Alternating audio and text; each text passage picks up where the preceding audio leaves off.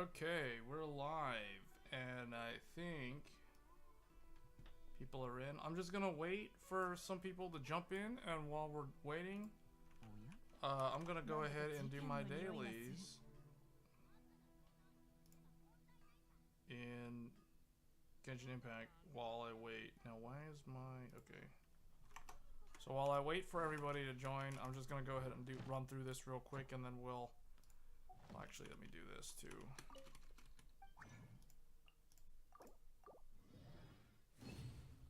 Hopefully the audio, the game audio is not super loud like it was.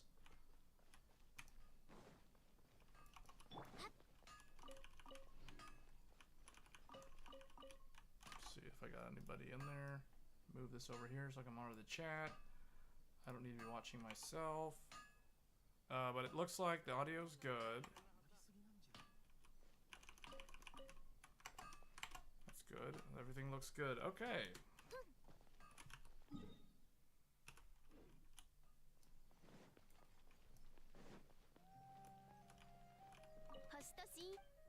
Game audio shouldn't be super loud anymore. At least I don't think so. Doesn't seem like it's loud for me at all. I can barely hear it.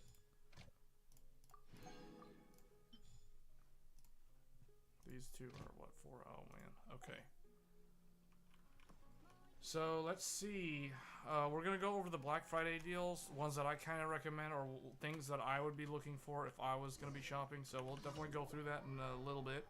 I'm just gonna kind of wait for some people to drop into the stream, and then we'll get rolling.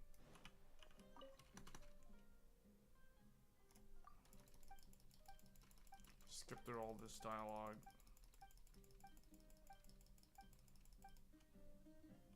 Okay, what am I supposed to do?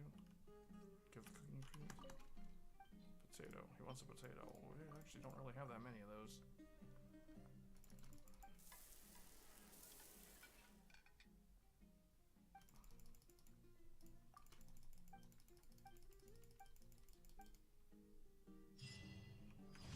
Okay, I did get an achievement for that apparently.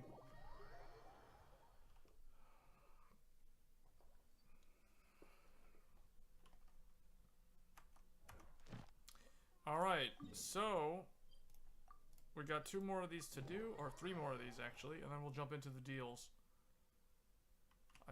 Typically I like to get this stuff done while waiting for viewers to tune in. So I'm not here just talking about stuff and then having to repeat once everyone decides to come into the stream. Okay.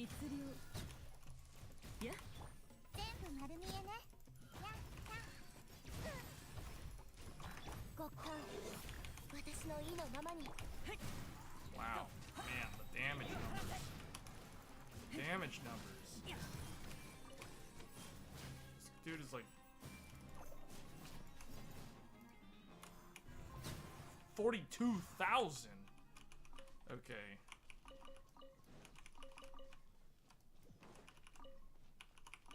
Oh, nice. There's like one right next to me.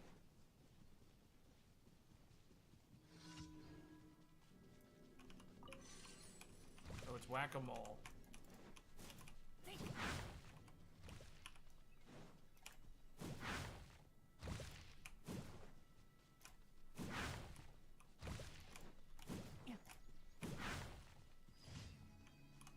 Alright, one more, and then we're done.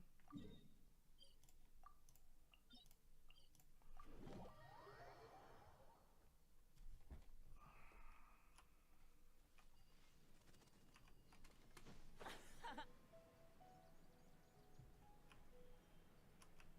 thought there would be a thing to web swing across.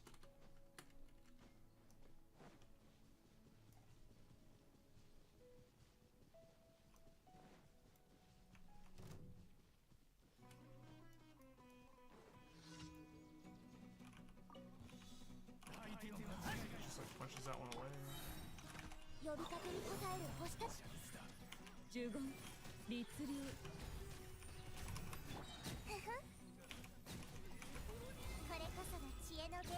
see what this does.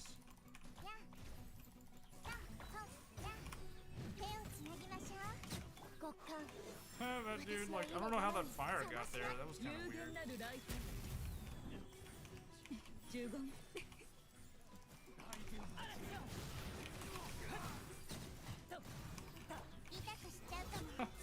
They literally just get nuked. Everything just gets nuked now. I like this group because the AoE is pretty good.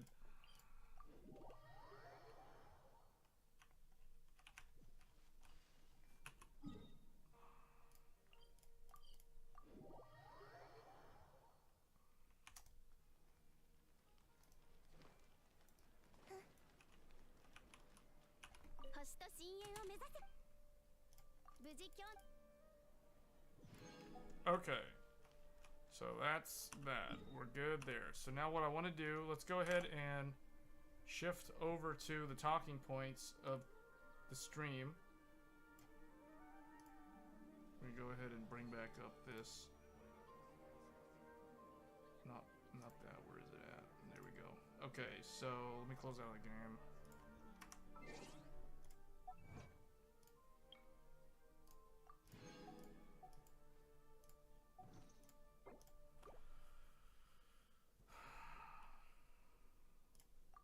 Okay, we're going to primarily look at Microcenter and Newegg because I think that those are probably the best bet for these sort of Black Friday deals.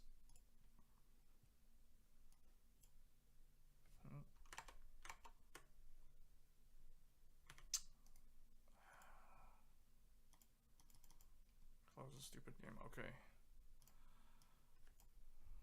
Alright, every time I close out of Genshin Impact while it's hooked into the stream, it crashes. Anyway, so Black Friday starts now. Now these deals have been going on for a while actually. So you guys might have seen my recent video on the channel about the MSI Mag 1300 watt power supply that has the connector. So I recently did an unboxing video and then I did upgrade to that power supply. So far so good. I mean, I've got the 3090 Ti like down here with that power supply and I haven't had any problems with it. Now I've only had it for a couple of days, so it's a little too early to tell, but I don't think there's gonna be any problems. I think that the brand CWT is perfectly good for power supplies, so I think it's a good deal. Now one thing I will point out, this is the power supply. It's already, it says available for in-store pickup only. So it is on the website now. So if you guys are looking, guys and girls, if you're looking for a power supply for either yourself or one of your family members or you know, anybody that you're going to get a gift for the holiday season, it is kind of pricey at $200, but I do think that this MSI MPG A1000G PCIe 5 1000 watt 80 plus gold power supply is a good option. Probably one of the best ones there because this one gives you that 12 volt high power connector that will completely dodge the issue with the kind of the what do you call it, the infamous adapter plug. So I've got one here. So the infamous adapter plug from nvidia for the RTX 40 series. So if you want to avoid all the controversy, that's the word I was searching for, controversy around this plug, you might want to consider getting one of these type of power supplies. If you are doing an all new build, it's kind of a no-brainer. You definitely want to be selecting a ATX 3.0 power supply. So that would be what we're looking at here. I'll just to give you guys another option. So there is the Gigabyte GPU 1000 GM-PG5. So this is a 1000 watt power supply, same wattage, 80 plus gold. However, this one, it's $10 cheaper than the MSI unit. But this one is from a different supplier. So the OEM that actually builds this power supply is not the same one that MSI is using for the MPG. So if I had to choose between the two of them, I would pay the $10 extra for the peace of mind, because I do think that if you're gonna buy a power supply, regardless of whether you're upgrading for the PCI 5 connector, or if you're just doing a brand new build, I do think that this one is much better. It's a much better choice than the Gigabyte one. The Gigabyte one is using a different manufacturer that is, let's just put it this way, they don't have a really good track record in the past for power supplies being reliable compared to CWT. CWT, also known as Channelwell Technology, is one of the best power supply manufacturers out there. Another really good one is Superflower. So if you guys are familiar with Corsair power supplies, Corsair's high-end power supplies are typically Channelwell Technology, which is the same brand or the same OEM that's building the MSI power supplies. So both the MPG as well as the Meg, which I have done an unboxing on for this particular unit here. I've got the box like right over here next to me, but this one and the 1000 watt are really solid choices. You can't really go wrong with either of these. CWT has always been really good. They do a lot of the Corsair high-end, you know, we're talking like HX 1200, the 1000 watt, those sort of, maybe some of the 850s. Those are all CWT. And those are really, really solid brands. So I can vouch for those. So if you're in the market for an ATX power or ATX 3.0 power supply and you want that power plug for future compatibility, regardless of whether you are looking at the RTX 40 series or not, I definitely would recommend getting one of these power supplies. That is if you are doing an upgrade or a new build. New build, it's a no-brainer. Definitely get one of these. If you're doing an upgrade, then it kind of depends on when you plan to upgrade your graphics card and that sort of thing. So in my case, I wanted the connector. I wanted to avoid having to use the adapter plug. So now I've solved that problem. So Black Friday special in terms of deals, this one's not on sale. This one supposedly is on sale. I don't know what the actual... It says Black Friday special, so I kind of want to check what the price is on... Okay, so it's the same price on Newegg. So, can't really go wrong either way. Although this one's on back order, so it looks like the Newegg one, the Newegg one's sold out. The Microcenter one, it depends on where you're located. They might have them, they might not have them. These are gonna sell out quick though, because you know, this is one of those things where there's been a lot of controversy around that cable, and I think a lot of people out there, the way I see it is the people who could fork out the money to buy an RTX 4090, let alone an RTX 4080, probably also have the money to go ahead and upgrade their power supply. So I don't see any reason why that same group of people wouldn't immediately go out and buy one of these during the holiday season. So since they are starting to show up now. So that is just something to keep in mind. So that's the power supplies. If we go look at, let's go ahead and look at the front of the site, and let's kind of look at, why is my Outlook sending me reminders right now? Anyway, so let's take a look at this. Let's look at Black Friday deals.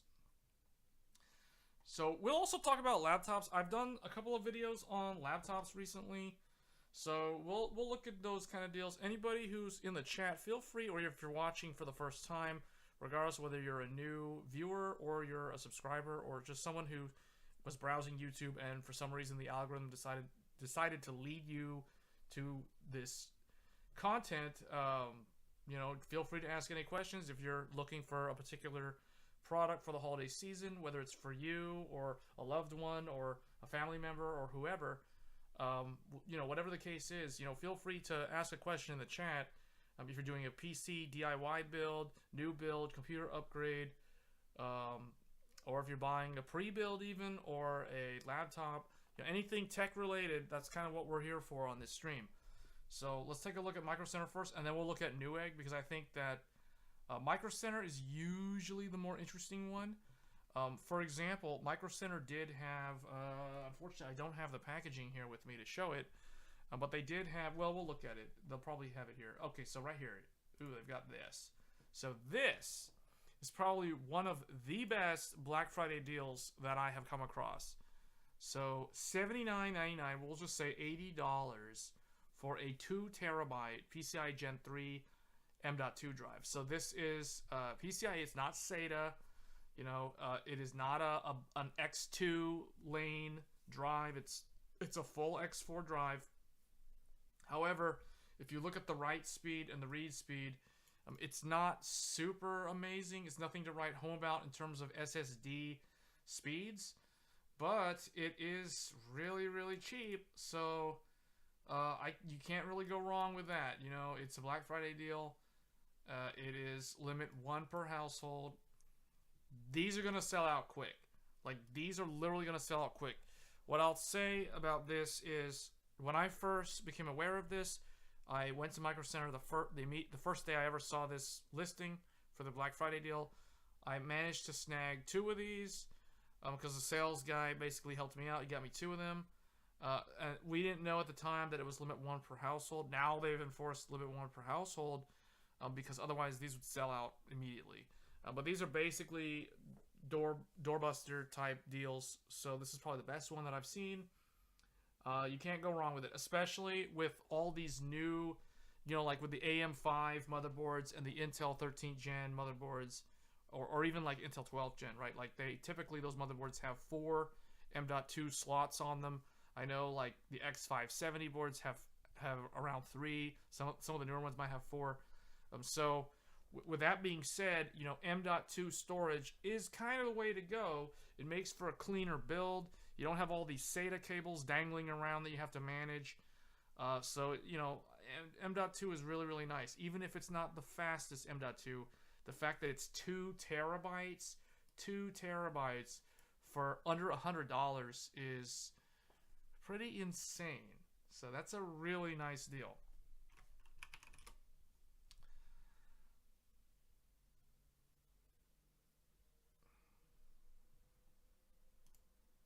So let me see if there was another deal I wanted to point out specifically.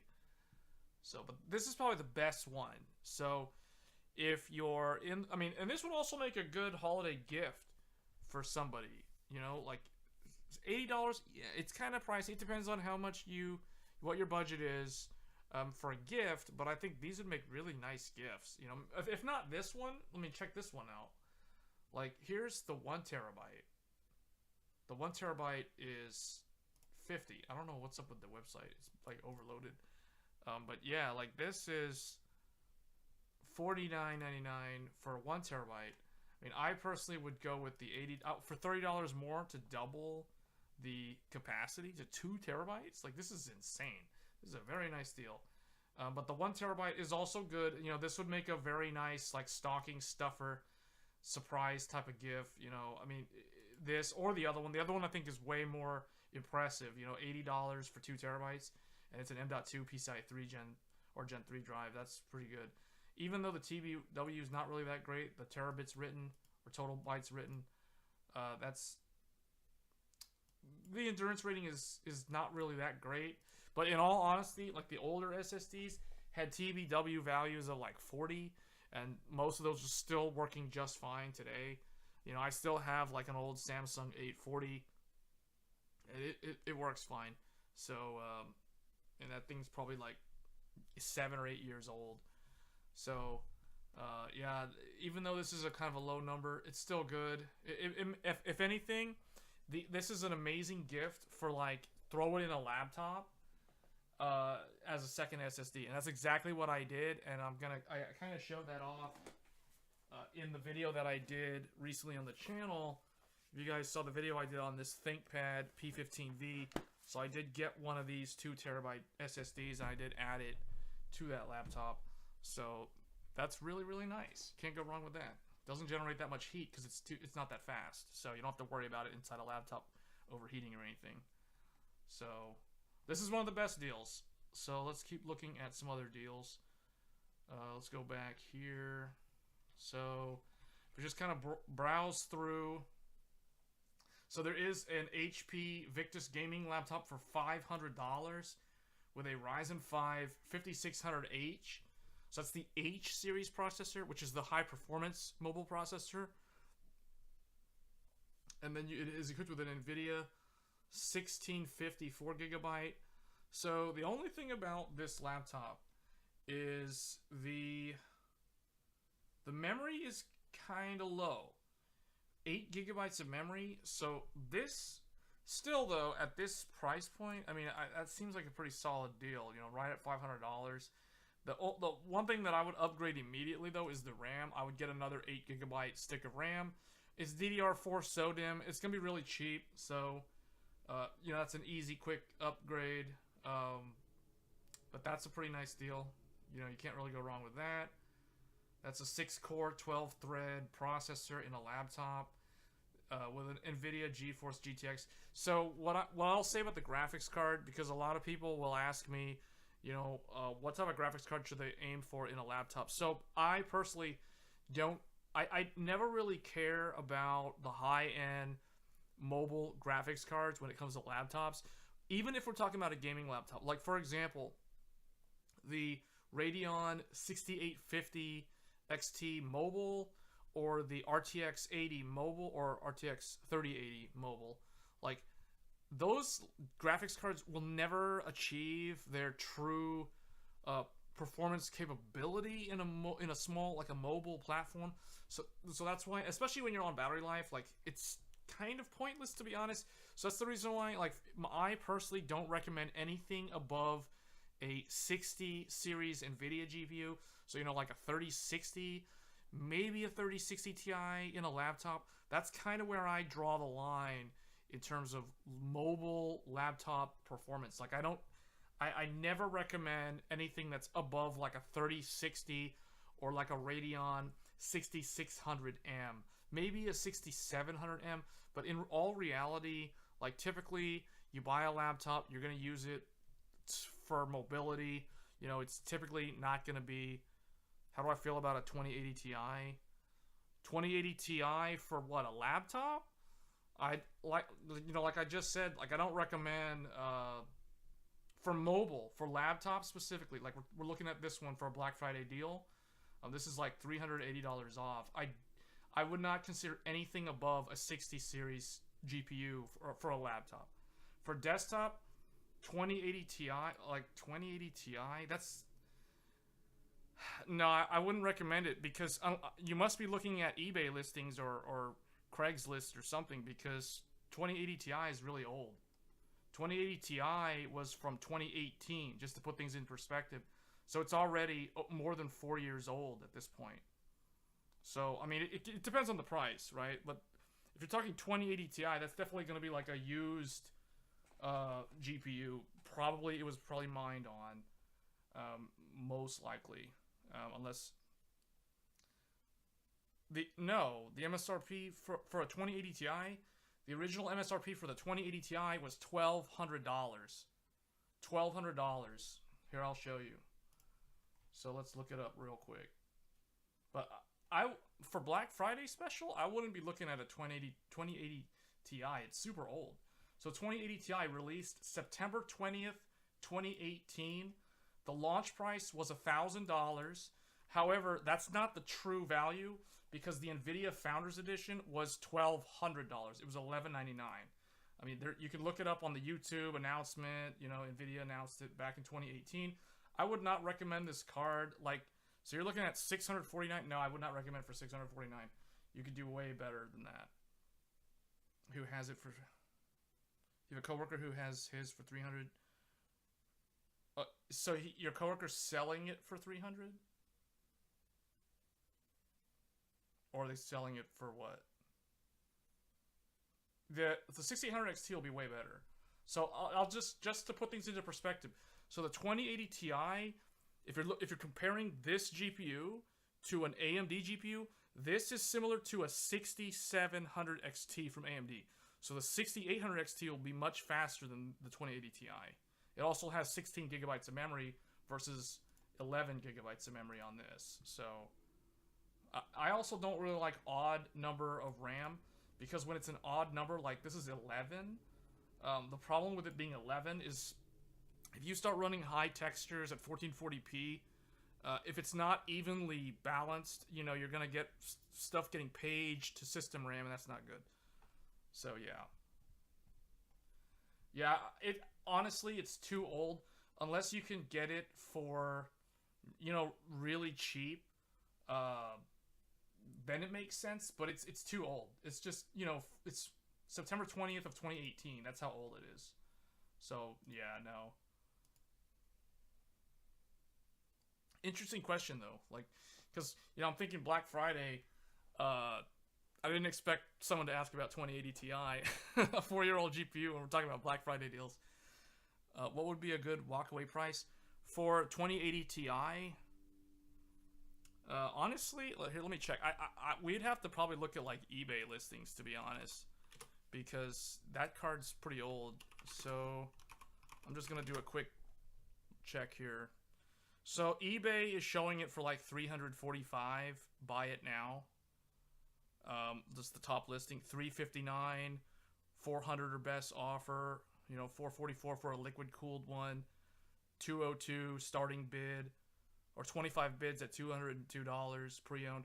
So I would say probably around 300, maybe 350. And the reason why I'll say that is because let me just do my classic thing where I open up Paint and start like teaching people stuff, I guess. So let me just open Paint. What we'll do, just so people tuning in can get an idea of the MSRP. So I'll give you is the current GPUs and their MSRPs, and then I'll tell you where the 2080 Ti fits in. So we'll do AMD over here, and then we'll do Nvidia next to them. So we'll just do like 6950 XT. So this one is, the MSRP is 1100. I'm just gonna round it up because it's really like 1099, but who cares? And the 6900 XT, this one's MSRP was 1000. This was 649. 680 was I think this one was 600. I could be wrong on that one because that card was the mysterious unicorn that no one could ever buy because it constantly got scalped and miners just kind of bought it all the time. So this is the GPU that is closest to the 2080 Ti. The MSRP of this was 479. So just to keep things in perspective, so this is equal to a 2080 Ti, roughly speaking, the AMD card. So, and then anything below that, you know, there's a this one, and then I don't remember the price because that was a mining only card. Then this one was, I want to say it was 379, but I'm not 100% sure. Basically, once we get below the 700, that's where it starts getting fuzzy to me because I don't really pay attention to the really low end stuff. But yeah, kind of like, I think this is like 199 or something. And then this is probably somewhere in the middle there, like 300 or 299 or something. So for the NVIDIA stuff, we'll just kind of do another one over here. So for NVIDIA, we're talking 30 series. Because you're not going to find any 40 series on sale, guaranteed. Those things are constantly scalped right now. And they're way too expensive. So we'll just do, from the top, 3090 Ti. The MSRP is $2,000. 3090 was 1500. 3080 Ti is 1200. 3080 is, and what we'll be able to do, since we're doing this chart, we'll be able to look at the Black Friday deals, and are these deals, do they actually make sense? Like, are they actually below MSRP, or are they just at MSRP, or are they not deals at all? So this one's 700. 3070 Ti is 600. 3070 is 500, I believe.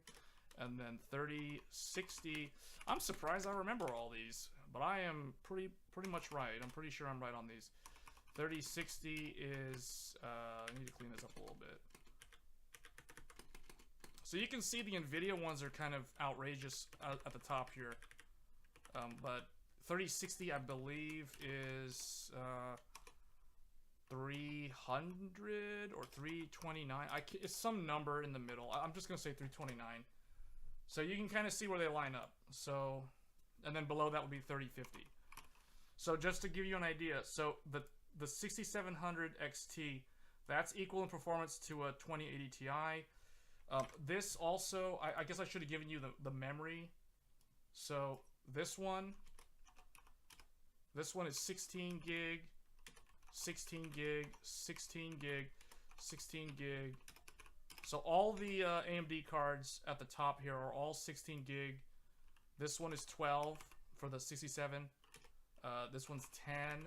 This one is 8, 8, and I think this one is 4, but I could be wrong. So those are the RAM on the AMD, and then for NVIDIA, the RAM is 24, 24. This one is 12. This one is 8. This one is 8. And this is why I don't like NVIDIA cards that are, because they don't give you enough RAM, so your GPU is going to become RAM limited after, you know, a couple of years, right? Like 30, case in point, 3070 is giving you, 3070 and 3080 are giving you, oh no, I'm sorry, this is 10. That's 10. These are not going to age well, especially if you're going to go to like a 1440p monitor. You know, I've been testing like Resident Evil Village. I can already max the RAM above 12 gigs at 1440 with the ultra textures. So I can only imagine what's going to happen once UE5 games start rolling out in terms of the VRAM demands. But see, this is planned obsolescence. This is how NVIDIA gets people to upgrade by, you know, shortchanging you on the RAM. Whereas AMD has kind of always been ahead of the curve when it comes to the RAM. So now that we know the prices, we can kind of see like what is a good deal and not. So, because honestly, if we look at these, what we're going to find is that a lot of the NVIDIA cards that are at the 3080 Ti and below, these are actually not on sale right now. So, and we're going to kind of look at that here. So that's the price. Let me bring up the Microcenter thing and the Newegg deals. So, and you can check Amazon too, but honestly, Amazon's pricing is typically not as good as Microcenter. Plus, if you buy something on Amazon and if it ends up being dead out of the box, you know, like dead electronics are always kind of a hassle to deal with for the returns. It's still relatively easy, but it's still long. It takes longer to return something to Amazon than to just take it back to Microcenter and exchange it right there. So, yeah, I think Newegg does seem to have the best pricing. So we'll start with Newegg because Newegg tends to have the most graphics cards. So let's look at RTX 3080. So remember, the MSRP of the 3080 is $700. So let's see if we can find anything. This is a 2060. So I like to do sold by Newegg because I don't like to buy from like random third party. So if we look, so 845 for this MSI, 77 out of stock.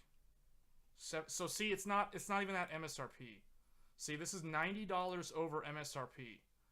And these other ones are out of stock. So it looks like 3080. Oh, some of these are 3080 Ti though. Look, this is 3080 Ti. So that's actually well, I mean, it's decent because the 3080 Ti. So the only problem with the 3080 Ti is that the 3080 Ti launched last year when we were in the middle of a supply chain shortage.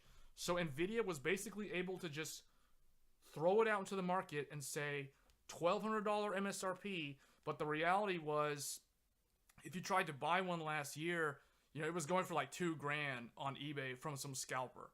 So it was $1,200, but it was realistically never really $1,200. So it's very hard to say what a 3080 Ti is worth because it was never really that much faster than a 3080.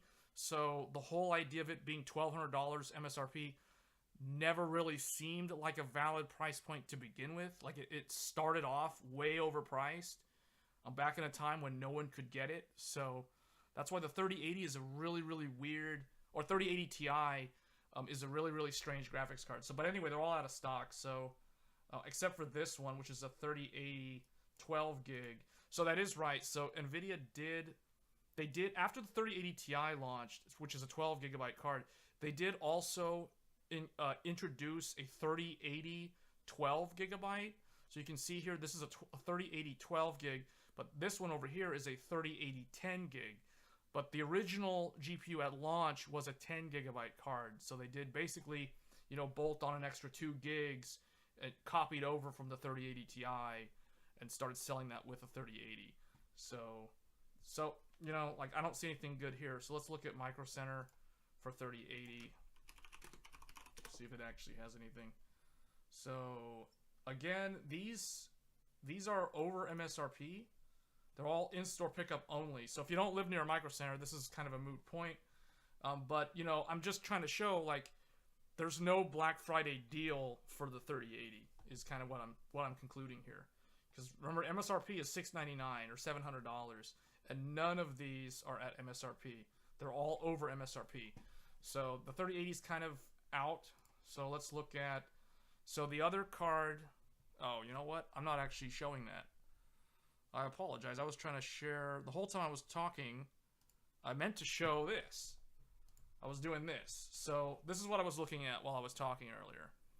So yeah, 3080 is not good value because you can see here, like the only listing that I can find on Newegg is this MSI Ventus, which is one of their lower end coolers, and it's $790. So that's not good. That's $90 over MSRP for a 2-year-old graphics card. That is definitely not a good deal. So no, that's not going to be a thing. But if we remember, so the nvidia card that the 2080 Ti is similar to in performance is the 3070. So it's actually the 3070 is the one that we want to look at if you're looking at 2080 Ti levels of performance. So the 3070, so if we remember from Paint, the price was $500. Let me make sure that I'm giving you the right info on that though. I'm pretty sure it was 500. Just want to double check. I was right, 500, 499.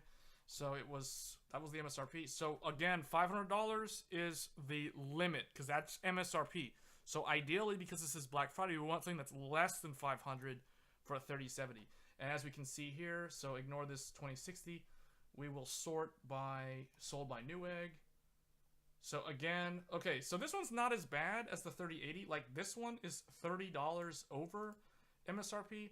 But I don't know about you, but 8 gigabytes of memory, you know, honestly, it's one of those things where I personally would probably go for a 2080 Ti over a 3070 because the 3070 is only 8 gigabytes versus 11 on the 2080 Ti. However, if you're considering ray tracing, you know, the 2080 Ti is pretty trash at ray tracing compared to the 3070. So there's a bunch of like different things to weigh here. Yeah, okay. Well, I mean, so so now you have an idea. So the 2080 Ti, you can think of it in your mind as 2080 Ti equals 3070 or 6700 XT. Like those are the more modern equivalent products. So but look, like here, remember MSRP was 500. All of these are over MSRP. Like I haven't found, okay, what's this?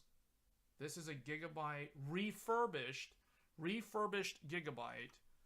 Let me zoom in a little bit, make it larger so it's easier for people to see. Some people might be on mobile or something. So refurbished gaming OC 3070 8 gig. So I don't know about you, but I don't like the idea of spending, you know, first of all, it's refurbished, so, and it's a gigabyte card, and it's only 8 gigabytes of memory, so, I don't know, man, that doesn't look so great either. This would be nice if this was a brand new one. I would say if this was new, this would be okay. Like, this would be a decent deal, sort of. It's $60 off MSRP. But yeah, not for a refurb. So, but all these new ones, though, are like too much money. Hey, Fortnite. 360 hertz. You thinking what I'm thinking? What are you thinking? I mean, maybe. I see a lot of refurbished gigabytes, though. That's not a good sign. Poor Gigabyte. Everybody likes to hate on Gigabyte in their graphics cards these days. You know, the sales guy at Microcenter said that he wouldn't buy a Gigabyte. He didn't even try to sell me one, like a graphics card. Now the motherboards are okay. The motherboards are definitely okay. We are streaming on a Gigabyte motherboard, so the motherboards are totally fine. But it's the GPUs, not so much. Yeah, well, probably. You know, honestly, I don't know if it would be a mining card. Typically, refurb might be this might be an RMA. So typically, the way refurb from a seller like Newegg, they usually somebody returned it due to some warranty, like it was an issue. So they either paid for the warranty through like the extended warranty. So Newegg had them ship it back. Newegg paid for the return shipping. You know, Newegg sent them a new card, and then Newegg went and sent this DOA card or faulty card off to some repair center, and then somebody like X-rayed the PCB, found out what resistor or inductor or capacitor was defective or whatever, and then they swapped it out for a new one, and then they tested it and it was good, and then they call it refurb. So this is probably not a mining card. So yeah, refurb, I wouldn't do that. So unfortunately, see, this is the reason why I can't really recommend nvidia right now. So let's just kind of look at AMD, just to kind of look at things here. So AMD actually has some decent deals, and let's make sure we're actually looking at okay, so shipped by Newegg, so that's good. So MSRP of the 6800 XT, and remember the 6800 XT is basically the 3080. It's an AMD 3080, but it has double, well, not double, 6 more gigabytes of memory, right? 16 versus 10, or well, I guess 12 if you're looking for the 12 gig, but the 12 gig is extremely rare. So the MSRP of this was $650. So this is more than $100 off. So that's a decent deal. I mean, I would say, like this one here, you know, get up to 2 games with select AMD. So I think this one, I don't know what the 2 games are. This one's Newegg Shell Shocker. So we take a look at this one. I don't know what 2 games, but there is a way to find out. Like, oh, you might actually be able to check. So let me see. So you get Dead Island 2 and the Callisto Protocol for free. So this is really nice. Like, so I'm someone who has a bunch of AMD cards in the past. I've been buying AMD cards basically since I started building PCs. Now I also have NVIDIA cards, so it's not like I'm only one team. But I mean, all I'm gonna say is I've got a whole bunch of free games over the years from AMD cards. So and they're usually games that are decent, like Far Cry 6. I got that one for free. Tom Clancy's Division 2. You know, Devil May Cry 5. Tomb Raider, the original Tomb Raider reboot. So, you know, I've gotten a bunch of random games for free over the years from upgrading my GPU. So, right here, Dead Island 2 and the Callisto. Plain Simplex, appreciate the help. Okay, cool. That's cool. I mean, I'm glad I could be of assistance on that, because, I mean, this is something that I'm real passionate about. So, when it comes to, like, technology, hardware, and PC DIY, and that sort of thing. So, but this is a $120 value. You think about it, like, 2 $60 games. Callisto Protocol looks like it's pretty good. Like, if I had to choose one of these two, Dead Island 2, the trailer looks pretty interesting, but personally, like, my taste in gaming, like, I would actually prefer Callisto Protocol. That one, to me, looks a lot more interesting. But these are pretty good games. Like, I'm not gonna lie, like, you're getting pretty good value if you get a GPU like this. So if you think about it, $535 plus those 2 free games, like, you know, even if you want to shave off like $100 and say that's the 2 games, you know, that's like 400 something for a really good GPU. I mean, I would say this is a pretty decent deal. So that's a good one, actually. This one, I don't understand what's up with Gigabyte. So first of all, we're seeing a bunch of Gigabyte refurbs. Now we're seeing Gigabyte that are way overpriced. I don't know, man. I don't know what's up with Gigabyte. That's weird. Yeah, I don't know what this is about. But it looks like they're selling out. So out of stock, out of stock. This one seems to be the good one. So this is the Newegg Shell Shocker. So that's a pretty good deal. And to be honest, so in terms of gaming performance, If we're talking pure FPS, like rasterization, not ray tracing, the AMD card is actually a little bit faster than the 3080, but in ray tracing, obviously, the 3080 will definitely outperform the 6800 XT. So it really just depends on what type of games you play. But in general, like, this is an actual pretty good deal. And we're not able to find the same thing with the NVIDIA. And what's funny is I didn't even consider that there's also a $20 rebate. But yeah, it looks like it's a mail-in rebate as opposed to an instant rebate. So that's not that great, but you know, the starting price already is pretty good. So that's basically the way I see this is like $35 over a PS5, but it's like way faster than a PS5. So, and you can't go wrong with 16 gigabytes. So this is pretty good. So that's a good one. That's probably the best one that I've seen so far. Let me see if I can find. Let's see if we can find like a 6700 XT. Or you know what? There's another one. There's a 67. Well, let's look at the 6700 XT. There's also the 6750, which sits right between the 6700 XT and the 6800 XT. So that's a newer revision. There's also the 6950 XT, which is that's like a 3090 Ti-ish kind of. But like this one here, so 370 for this one. So what's cool is you're getting the game deal with any of these. It looks like you're getting, are they the same games? So yeah, it looks like it's Callisto and Dead Island 2 bundled with, you know, a 300. That's a pretty good deal too. The MSRP of this card was $479. So again, you know, this is like $110 off. So these AMD ones seem like they're pretty good. So this is 12 gigabytes of memory. So it's very similar to a 2080 Ti. Yeah, that's the mail-in rebate. Seems like there's a lot of MSI. So MSI, the Mech, ASRock. I really, honestly, I do not know what is up with the gigabyte pricing. I don't know what this is about. Like, that's weird. Yeston. So Yeston is a lesser known manufacturer. Yeston is the one that makes like the anime themed. They even give you like stickers and stuff. So this is the sort of stuff when I used to live in Japan. Like anytime I would go to the electronics store, like these are the type of GPUs that you see for sale a lot. Like not all the time, but you'll see like these type of GPUs. So that's interesting. They just have like a random anime, like an original character design on the backplate.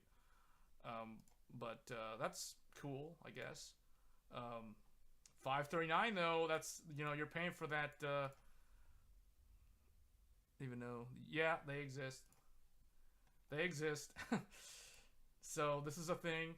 It is overpriced though, so you are paying. I mean, $539. That's not a good deal. Because the MSRP of this card is $479. So this is kind of like those 3080s and 3070s that we were looking at. It's overpriced. But yeah, this one's a good one. So this, if I had to choose between the MSI Mech and the ASRock, I would go. Well, let's take a look because you also want to look at the cooler. The cooler also does matter because the cooler is going to determine how loud the GPU is while you're gaming. So like, and I personally am a stickler for fan noise. I cannot stand like loud fans while playing games. So this one is like what, 10 and a half inches long. Is it a 2 slot? So it looks like it is a pure 2 slot card. So I would probably go with the ASRock over the MSI. They're the same price. But the thing about the ASRock is that you can see that the fans are spaced further apart. So that means that the card is slightly longer. Whereas on this MSI one, this Ventus looks very compact, which means that it's probably going to run louder. It means that there's not enough metal to pull the heat away. Doesn't pull the heat away from the GPU. So it's going to have to spin faster. Just glancing at it. Now, obviously, you probably want to check like reviews or something, but from what I can tell, if I had to choose between this MSI, well, this one's more expensive, so I wouldn't even consider that one. I really don't know what's up with Gigabyte's pricing. So this Sapphire one is actually, this one looks really good. So this one will be the best one, but it is more expensive. So it's still below MSRP though. Like $420 versus $480. So that's still $60 below MSRP. You still get the 2 games. This one is definitely the best cooler. So this one will be dead silent. Like, this is guaranteed. This one's gonna be super quiet. So, and it's a Sapphire. Like, I said this on a previous live stream for people who were asking about different brands. So, like, if you guys know anything about cars, like, what I have always told people is Sapphire. Sapphire is basically like buying a Toyota. Sapphire is what I call the Toyota of graphics cards. Like, these things never die. You can ask anybody who was big into Ethereum mining and Bitcoin mining and Litecoin mining back in like 2016, 2017, during that era, like back when AMD was the preferred, like Radeon was the preferred mining brand, because it wasn't until the RTX 30 series where people started looking at nvidia for mining Ethereum. So back when people were mining Ethereum on AMD, Sapphire was the in-the-know brand. For people who actually knew, like, Sapphire was the brand that all the people who mined Ethereum and ran these big farms, they'd be buying up these in bulk because they knew that the coolers couldn't die. Like, just to give you, or the GPU wouldn't die. It was the best cooled. These are the best engineered. Like, for example, if a fan goes bad on this GPU, you can kind of see in here where the mouse is. There's a screw right there, and there's a screw right here. So basically, if a fan goes bad on a Sapphire GPU, all you have to do is open a ticket with Sapphire, tell them which fan went bad, show them a picture, and they will literally ship you a free fan as long as your GPU is under warranty. They will send you a fan. You do not have to send the GPU into them. They'll just ship you a fan, and you replace it yourself. It's literally one screw. You take the dead fan out, you put the new fan in, and you're up and running again in no time. So Sapphire, #1 brand. It's the best one. Now, a lot of people don't know that much about it because they typically buy NVIDIA cards. So I guess the question people would ask is, who is the NVIDIA, because Sapphire only makes AMD cards. They don't make NVIDIA cards. So the question is, what is the best brand for NVIDIA? So if Sapphire is the best brand for AMD, what's the best NVIDIA equivalent? So in my mind, people might not like my answer, but from what I know internally, and when I say internally, it means like doing a lot of research on the OEMs and the distribution, and basically the assembly lines in China. So the best brand in my mind for NVIDIA is actually Zotac. EVGA was very good. I'm not going to lie. EVGA had the best customer service and the best warranty program of all the NVIDIA AIBs. However, if you were talking about pure quality of like the cooler design and the actual like build quality, Zotac is actually the best one. Now, people might not like my answer because for some reason people just think Zotac is not that good. But the people who typically say that are people who are based in North America, or maybe Europe. But I think in Europe, Zotac is even smaller in Europe than it is in America. But if you go to Asia, like if you're in Japan, if you're in Taiwan, if you're in China, Zotac is in the know. Like, people know Zotac because Zotac is owned by, I think the company is called PC Partner. PC Partner owns Zotac, and they also own Sapphire.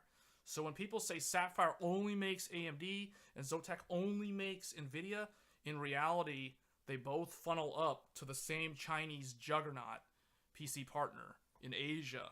And that's the one pulling all the strings.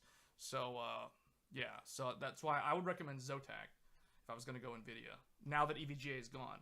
Now, EVGA was good because EVGA's support was so good. But they're gone now for the GPU market. So rip EVGA. So anyway, yeah, so this is what I would recommend, although it is a little bit pricier than the others. This is the one, like, if I personally was going to buy one of these, just looking at what we have as options here, I would get the Sapphire. Like, hands down, I would get the Sapphire. You still get the 2 free games. It's a triple fan, guaranteed to be dead silent in the case. You know what I'm wondering? Is there like a 6800 of that? I don't think there is.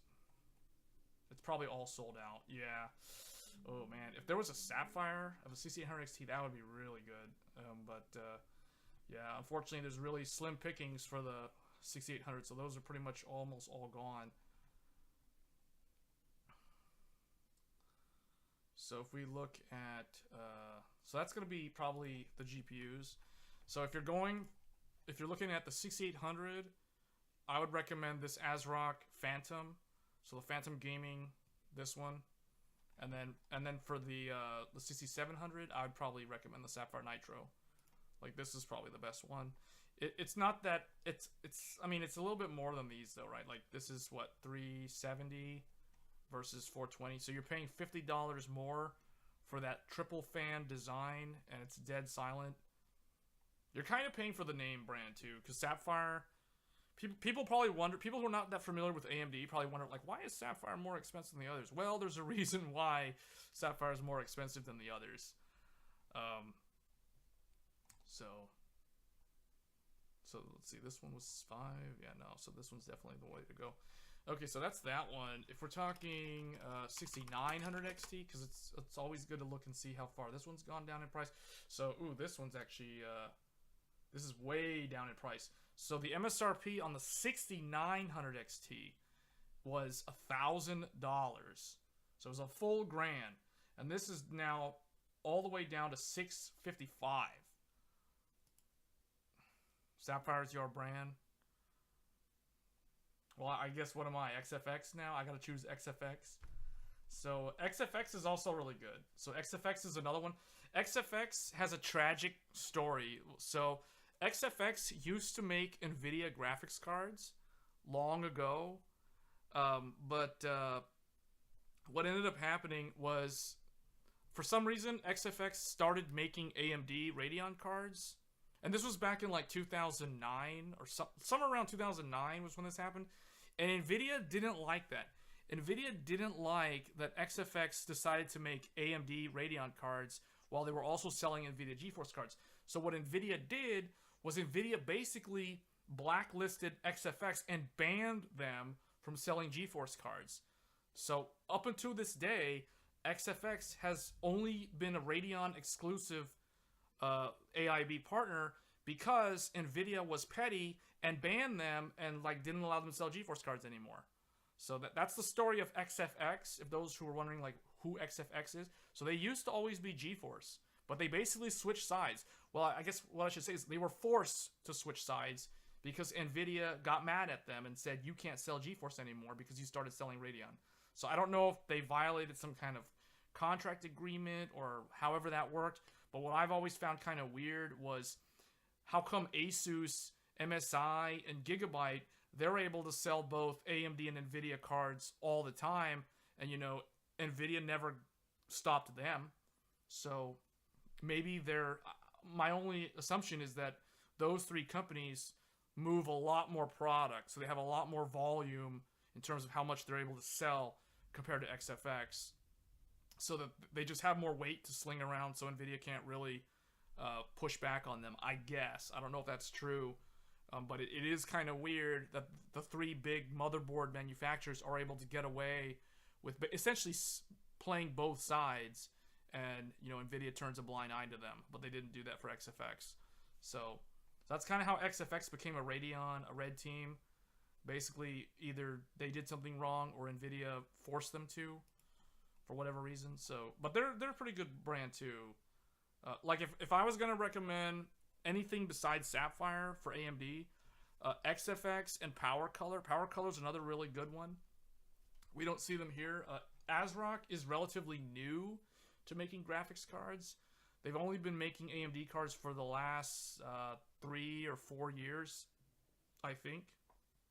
I can't remember exactly when ASRock started making graphics cards.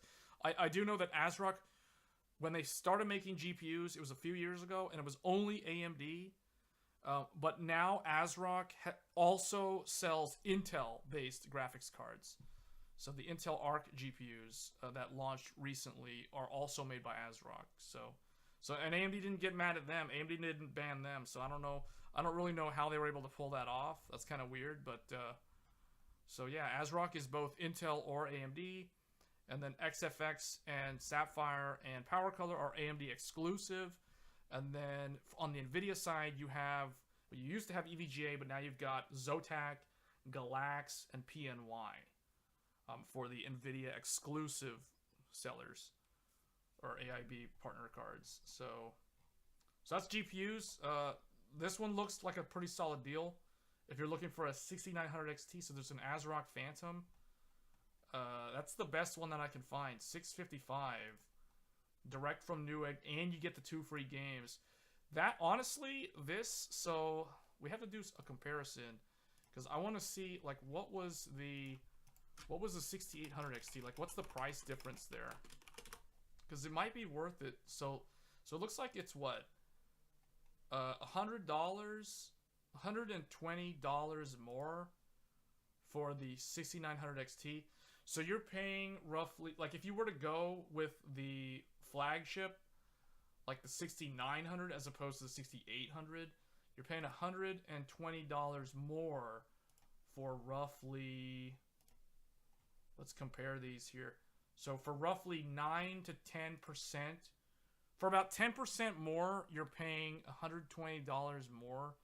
So you'd have to determine, if you were considering this, you have to determine if that is worth it. So I would probably say no. It's probably not worth it to go for the 6900 XT, because at the end of the day, both of these GPUs give you the same amount of memory. So they're both 16 gigabytes of memory. So the only thing you're getting by going to the 6900 as opposed to 6800 is the additional shaders. So you're getting more hardware on the graphics side. So that translates into better FPS, that sort of thing. So if that's worth it, then this is a pretty solid deal too. So it's, you know, that's still like, what, $445 off MSRP. So that is a massive price drop, or just comparing it to MSRP alone. So it's interesting. So the ASRock ones. So the reason why the ASRock ones are probably the only ones really available is because all the people like myself who already know like what are the better brands, or like the well-established brands on the AMD side, they've already gobbled up all the Sapphires are gone, all the XFX cards are gone, all the Power Colors are gone. So you're left with ASRock. I'm not saying ASRock is bad. It's just that ASRock is the new guy, right? Like, they're the new guy in town. So their brand, they haven't been making GPUs as long as the others. And the others might have like brand loyalists and that sort of thing. So that's the reason why ASRock is the only one really still in stock at a decent price. And Gigabyte's just kind of there, you know, I don't know what they're doing, but yeah.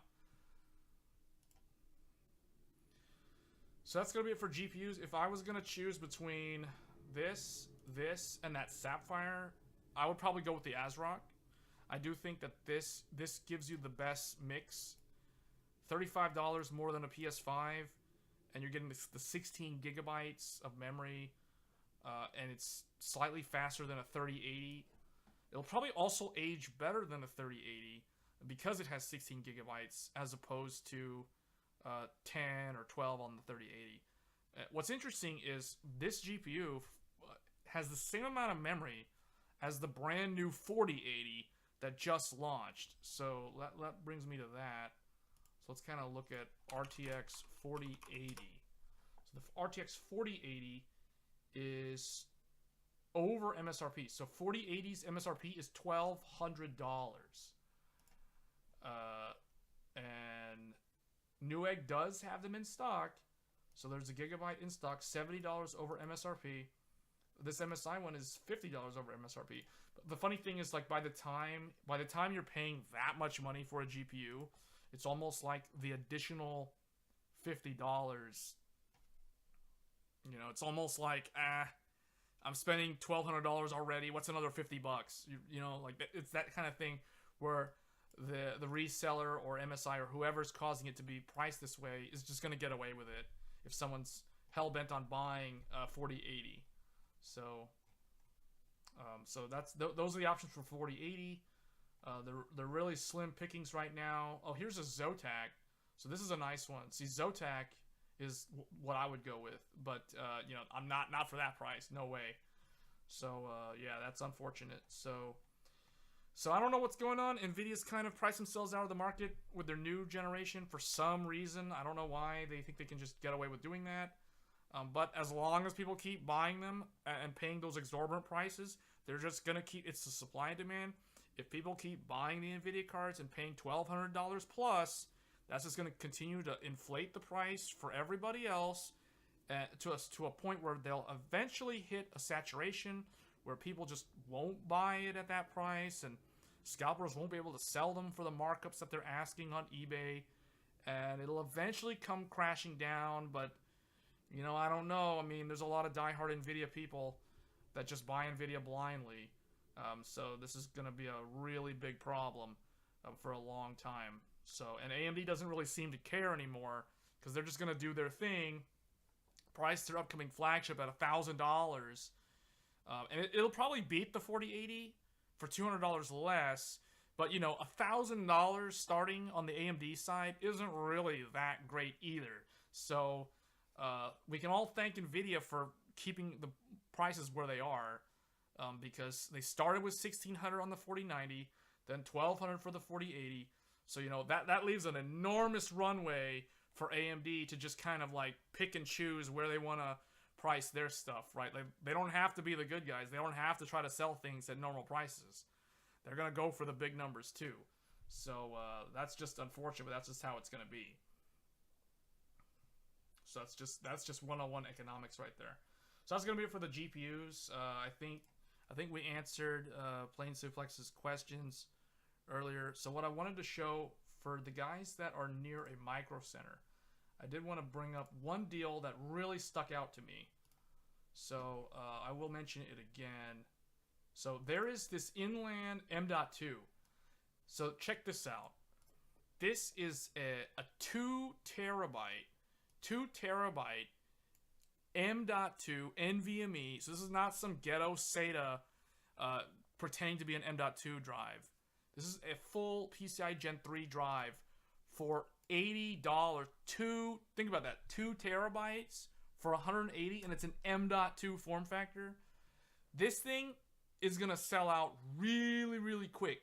So if you guys live near a Microcenter, anybody watching the stream just tuning in now for the first time or whatever, this deal is probably the best deal that I have found at basically browsing Microcenter, Newegg, Amazon, all of them. This is the one. This is the one deal. Like, if you're not going to spend a ton of money on Black Friday shopping, like, this is not an insane amount of money, and this is a really good amount of high-speed storage, whether you're going to put, like, Steam games on this, or you're going to use this as a scratch drive for DaVinci Resolve, although, you know, honestly, I think a spindle drive is still good for that. But, you know, regardless, like, this is a really, really good deal. I can't stress that enough. So it's not the fastest SSD. You know, it's kind of slow, and its total bytes written is also, the metric isn't really that anything to write home about. But this would be perfect for, like, throwing this in a laptop, for example, as a second M.2 drive, because the laptop doesn't really care about the performance anyway, because it's not going to run that cool anyway, because the laptop is really small inside there. Everything's kind of cramped, so it's going to run hot anyway. So it being slow is kind of a blessing in disguise, sort of, for laptops in a weird way. So yeah, this is a good one. So this is probably the best deal on storage that I was able to find. I mean, just to compare, right? Like, this is $79.99 for 2 terabytes. Here's a Samsung 980 Pro, 2 terabytes. They're calling this a Black Friday deal, but this is like, what, well, it's $100 more. $100 more for the Samsung. Like, yeah, it's a Gen 4, and it's way faster. Like, this is the sort of M.2 that you would buy to put in a PS5. Like, if I was going to buy this, this would go in a PS5. Like, I don't need to buy this for a desktop. Like, if I was going to buy something for my desktop, I would definitely get this. Like, if I could buy 2 of these, I would buy 2 of these for the same amount of money of 1 of these. I don't care if this thing is faster. The M.2, the reality is the M.2 is fast enough for the average user. So, So we'll leave it at that. But yeah, that's a good one. So let's look at power supplies real quick. So power supplies.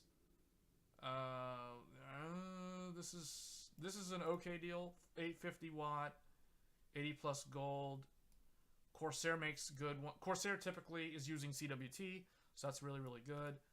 The 1000 watt, you know, you're paying what? That's about 70, and that's about 32. So you're paying like $40 more, roughly speaking, for 150 more watts. Like, you'll have to kind of weigh what your power budget will be if you're looking for power supply upgrades, or if you're doing a new build. I've used this one in the past. I mean, I've never had any problems with it, so I can vouch for the Corsair RM series. That's a good one. I've never owned the 1000 watt, but I would assume that it's basically the same OEM, so it's probably just as good, if not better, because it's a higher wattage. So these are pretty good, but I personally, like, if I was going to recommend a power supply, I would recommend this. This is what I personally would buy. Like, if it was my money, if I was shopping, if I was going to build a new computer, if I was going to upgrade my power supply, this is the one that I would recommend. It's the MSI MPG A1000G PCIe 5, which means this is an ATX 3.0 power supply. Why do I recommend this unit in particular? Because this unit has the, I guess we'll say, the infamous cable, the highly sought after cable that if anybody's been looking at NVIDIA, like if anyone's been paying attention to tech news about the RTX 4090 and the RTX 4080 and the power cable melting and catching on fire, all that whole fiasco, that adapter cable like this. So this is the adapter cable right here. I've got one right here. So you can see it breaks out to 3 separate 8-pin connectors. So that is an insane amount of power.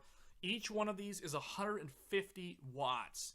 So 150 plus 150, that puts you at 300, plus another 150. That is a total of 450 watts of electricity coming off of this tiny little 12-pin plug. So this thing has been melting on RTX 4090s. There have been reports. NVIDIA themselves have even come out and said publicly that they are aware of currently at least 50 documented instances where the plug has been melting in somebody's computer at home. So in my mind, that is a no-go. So if you're looking at a 4080 or a 4090, or you already have one and you're looking for a good power supply so that you do not have to use this infamous adapter cable, you're going to want this power supply that I'm showing right now, because this one includes that cable. You can see it there. It is the, which one is it? It looks like it's the third cable in the middle there. So you guys can't really see it. It's this one right here. This cable that I'm mousing over. That, oh, actually no, I take that back. This is the cable. So this is the cable. This is a different cable. It's the same 16 pin, but it is this one. So this one right here is 16 pin on both ends. So this plugs in 16 pin to the power supply right there, and then on the other side it will plug into the GPU directly like that. So it avoids the adapters, so it avoids the issue. The other cable right here is 16 pin on one end to 2 8-pin breakout, but it's a long cable. So the way this one is supposed to be used, you plug the 16 pin into the power supply, and then you have the 2 8-pin breakouts for a traditional graphics card. So for example, if you're going to buy this power supply and you're going to use it with an AMD Radeon card, which doesn't use that infamous connector, you could use this cable so that on the power supply it's one connection, but on to the AMD card it's only like 2 8-pins. So it's like a nice way to do cable management, because it cuts down on the number of cables that are dangling off of the power supply. So that's really nice to include that as well. So, but it also does include the traditional, the traditional 8-pin PCI power cables for the GPUs. So that's in there as well, and you have all the standard SATA and motherboard power plugs and all that stuff. So this is the one I would recommend. I can vouch for this one because this one is made by the same manufacturer that does the Corsair power supplies. So for those wanting to know, so for power supplies, let's bring up Paint. I'm just going to bring it up real quick. I'm just going to write down so those so people who are watching, tuning in, get the info for power supplies. You want to look for, well, I'm not going to just straight up say Corsair, but what I will say is Corsair is typically CWT. So you can't really go wrong with Corsair as long as you're buying like an 850 watt or above. 850 watt or better is typically made by CWT. So CWT, those who do not know who CWT is, this is Channel Well Technology. You can look them up on Google. They are a Taiwanese-based manufacturer. They are the ones who make the power supply, the high-end power supplies for Corsair. The other one would be EVGA's power supplies, and they are made by a company called Superflower. So Superflower is their OEM manufacturer for their typical high-end units. Superflower is also very good. I will say that Channelwell and Superflower are equally good. So meaning you cannot go wrong with either one of them. I have owned several Channelwell technology, like CWT power supplies, in the past, and I've never had any problems with them. No ripple, no OCP problems, even though I was running like a Vega 64 back in the day. The 3090 Ti's, all that stuff, they're going to have the same kind of power draw, and they don't have any issues with the CWT. CWT handles all the high wattage GPUs perfectly fine. So that's going to be a good one.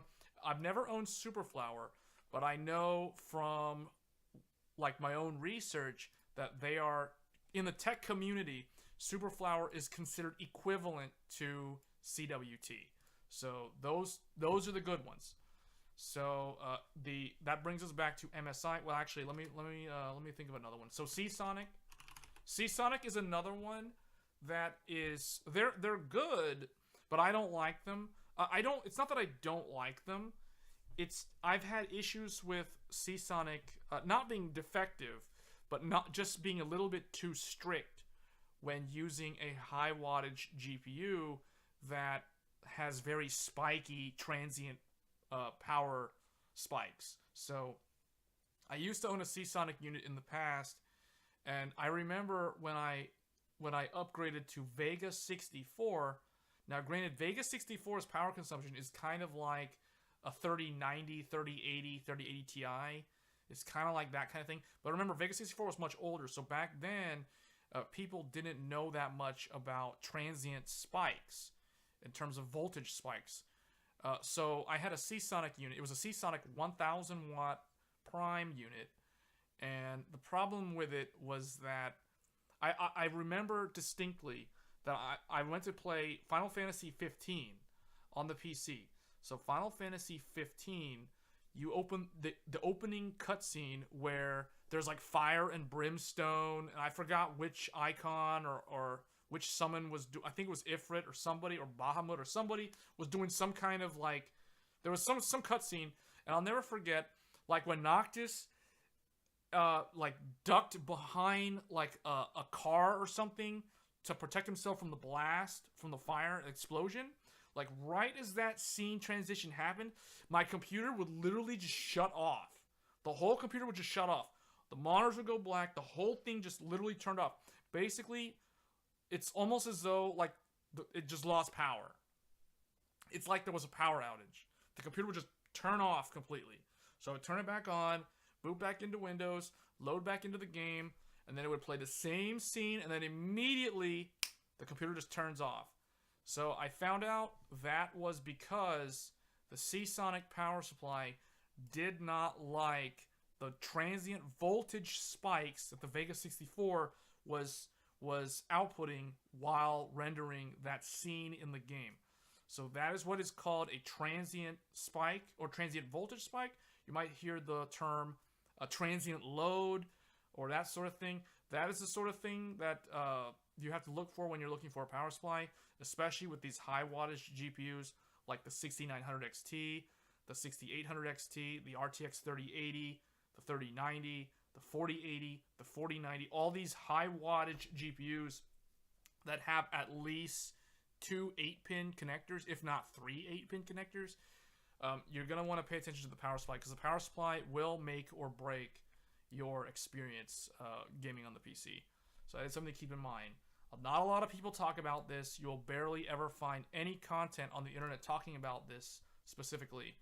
So that is something to be aware of. Seasonic also is in some of the Corsair power supplies, but they have typically sold their own units. But you can also find like a Superflower branded power supply as well.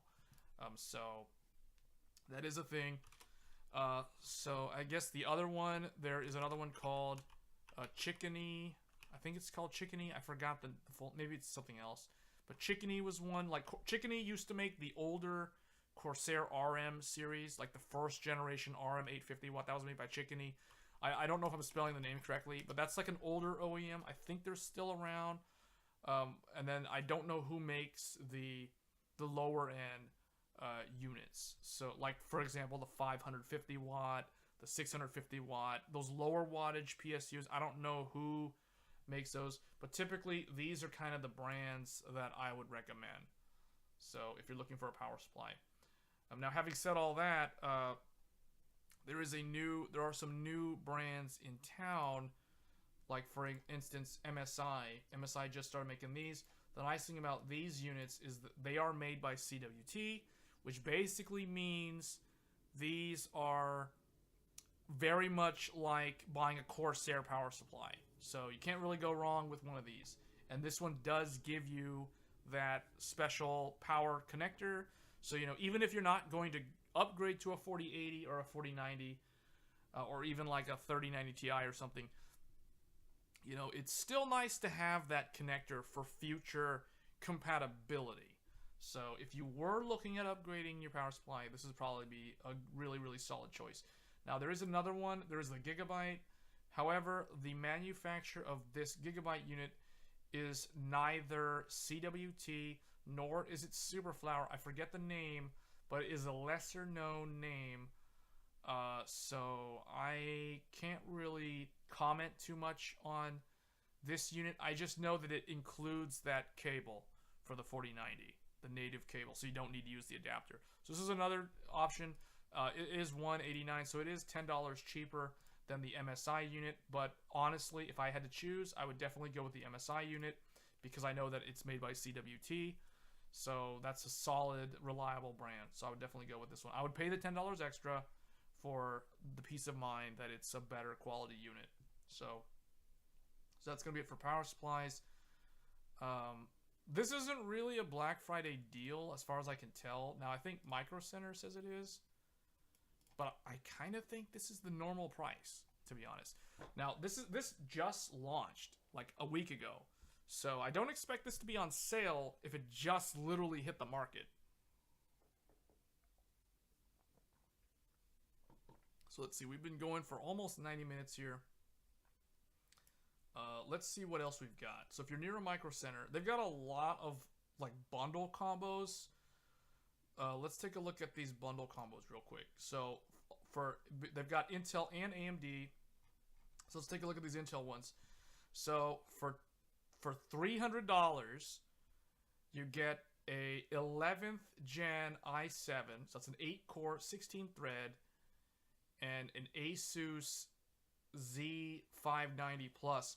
So I'm not gonna lie, Microcenter has been trying desperately to get to basically move their inventory of their Intel 11th gen, because Intel 11th gen was basically dead on arrival, and I don't like how the tech press basically bashed Intel.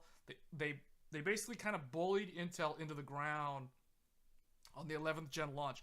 So for those that are not in the know for CPUs, Intel's 11th generation, so we're talking about this top left deal here, this $299 deal on the left side here.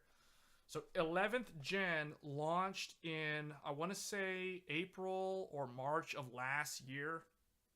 So it's already, you know, like a year and a half old at this point, and they're just desperately trying to get rid of it because when the 11th gen launched, it used more electricity than AMD's 5000 series, which had launched like around the time that the 3080 launched back in 2020, like back in the midst of the pandemic. That was when Ryzen 5000 series CPUs showed up. So when 11th gen launched last year, they ran hotter, they were louder, and here's the really big thing. They performed worse than Intel's. Not only did they perform worse than Ryzen 5000, which was already older, it was probably like several months older at that point, but they also lost to their 10th gen. 11th gen actually saw performance regressions to the 10th gen. Hey Joey, what's going on? Welcome to the stream. We're just talking about Black Friday deals. We went through graphics cards, we went through storage, SSD, M.2 deals, and power supplies. Now we're talking about actual bundle combo deals with CPUs. But we could revisit some of the other stuff. So I'm just kind of looking to see if these are actually good deals. We're kind of just evaluating these deals on Microcenter right now. So the 11th gen was kind of dead on arrival because it was worse than 10th gen at the high end. It used more electricity because it was still on 14 nanometers. And it lost to AMD in efficiency and performance. So it was kind of a double whammy. Like, it was just kind of bad news all around. So I feel sorry for 11th gen. I don't think it's a terrible product. The only problem is there's just so many better options today that even though this is $300, I just can't really recommend it unless you're on Windows 10 and you already have DDR4 and you're on a really, really old, like, first gen Ryzen or like the very first Skylake, like Z170. If you're on something that old, then maybe the 11th gen makes sense because you don't have to buy new memory. You can carry over your DDR4. And even though the 11th gen is worse than Ryzen 5000 and worse than all of Intel's current products, because you're on something that's so old, it will feel like a decent upgrade. Let's put it that way. Now, that probably sounds really terrible to people listening to this. For me trying to justify buying 11th gen from Intel. But, $300, 8 cores, free motherboard. As long as you've already got DDR4, this is an okay product if you are on Windows 10. If you're on Windows 11, that is where the deal on the right-hand side comes into play. So this one on the right-hand side is the Intel 12th gen, which is from November of last year. So again, we're looking at a last year product. But this one introduced the E-cores, and this one was also on what Intel calls Intel 7, which is basically a 10 nanometer node. So this one on the right is 10 nanometers. The one on the left is the old 14 nanometer node that Intel had been dragging around since 2014, just to put things into perspective. So Microcenter really dropped the price. Yeah, they did. We're going to talk about that. We're getting there. We're going to get to Ryzen soon. Yes. Okay. You just reminded me of the one really redeeming thing about the 11th gen processor. So that brings us to what Joey in the chat just said. So the AVX 512. So for those of you who are looking for options that feature, or I guess consumer desktop products that feature AVX 512, the 11th gen, in my opinion, the saving grace of Intel's 11th gen processor is the fact that it does feature full support for AVX 512. So if that is something that you need or you're interested in utilizing, the best use case example that I can think of for AVX 512 is console emulation. So for example, if you want to run a Nintendo Switch emulator, or if you want to run a PlayStation 3 emulator, AVX 512 does help somewhat, to a degree, accelerate the performance on those sort of things. I think it also helps somewhat in certain applications that can leverage those instruction sets, but most of the time it's not really leveraged that much. So it's not like it's always going to be a massive bump in performance, but it is nice to have. Now, having said that, the Intel 12th gen, so Alder Lake, did introduce, or it did support AVX 512 at launch, but Intel, in all their infinite wisdom, for whatever reason, decided to remove support for AVX 512 off of 12th gen. They kept it for 11th gen. Otherwise, I think no one would ever even buy 11th gen. But for some reason, they decided to remove it from 12th gen for whatever reason. I don't know why, but they did. I suspect that it might be reliability reasons, meaning if you run AVX 512 on a 12th gen, there may be silicon components on the CPU die that might fail over time. So it could shorten the lifespan of the processor. That's the only reason in my mind why I can see them removing the feature, due to they don't want to deal with like increased failure rates or something along those lines. Otherwise, it just doesn't make any sense why they would remove it, because especially now, since AMD has recently introduced the Ryzen 7000 series, and the Ryzen 7000 series introduces AVX 512 on an AMD platform, which is kind of a first. So that's just kind of mind-boggling how that whole AVX 512 fiasco played out. So now AMD has 512, but Intel doesn't really have it anymore. At least on the consumer desktop. So that's really weird. But yeah, so 11th gen has AVX 512. 12th gen does not, unfortunately. And then, because if it had 512, that would be pretty good. But so if I had to choose between these two, what I would say is this. So for the 11th gen, if you're on Windows 10, it's an okay upgrade, provided that you're on either an old ancient Skylake or you're on like 1st gen Ryzen. Then it kind of makes sense because you can carry over the memory, and because it's so much newer, it'll still feel like a decent upgrade over whatever you had.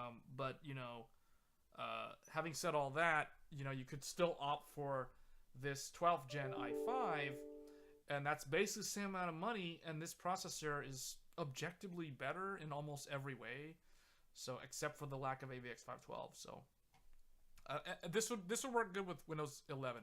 So what I'd say is this: I'm okay with recommending 11th gen on the left here for $299 if you're on Windows 10. If you're on Windows 11, I do not recommend it at all. Then I would tell you to get the i5 over here for $299, the 12th gen Alder Lake. So that's going to be those two. And then if we look at these other ones, so this one is basically the same as this upper right one, except you're paying $50 more to buy an i7 as opposed to an i5. So that's the only difference. Does 13th gen have... No, it doesn't. 13th gen is basically the same as 12th gen. No AVX 512 on 13th gen. I already checked it. I checked it on launch day and it didn't have it. So yeah, it's kind of weird. All of the Intel 7 processors, so 10 nanometer consumer processors, they all lack AVX 512. So only the old 14 nanometer 11th gen has it. So, which is a huge bummer for those who are on Intel, because that does kind of give AMD, technically the way I see that is that does give AMD a competitive advantage in terms of feature set. So that is kind of awkward for Intel. They're kind of in a weird spot when it comes to AVX support. So, what they'll say, what I can see in Intel's defense, they'll say that, very few applications actually use AVX 512 in the consumer space. So it's not really a deal breaker for most people. And that I would say that is an accurate statement. In all intents and purposes, you won't really see many use cases in the consumer market for AVX 512. It's kind of like a weird outlier. but it's still nice to have though. So if we look over here, this isn't really. I don't really see this as a great deal, to be honest. This last one here, so the i9 12th gen for $500.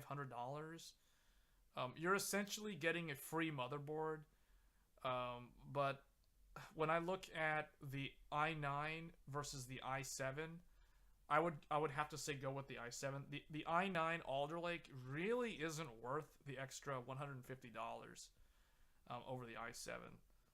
So yeah, I would recommend this one.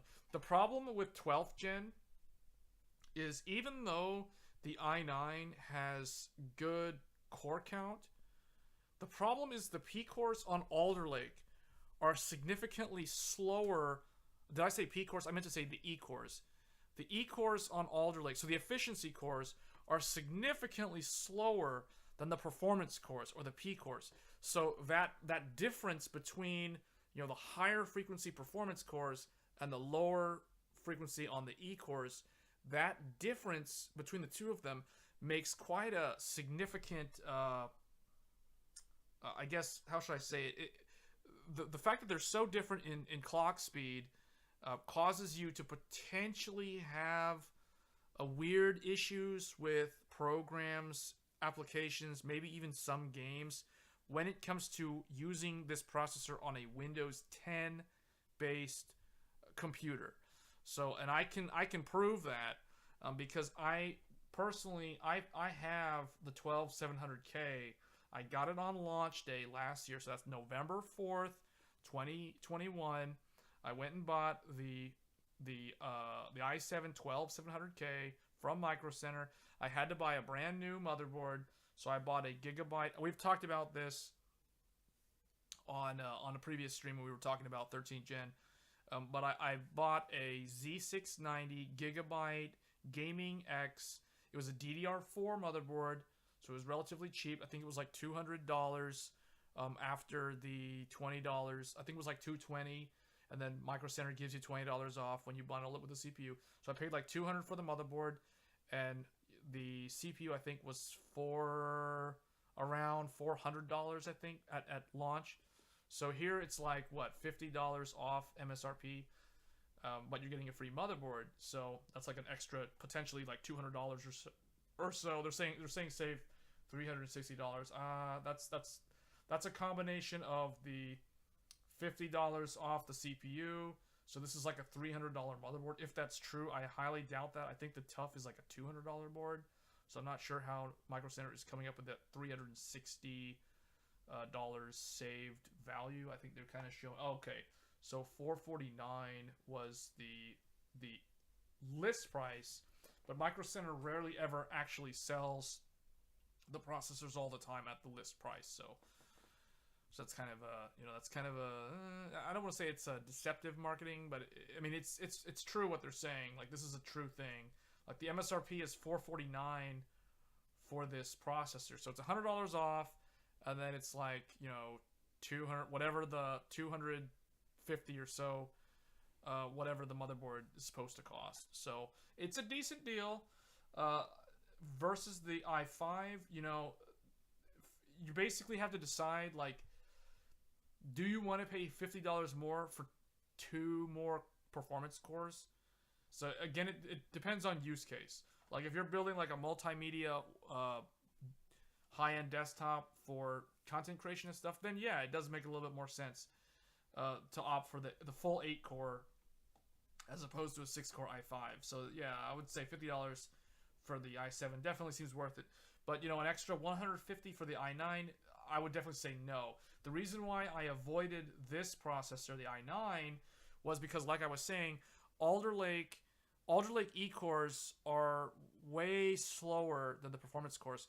So what ends up happening, if you're on Windows 10, with Windows 11, it's not a problem, usually, because Windows 11 can leverage something called Intel Thread Director, but you do not have access to that with Windows 10. So with Windows 10, you know, it's up to the OS to get lucky. So essentially, what happens is Windows 10 will schedule the tasks, and because the P cores are significantly faster than the E cores, oftentimes the P cores are always available because they complete their work faster, right? So they're always quicker, and they have larger cache.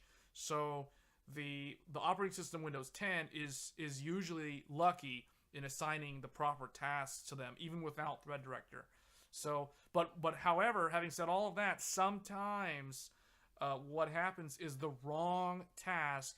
So something that should go to a P core accidentally goes to an E core. And I remember, so I bought this processor, the 12700K, back on launch day. So like a month later, in December of last year, Final Fantasy XIV Endwalker launched. And if you were like me and you wanted to play it at launch, there were massive logins. I've told this story multiple times now. So people who are having to sit through this, forgive me for having to repeat this whole story over again, but I'm trying to get a point across.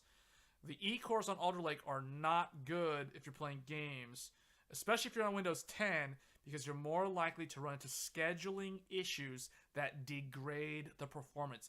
And in some rare instances, it can be so bad that it could crash your game. Like, I had Endwalker crash on me multiple times. Now, granted, it was very, very rare. I would say in a long play session of about 4 hours or more, I would have the game crash on me. And you can imagine at launch how devastating that is when the game crashes and you're forced to log in and then sit through a 90-minute login queue to get back into the game. That was extremely frustrating, and that is the reason why Alder Lake at launch left a really, really bad impression in my mind. Because I would go and play the game on my older Ryzen 7 5800X, and I would never have that problem. So I knew that it was something wrong with the E-cores. And to fix the issue, what I did is kind of what Joel in the chat was alluding to. I turned off all the E-cores in the BIOS. And after I disabled all the E-cores, guess what? No more random crashes in Final Fantasy XIV.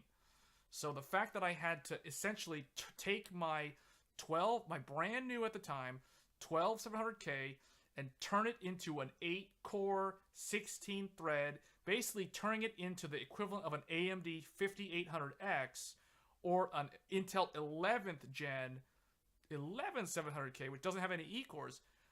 Me having to do that, that just kind of left a bad impression, because you got to think about it. Like, you're wasting money on E-cores that you can't really use because the game that you're playing has stability issues with the scheduler on Windows 10 with the E-cores. And no, I'm not gonna. People might tell me, "Oh, just upgrade to Windows 11." That's a whole. You're opening a whole can of worms talking about Windows 11. I don't want to go to Windows 11 for other reasons. I refuse to do that. So that's not an option. So you can kind of see why I'm not a big fan of Alder Lake. Will still be better than the 1100K. Yeah, you're correct. So yes, the IPC on Alder Lake is definitely better than the Rocket Lake. However, you get what I'm saying, right? Like, I'm essentially paying extra for a processor and then turning off parts of the processor. From a value standpoint, that just doesn't really sound good. So, and that leads me to the conclusion of why I can't recommend the i9 Alder Lake, the 12th gen, so this $499. I cannot recommend this processor at all, because all this is doing is giving you 4 more E-cores over what the i7 offers. So, and if those E-cores are just as useless as they were on the i7, why spend $150 more for 4 E-cores that you're just going to disable anyway, right? Like, that just kind of, that to me is just a bad buying decision. So that kind of like rules this one out. So even though this one says $499, unless you're a diehard Intel fanboy, if I had to choose one of these 4 Intel deals for Microcenter, I would go with, if I was gonna buy if I was building for an all-rounder type PC, I would go with the $349 for the 12700K. Yes, it basically was annoying to deal with at launch, but you know, for that amount of money, you're getting a really, really nice processor. Those 8 performance cores, 16 thread total. If you turn off the E-cores, it's 8 core, 16 thread. You know, that's really, really nice overall. So this is for a free motherboard. You know, that's pretty good. Otherwise, if you're just building a gaming rig, like all you want to do is play games, you don't care, you're not going to do all this like stuff with DaVinci Resolve or any kind of like rendering work, then I think the i5, you can save $50. Just get the i5. And the nice thing about this is you got to think about it like this. You're spending $300. Think about it like this. You're spending $300 for an i5 free motherboard, which later on down the road, you have the option to upgrade to an Intel 13th gen processor and keep your same motherboard and your same memory. So to me, this one is the smart buy. The better, like, overall, like, I guess the bragging rights, I have an i7 and you have an i5, that sort of mindset, that would be like the 349. But the i9 is kind of a, you know, die-hard fanboy sort of territory right there. Like, I can't justify spending that much on that processor because those E-cores are really, really lousy. So the only problem with that deal is that it's only for pickup and the motherboard doesn't have a BIOS flashback button. Oh, really? I didn't even know that. That's a good point. So I didn't know there was a there was no BIOS flashback button. Really? Okay. Thanks for mentioning that. I did not even think to look at the motherboard specifically. So that's the Asus Z690 Plus Tough. So most of the time, the BIOS flashback is not, it's not an absolute. It's definitely a very nice to have feature. Is this motherboard a DDR5 motherboard or is this a DDR4 motherboard? That would be the one thing that I want to know. But having said all that, see, the thing is, for $300, you get an i5 free motherboard, but that same motherboard can support a newer Intel 13th gen processor. So, you know, it's still a pretty good deal. It's DDR4? Okay.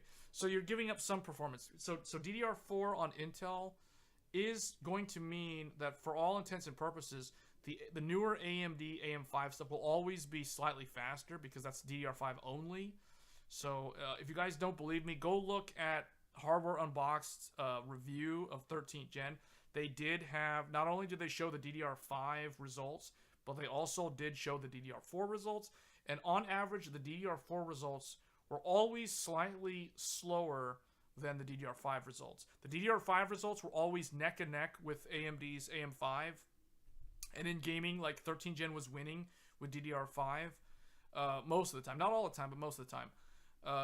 But if you're talking DDR4 13th gen loses to AMD's new AM5 in gaming and basically in everything.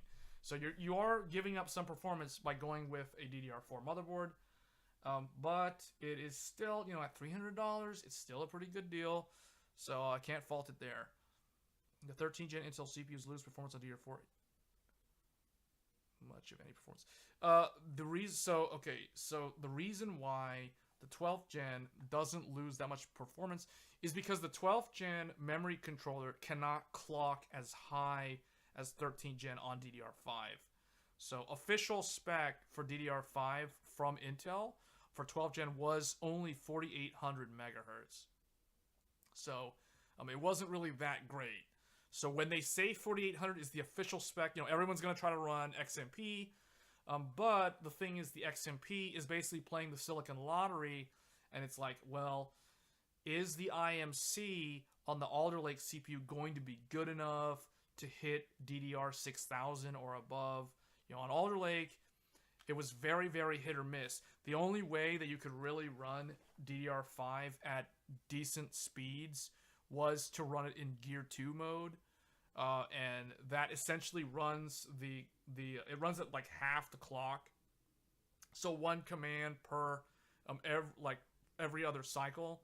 So it's essentially like 2T as opposed to 1T. And that's the reason why Alder Lake didn't really see that much of a difference between DDR4 and DDR5. It's because it's DDR5 was not that great. So that's the answer there. So 13th gen is vastly improved. It's basically Intel's second generation DDR5 memory controller. So that's the reason why you're starting to see a significant difference between the two of them when it comes to memory performance.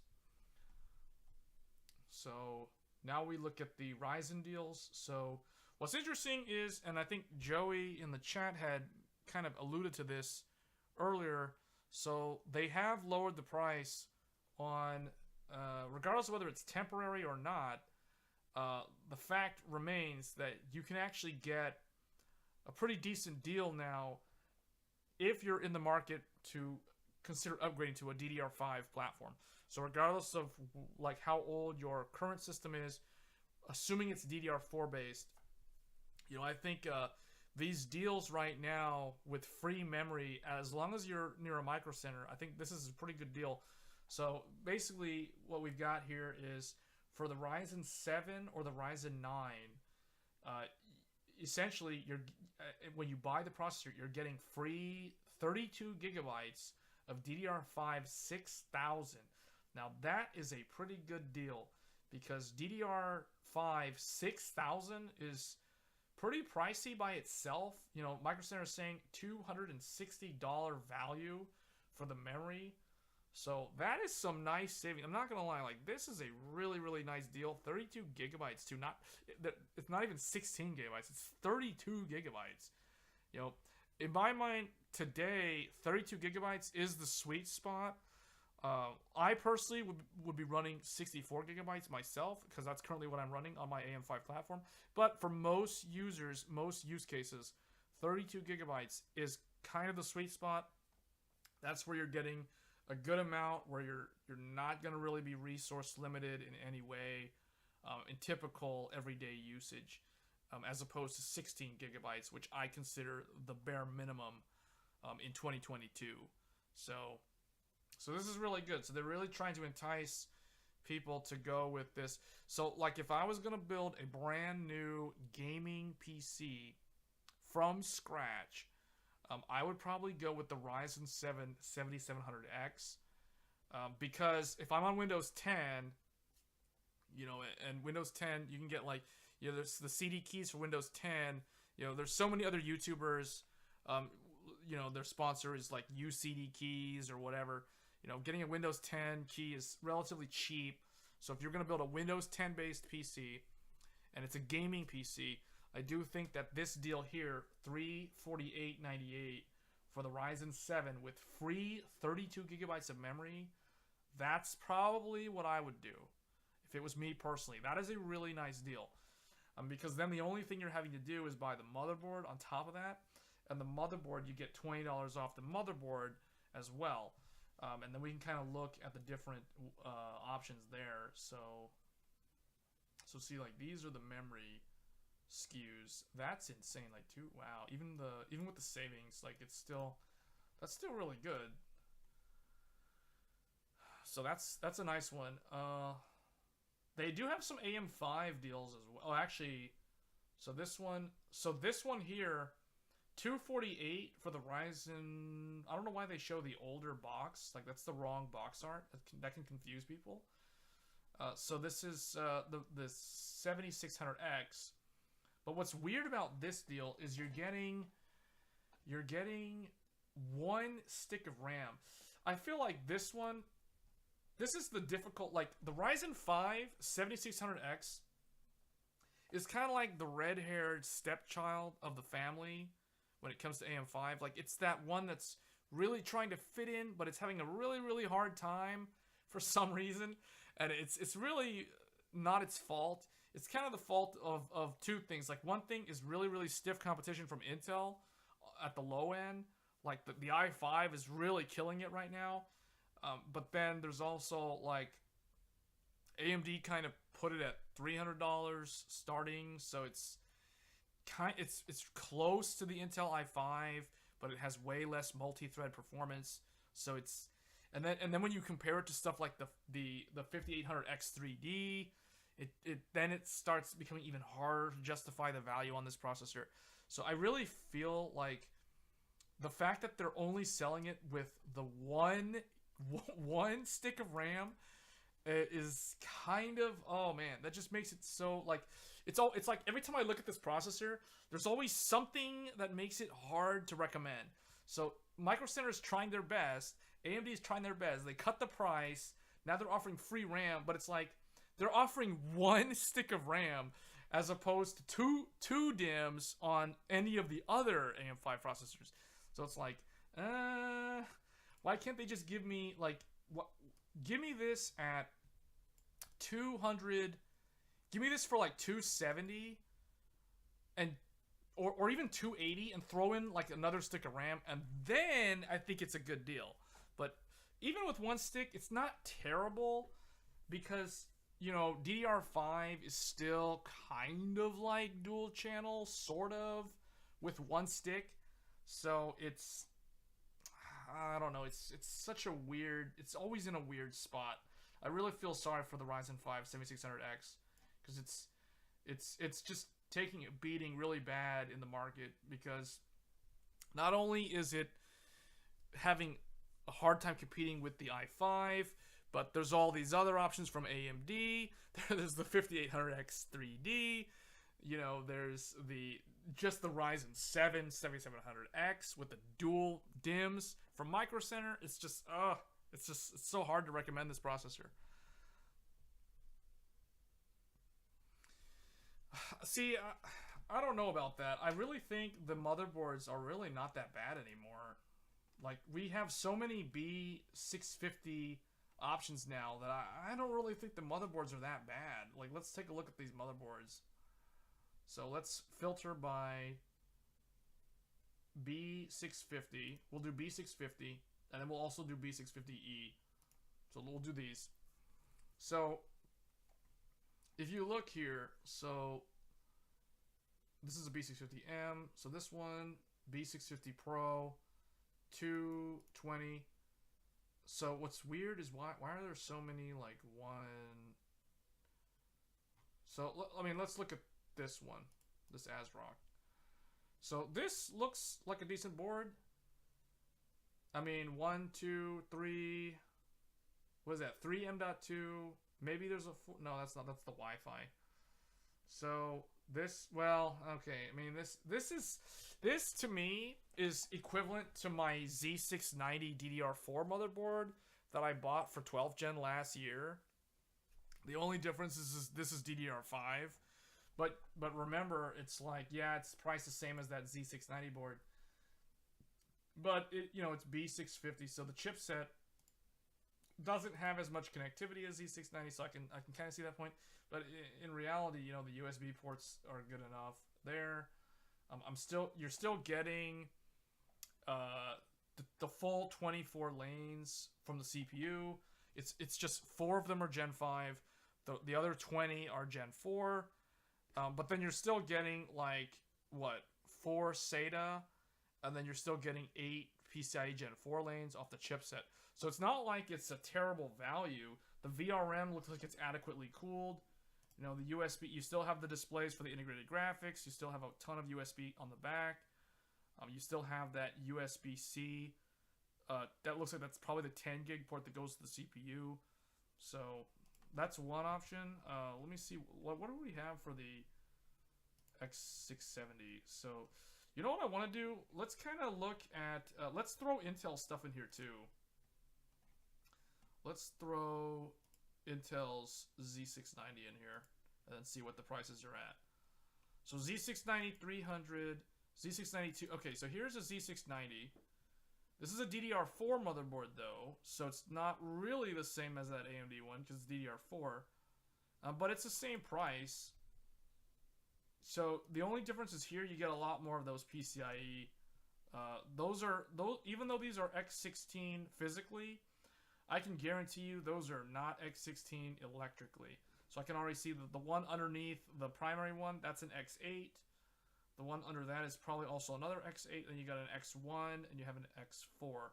So it's like, yeah, it's more slots, but in reality, the GPU will cover that second slot. So you really only have the 2 other ones.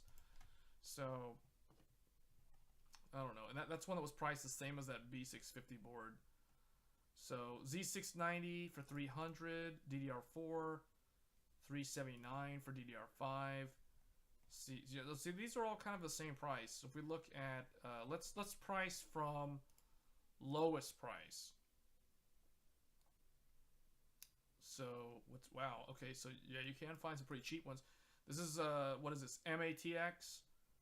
Here's one. Let's see, but look at this. It's like, yeah, you can spend 150 something, but look at the VRM. Like, look at how inadequately cooled that VRM is. Like, I would never buy this motherboard. I would never, even if I was on like a strict budget of like no more than 250 for a motherboard, I would never buy this. Like, it would have to have better VRM heat sinks than that. Like, that's terrible. And then 2467 USB A, 1 USB C. So that's I typically want 9 USB Type A's on the back. So that's kind of not that great either. So you know, like, it's not like, yeah, it's cheap, but it's like, is this actually a viable option? I don't think so. So this one, here's one. Okay, so that looks adequately cooled.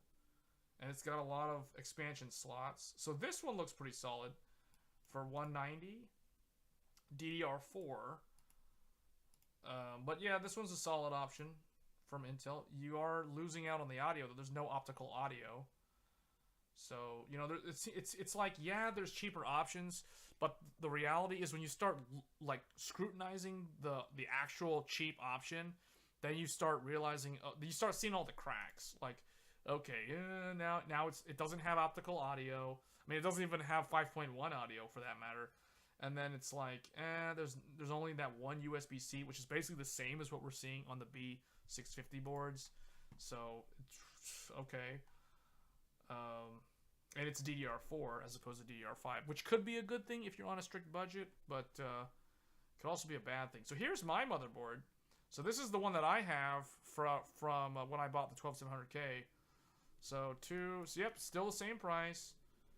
I think it's like $10 cheaper than what I paid. Well, actually, I paid $200, so it was like $220 when I bought it. It was just 20 off. I still remember the $200 price. So this is what I have. I still have this board, but yeah, it's a decent board. Like, I had it with 12 Gen, didn't really have any problems with it. So okay, so if we're using this as kind of like the price point for AMD to match, let's see if we can find like an equivalent $200 motherboard. Let's remove Intel and let's kind of see. So let's see what we've got from AMD. So let's look at this one. So this is the Asus Plus Prime. The VRMs, that could be better. So I don't like the way those VRM heatsinks look. They're tall, but they don't look that good. The M.2 slot, that's a PCI Gen 5 with the heatsink, and that is way too small. But you know, it's a budget board, so you can't really complain.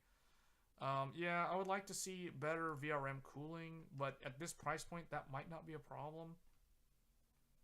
Here's one for $220. That one's got much better VRM cooling. So this one looks a lot more solid. So I like that I can see my M.2s, and I've got the bigger heatsink for the Gen 5. Good amount of USB there. Nothing really that much different from the Intel option. BIOS flashback button on the back, so that's nice. You do not have the 5.1 audio though. So I don't know what it is. That seems to be a trend these days with manufacturers skimping out on the onboard audio these days. So, but this one's like, this doesn't look bad to me.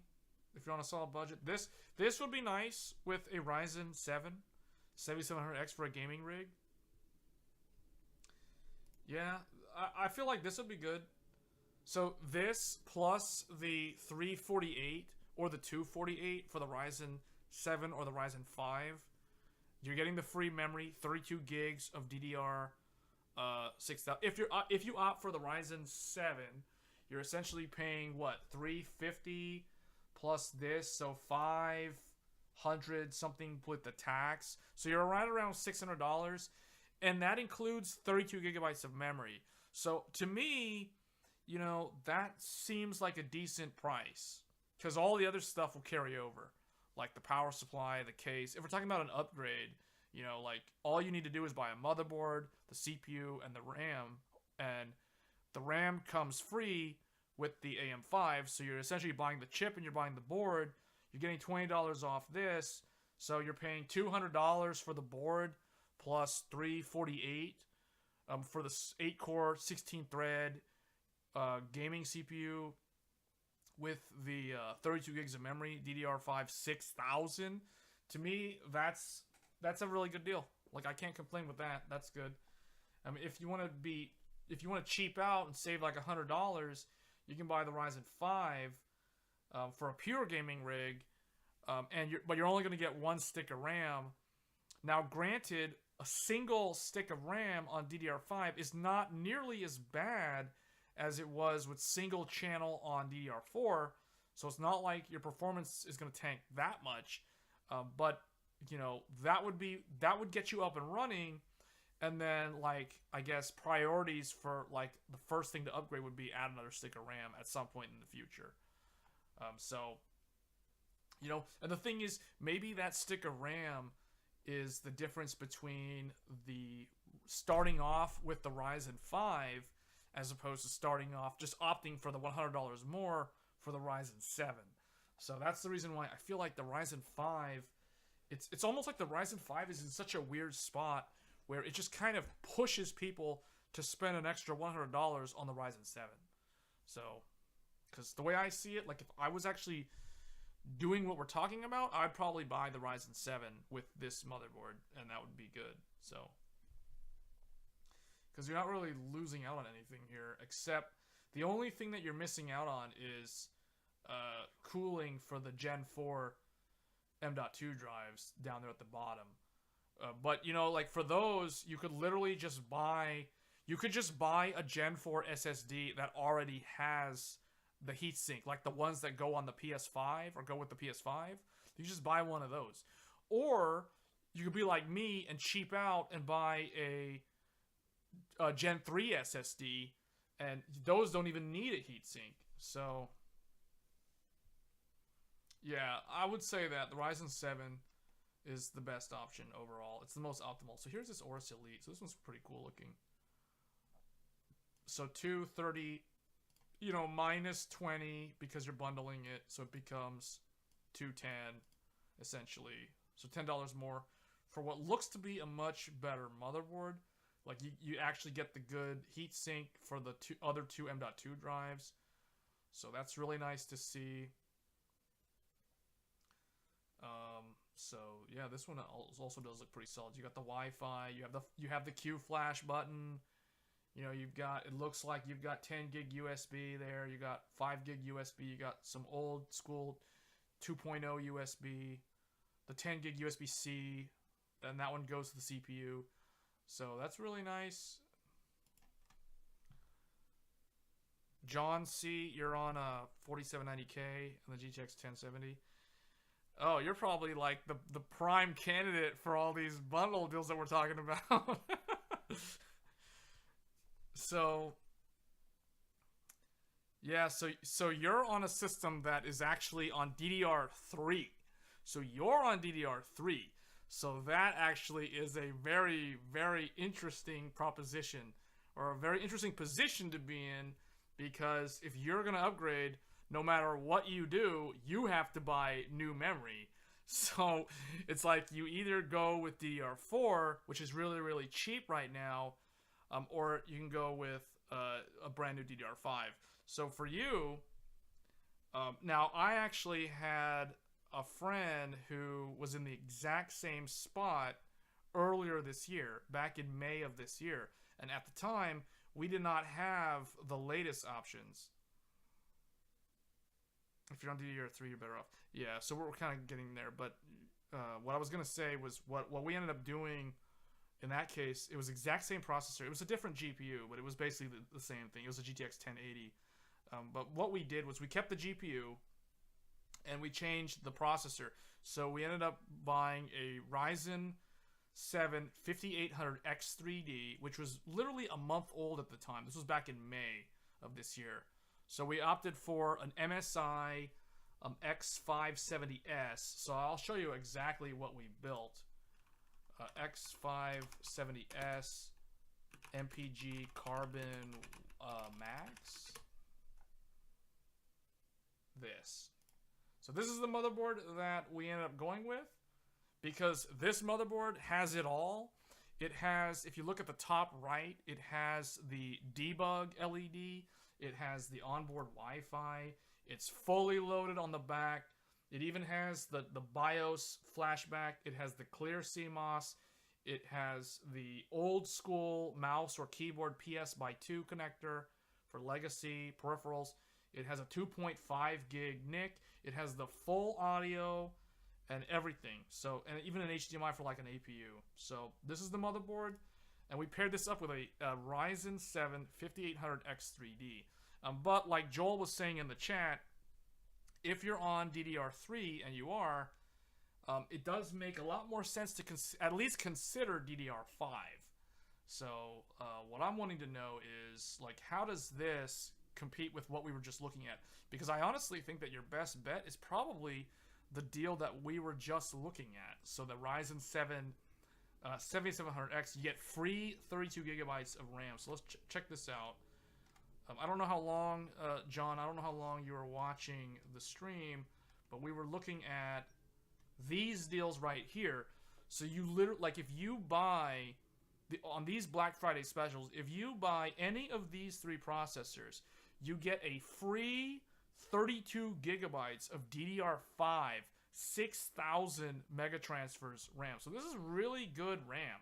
Like, this is some really nice RAM, and it's 2 sticks of 16 gigs each, which means you're running the full dual channel, and it's DDR5, so it's the latest and greatest. So you can't really go wrong with that. So, like, if I was going to build a gaming rig, and if I was in your position, I would go with this 348 option here, Ryzen 7 7700X, free 32 gigs. And the only thing I have to do after that is choose the motherboard. That's the only variable in this equation if I was actually upgrading from a Intel i7 Dell's Canyon. The 7700X is still a better option than the 5800X because it has better workstation performance and has the... Yeah, and actually I was going to say that. I was going to say all of that. So the 7700X, if you look at the gaming benchmark, if you pay attention to the gaming benchmarks, this CPU, the 7700X, is faster than Intel's i9 12900K and the 12900KS, while being significantly cheaper. And both of those, this CPU and those CPUs are DDR5 capable CPUs, and this CPU, in some cases, is also faster than Intel's 13th gen in games. Now, granted, most of the time, the Intel 13th gen will be a little bit faster than this CPU in gaming performance. But for most cases, it's pretty much neck and neck. And the reality is that both CPUs, both Intel's 13th gen and the Ryzen 7000 series, are so close. Like, they're well within 10% of each other. So depending on the game. So the FPS also, having said all of that, the FPS is so close, or it's so high if you're benching it with like a 4090 or something. But in your case, you're on a 1070. So the reality is you're going to be GPU bound no matter what platform you go with, unless you're buying a GPU as well. So that will change the budget equation a little bit. But I honestly think that if you're near a micro center and you're looking at a full system upgrade and you're on something really old, like you're on Intel's Devil's Canyon, which is the 4790K, that is a processor from 2014. For those in the chat that are just wondering how old his CPU is, it was brand new in the summer of 2014. So that is pretty old. And then the GTX 1070 was new in June of 2016. So that computer is, I don't want to say ancient, but it is, the fact that you're on DDR3 does mean it is really old, because we're talking about, you know, you're basically leapfrogging completely beyond DDR4. You've gone from DDR3, and now here we are with DDR5. So, you know, that's pretty old for all intents and purposes. So, but yeah, so in general, gaming performance on the 7700X is pretty much top notch. Like in some cases, the 13th gen will be faster. Now, the only difference is going to be in the multi-thread. So, like, if you're doing Blender, if you're doing anything that's going to really leverage the extra E-cores, then the i5 from Intel would be the closest comparison to this. The i7 will be more expensive than this, so that doesn't really play here, because you know, with the i7, like the 13700K, you're going to be spending more for the processor. If you want similar performance, you're going to have to opt for DDR5, so you will have to buy DDR5 if you want to go Intel, no matter what. They're not offering free memory on the Intel bundles, and these Intel bundles that we were looking at earlier are only for older products from last year. So this top left one, this CPU was new in April or May, or maybe it was March of last year. So this is already a year and a half old. And then these other three were brand new in November of last year. So these are already a year old. So yeah, that's kind of like, I don't know. It's like, I personally, if I'm looking at Black Friday deals, I want to be buying like the latest generation stuff. I don't really like to buy the previous generation if I'm looking for a Black Friday deal. Maybe if it wasn't a holiday season, then I might consider these at these prices. But since we are in the holiday season, I'd probably be looking at something like this. So yeah, this one to me, the Ryzen 7 7700X, especially if you're going to be on Windows 10. If you're on Windows 10, I cannot recommend this enough. Like, this is the best for Windows 10. Because with Windows 10, you lose... Like, if you're looking at Intel 12th or 11th gen, anything with an E-core on Intel, Windows 10 basically, like, omits access to Intel Thread Director. So you completely miss out on Intel Thread Director if you're on Windows 10. So it is worth mentioning. You will not have access to Intel Thread Director unless you're on Windows 11. That is a Windows 11 exclusive. So if you're on Windows 11, however, then maybe Intel does make sense. But, you know, at these prices, I don't know. I'm still kind of leaning toward these new AM5s. And unfortunately, I don't see 13th gen on here at all. So I feel like it's either 11th gen Intel, 12th gen Intel, or the newer stuff. So the other thing too is they got this really, really cheap. I don't know what your budget is, John, but there's a really, really cheap 129. So that's 130 for a Ryzen 5 3600. You get, what is this, the motherboard? So the motherboard and the Ryzen processor are bundled together. So this wouldn't make sense for you. Unless you're really, really budget constrained, I would not recommend, even though it's so cheap, I would not recommend it because you're on DDR3, so you have to buy memory. So the fact that you can get free memory, it's the latest generation, I would just recommend this. Even though this is so cheap, you have to buy memory. So, you know, as soon as you have to buy memory, this is not 130 anymore. Now you have to, it's this plus the memory. But that could still be way cheaper than this. So it really just depends on your budget. But the fact that you have a 4790K, which was that was like a $350 processor back in the day when it was new. And that graphics card was a $400-ish GPU when it was new as well. So that gives you, like, that's like what, about $800 is your, when your hardware was new, not counting memory, that was like roughly $800, just those two components alone. So, yeah, I feel like this is probably the way to go. Like something along the lines down here. So that's going to be it for Micro Center. I guess we can take one final look at the full lineup here. So they've got laptops, they got monitors. So these, I don't know if you guys are in the market for a monitor. Let's see. So Intel 13th gen So this is nice. This is a little bit more than that deal. However, this does not include the free memory. So you still have to buy the DDR5 separately, which is that memory that they're bundling is $200. You know, just straight up buying it separately. So that's $200 with this plus the motherboard as well. So I don't know. nvidia 3070 FE or Asus TUF. That's not good. I don't. We looked at GPUs for somebody else in the chat earlier in the stream, and we concluded that there are no good deals for nvidia graphics cards right now. Like none of them. Like we looked at them earlier. I didn't check Microcenter though, so let's take a look. So 3080. So hold on, before we jump to that, let me bring up, where's Paint? So we did this, we looked at the prices. So wait, why is it not showing? Oh, here we go. So okay, I drew this out for the viewers earlier. So these are the MSRPs for both AMD Radeon and nvidia GeForce. So these are the AMD reference prices. These are the nvidia reference prices. So for those tuning in, so here's what I would say.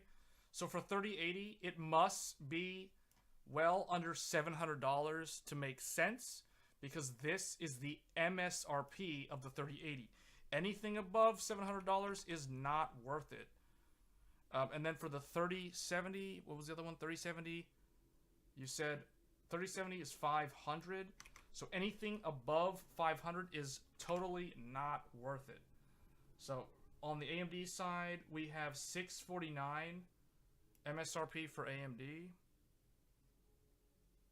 But see, that's $40 over MSRP, so I wouldn't recommend that.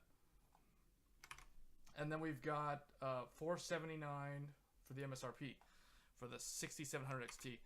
So now, if we go and look at the, so now now that we know what the reference prices are for these GPUs, we can see if there's actually good deals or not. So let's go and look at this. So we did this for another viewer earlier in the stream. I think the chat's still up there if you want to scroll. But basically, the TLDR is that there are currently no good deals for NVIDIA 30 series at all. There are only good deals for Radeon. There are a ton of good deals for Radeon right now. So let's go ahead and look at those deals. Now, I did look at Newegg earlier, but we're going to look at Microcenter now to see if those points that I made earlier still stand. So now let's go look at this. So here we are, Zotac 3080, $50 over MSRP. So that's a deal breaker. $800. No, no, no, no. It must be under 700 for me to even consider it for 3080. So no, no. What is this? That's a whole PC? No, no, no. I'm not seeing a price. I'm not seeing a good deal. So we need to actually, let's actually look at the GPUs.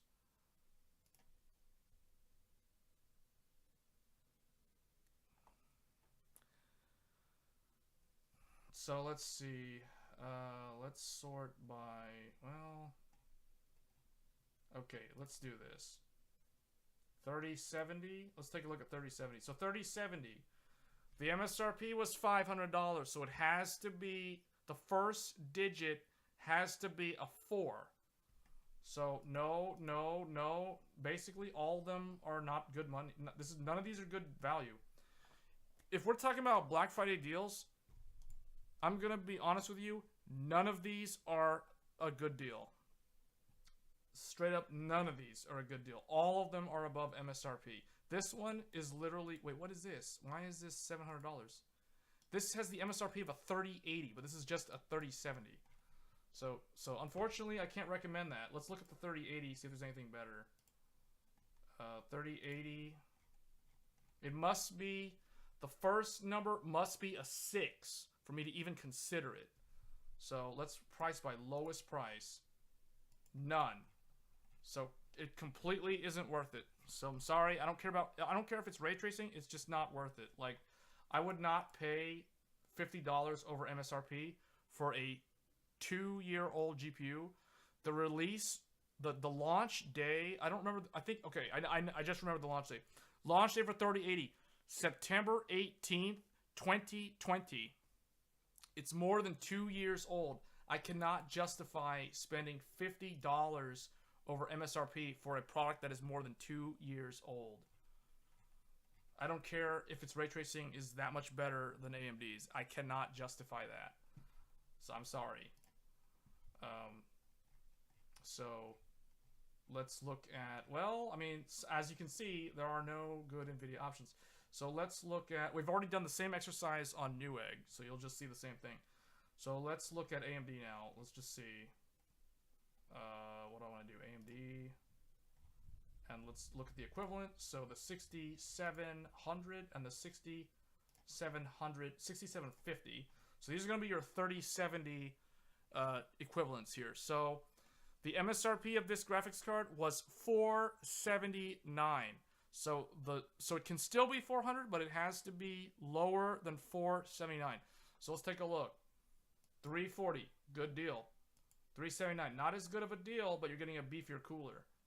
390, not as good as a okay, this is garbage because this one is cheaper and it has a much better cooler than this one. So power color, I'd go with this one. It's Sapphire. They're both dual fan. This one obviously looks better, so I'll go with that one. So this one looks like a good deal if it's in your area.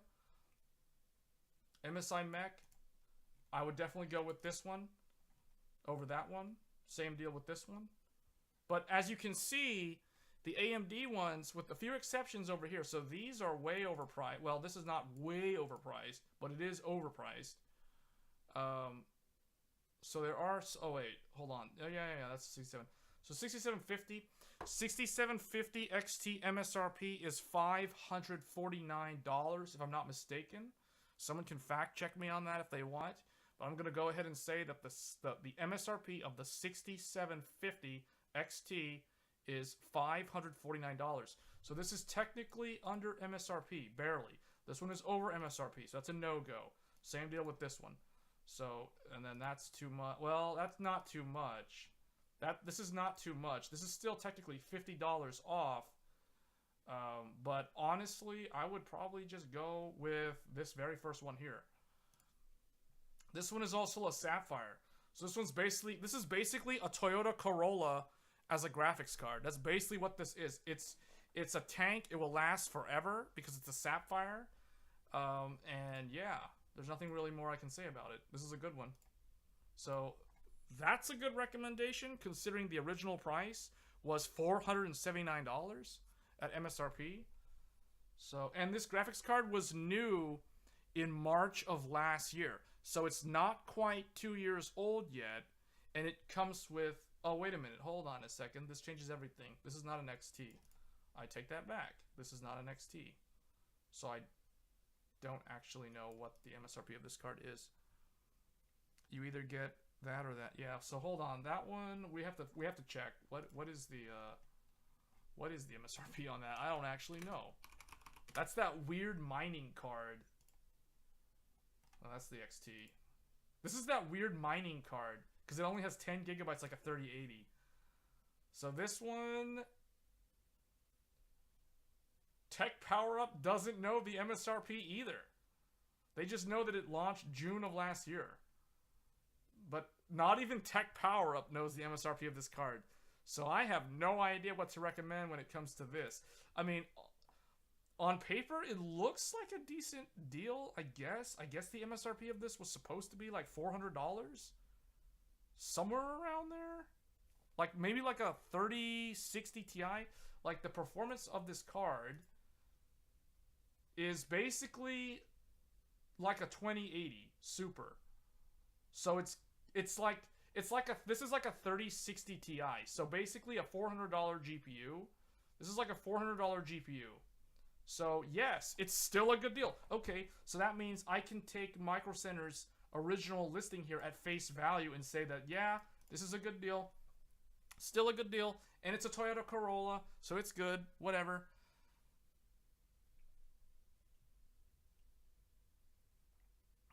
Well, I think there isn't. Well, okay, if you're going by performance, it should be around 400. So I'm gonna say it's around 400. So that's still a pretty good deal, and it's the same amount of memory as a 3080. So it doesn't perform as fast as one, but you know it's this. So guys who want to know what this GPU is like, this GPU is kind of like a 2080 or a 2080 Super, and it's also like a PlayStation 5. This thing is as fast as a PlayStation 5. So that means you know that take that at face value what that means. So yeah, that's a pretty decent one at that price at least. It's fair. I would say it's pretty fair. But for the other ones, so this is like $100 off. Ignore this. That's not accurate. $479 is the original price. This is $100 off. $100 off MSRP. So, you know, compared to nvidia, this is effectively buying a 3070 for less than a 3060 Ti's price. Oh, and by the way, you're getting 12 gigabytes of memory as opposed to 8 on a 3070.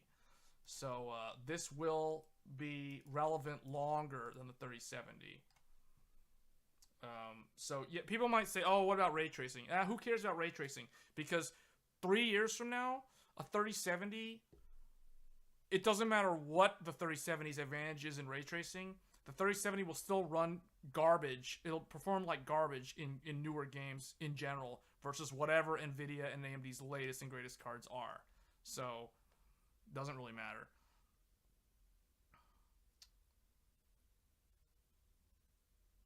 Yeah, my review. So yeah, Joel's right. I mean, my review of Intel's Arc A770 proves that point. But you know what? Let's look at A770 real quick. Let's take a look at Intel. So this is, if you can find one, this is $350. So if you're open to the idea of trying like a completely different brand, like neither GeForce nor Radeon, then if you can get one of these, I mean, you can try this. I mean, this is 16 gigabytes. So this has as much memory as a Radeon 6900 XT or 6800 XT for that matter. But it's way cheaper. Like, I think the 6800 XT is, hold on, let's well, no, we gotta I don't know why Microcenter is so dumb sometimes with sorting. Like, it just throws random other GPUs in there. So let's look at 6800 XT. Okay, so there's only two options, but they're both well under MSRP. MSRP was $649 for this card. So yeah, this is a decent price. I won't say that it's an amazing price.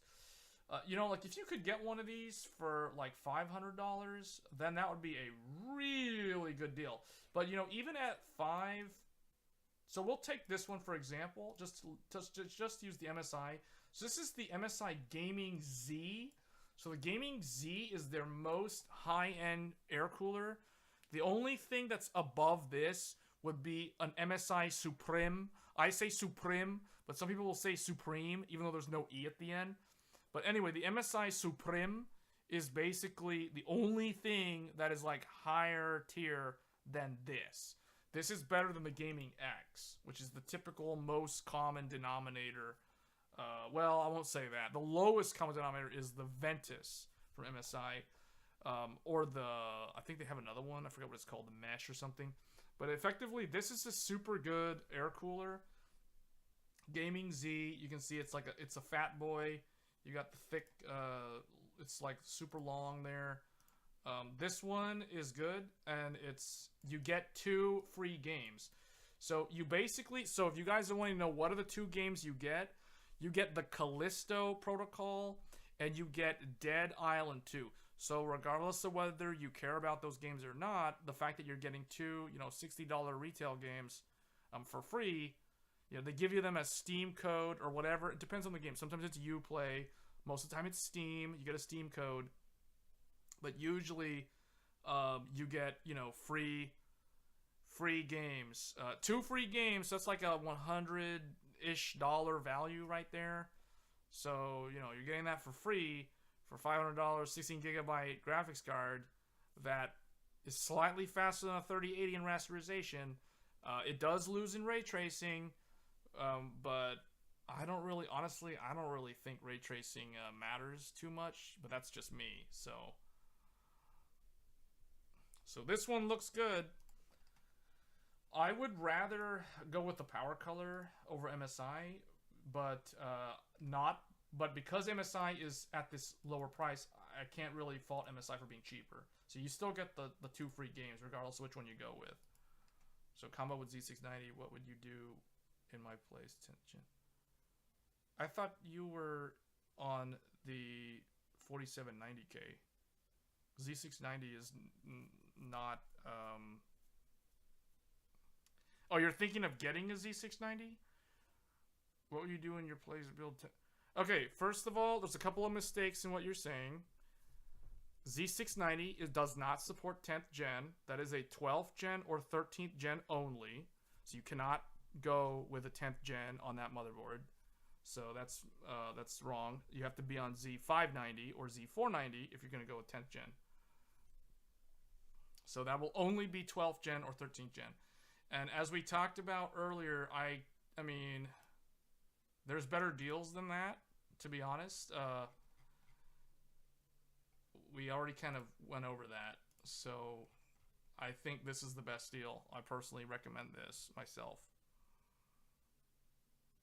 So this, because with this, you basically get the processor and the memory the memory's free. You're getting 32 gigabytes of DDR5 6000 for free. Keep that in mind. I don't really know if there's a better deal on the Intel side. So with Intel, you can do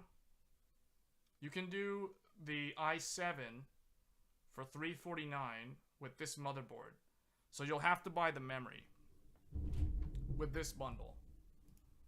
So this comes with... Oh, well, see, okay, here's the thing, though. Here's the thing.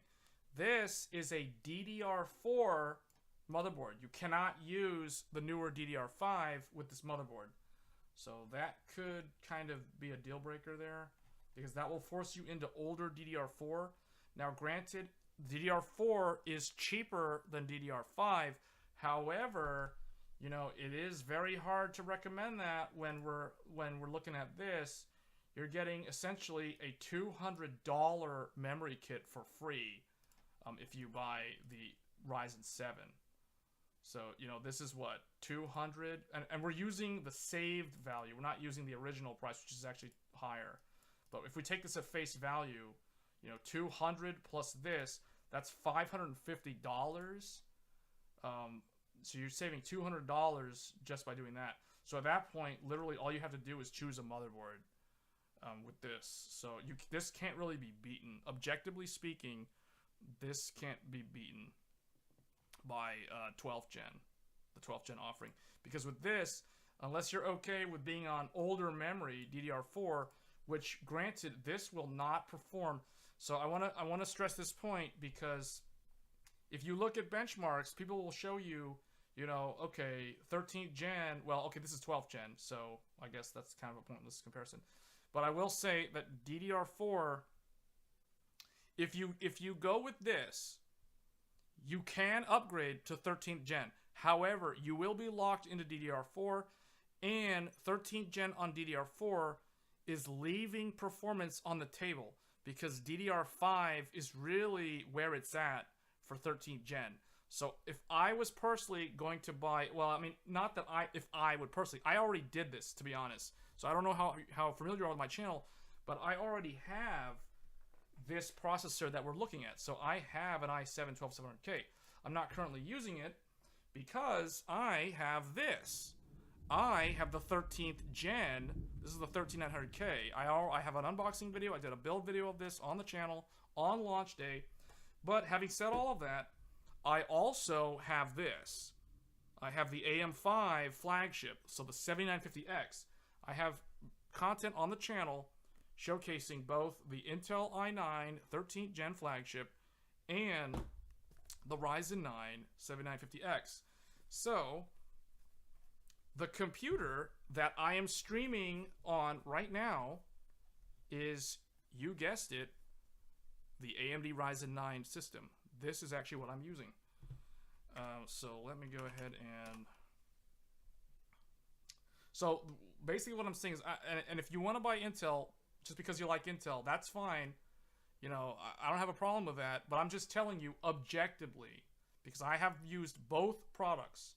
So I'm speaking from my own personal experience at this point, but having said all of that, I do know that if you go with DDR4, you're getting older memory that will become obsolete sooner than DDR5 will, because we just now are moving into the DDR5 era. So I feel a little uncomfortable recommending DDR4.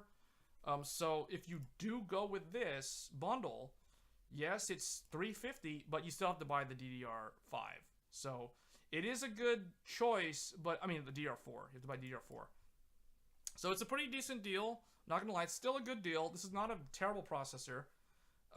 But if you're on Windows 10, you know, it is a little bit sketchy because sometimes the E-cores act kind of weird depending on the gamer application. I talked about my experience with Final Fantasy XIV Endwalker randomly crashing on me during long play sessions with my 12700K. That was because of the E-cores. I fixed the problem by turning off all the E-cores, but then at that point I was gimping the processor and turning it into an 8-core 16-thread processor, which is, you know, why did I buy the E-cores if I'm never going to use them? See, that just kind of, you see how that just seems kind of bad? So, you never used AMD? So 7000 series AMD CPUs like Intel CPUs when it comes to installing. They're basically the same. So, like, here's the thing. So the CPU, in here, you unbox it, there's a processor in there. Now, this is my older AMD processor, because obviously the new one is in my computer. But it's the same thing. They're both LGA, so they're the same as the Intel. They have the latch mechanism. The only difference is Intel, the hook folds down. The bracket folds up.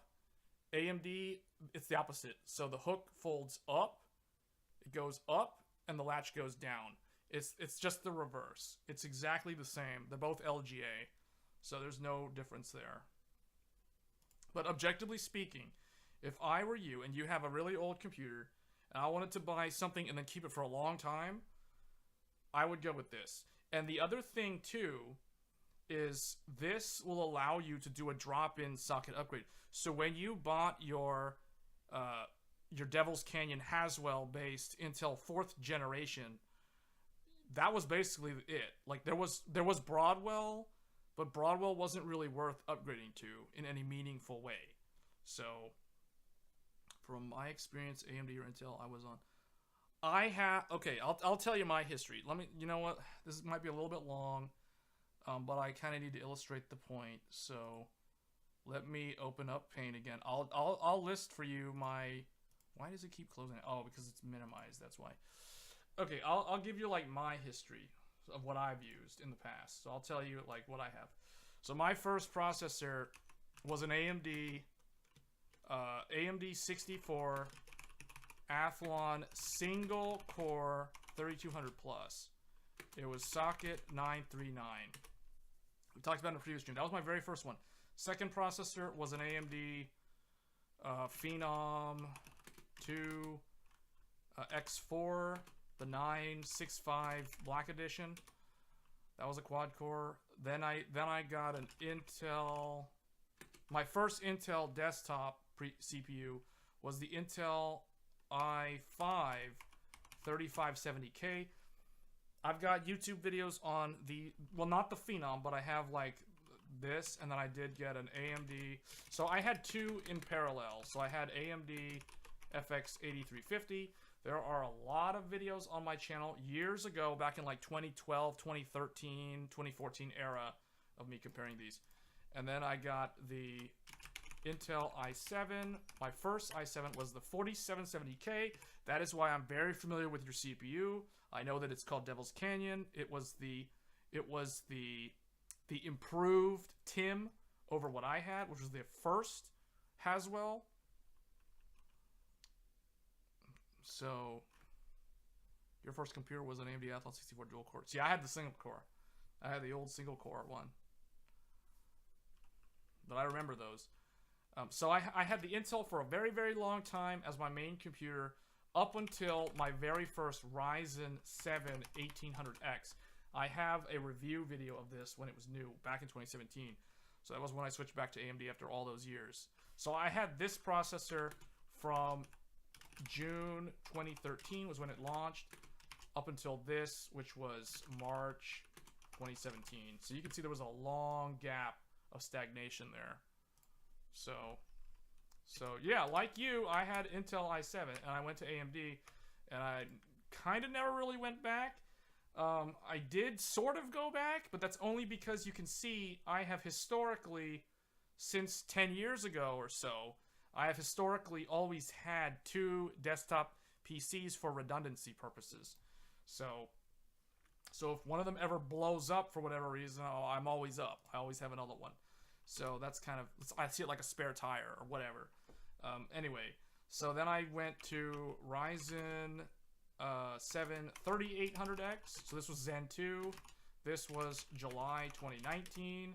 And you can see, like, this is where I sort of became a PC enthusiast, because what you'll notice here is my upgrades happen far more frequently in the last couple of years. So I went from that, then I went to the 5800X. So the nice thing about this is the same, you can use the same motherboard.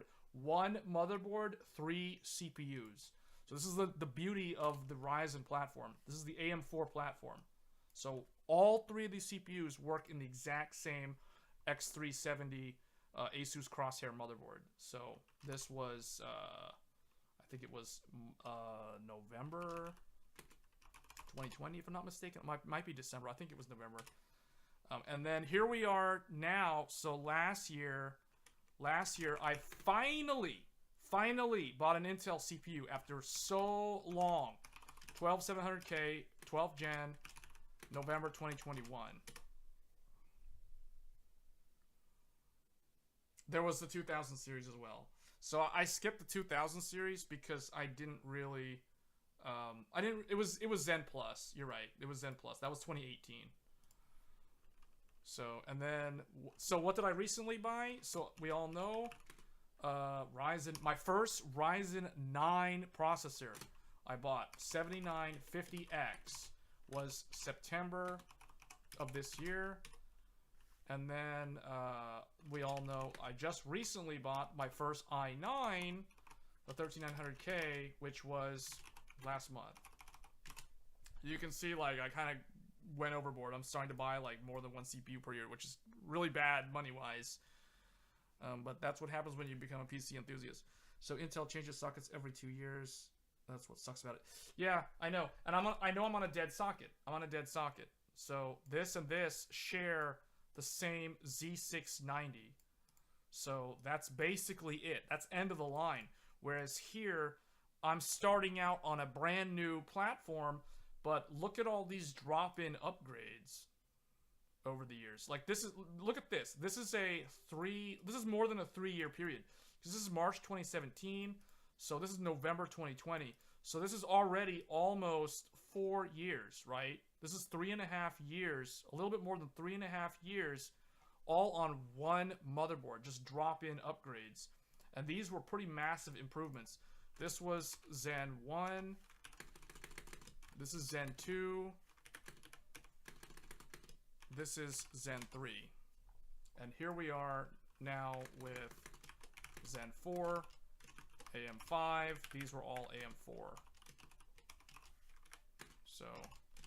So yeah, I understand where you're coming from. You've never used AMD before.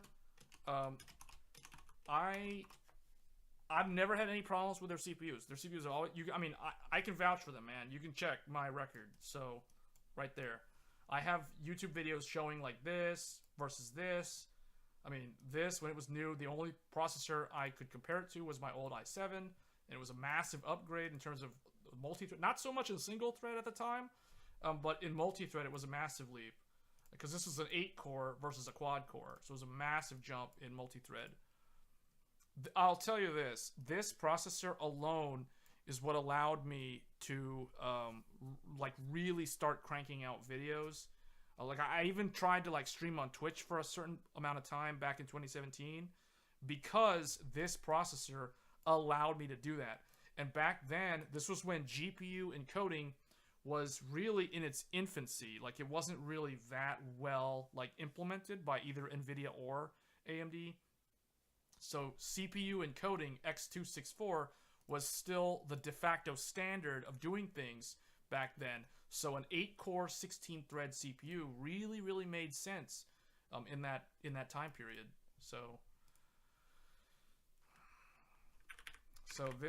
yeah, like basically, like if I were you, knowing what I know, I would recommend the Ryzen 7, like a Black Friday special, because you will be able to do something similar to this in the future. That is the reason. That is the true benefit. Not only that, but the AM5 platform is superior to the Z690 platform. I've done previous live streams breaking down like block diagram comparisons. I don't really want to go too much into that because that is going to drag out the stream, and there are viewers that might be wanting to look at the Black Friday deals. But in general, based off of my conclusion when I did like deep dive comparisons on motherboard platforms for both Intel 13th gen, 12th gen, as well as AMD's new AM5 platform, and what I found was that in general, X670E is a better platform because you get more PCIe lanes that go directly to the CPU as opposed to the chipset, and you get a lot of Gen 5 lanes, which is all far more forward compatible if you ever plan to do a drop-in socket upgrade in like 2 years from now or 3 years from now. So can you try to test the ARC A770 again with the new Intel driver that came out recently? I can't do it right now, obviously, because we are streaming on the stream system. I don't have the ARC GPU installed. I was thinking of doing that though, Joel. I was thinking of doing like another, like with the newer driver, like doing another live stream like I did before with the Intel ARC GPU. So yeah, maybe. I mean, it's definitely something that I could probably do in the near future. In the next few days, well, we'll see. We'll see like what the scheduling looks like for what I need to do.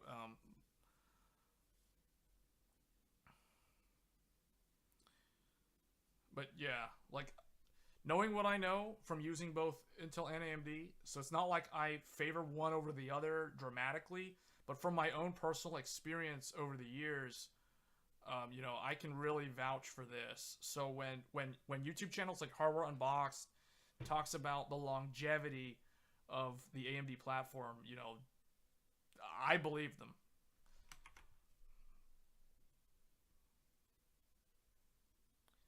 Okay. Yeah, we can do that. So anyway, so I guess I hope that kind of answers your question, John, on the CPU upgrade. So it's ultimately it's your decision. So if you want to go with but we're looking at the Black Friday deals. So let me bring that window back up. So I mean, personally, this Ryzen 7 looks like the best deal because you're getting 32 gigs of memory and you get to choose whatever motherboard you want. So that just depends on your budget. So you could choose, you know, B650, B650E, X670, X670E. If you want to know the ins and outs of those different motherboard platforms, I have a pretty in-depth video on the channel talking about it. Let me try to find it real quick here.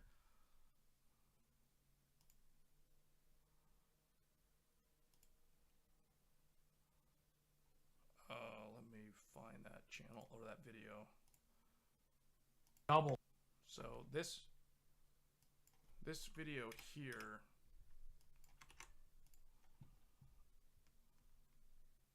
Let's just throw it in here. Oh, it's Hello and welcome to this real quick.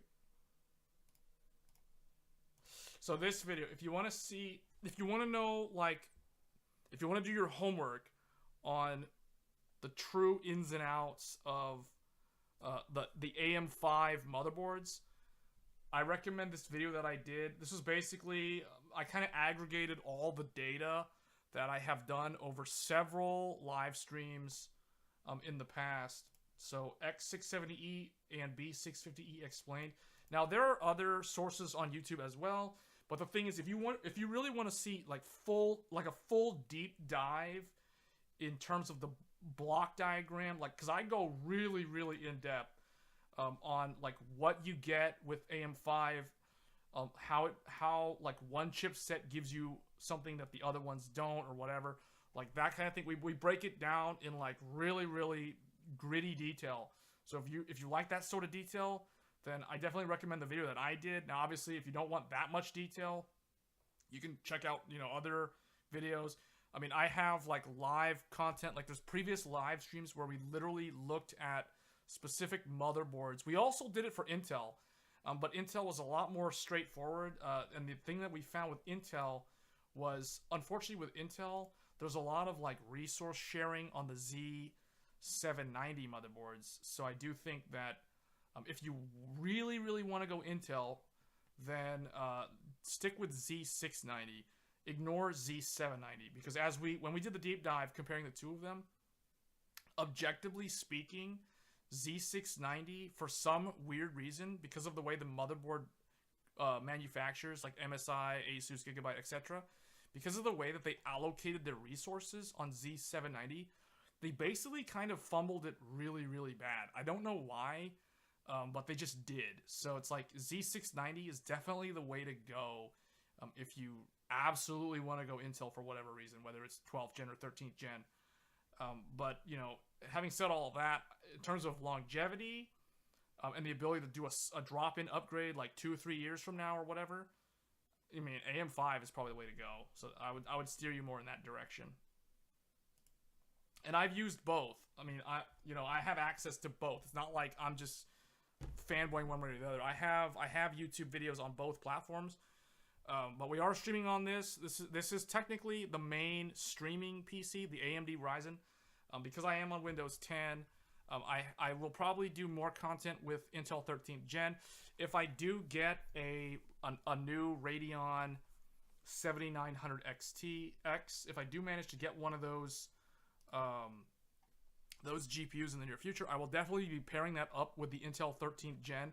People might think that sounds really weird. They're probably thinking like, why aren't you doing AMD plus AMD?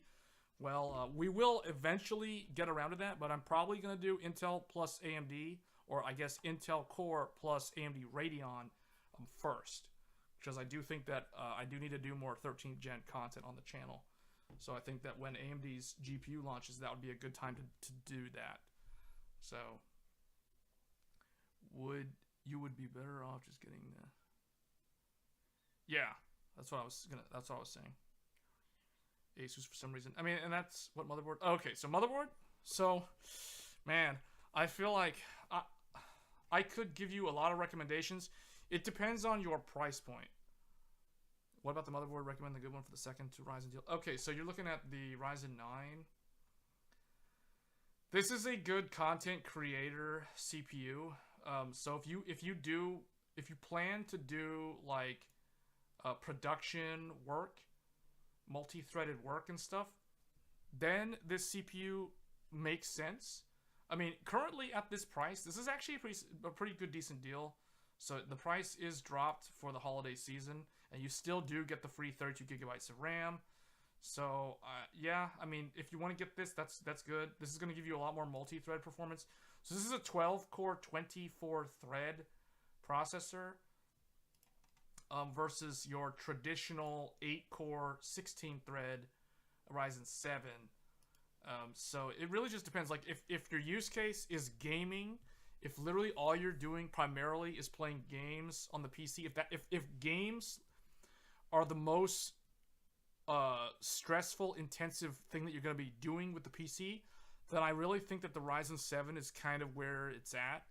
If you're going to do like multi-threaded work on here, essentially using this more of like a professional prosumer workstation, that sort of thing, then this processor does make more sense. But I would say strictly for gaming, I don't think you'll see that much of a benefit going with the 7900X as opposed to 7700X, if that makes sense. It's like in gaming performance, they're going to be very close. That it's kind of hard to justify the extra spend for the Ryzen 9. But it's up to you. Like if this is within your budget, I mean, I have no idea what your budget is.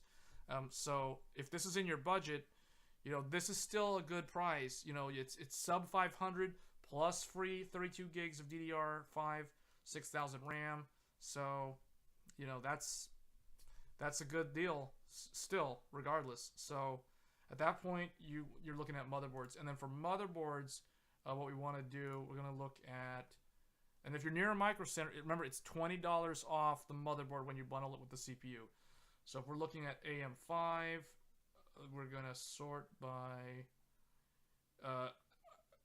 if you can tell me your budget, that will kind of help me kind of zone in on what sort of motherboards I should be looking at, because there are things that are budget friendly, and then there are like things that are like through the roof, like $1,000 plus on the motherboard side. So 300, 400, okay.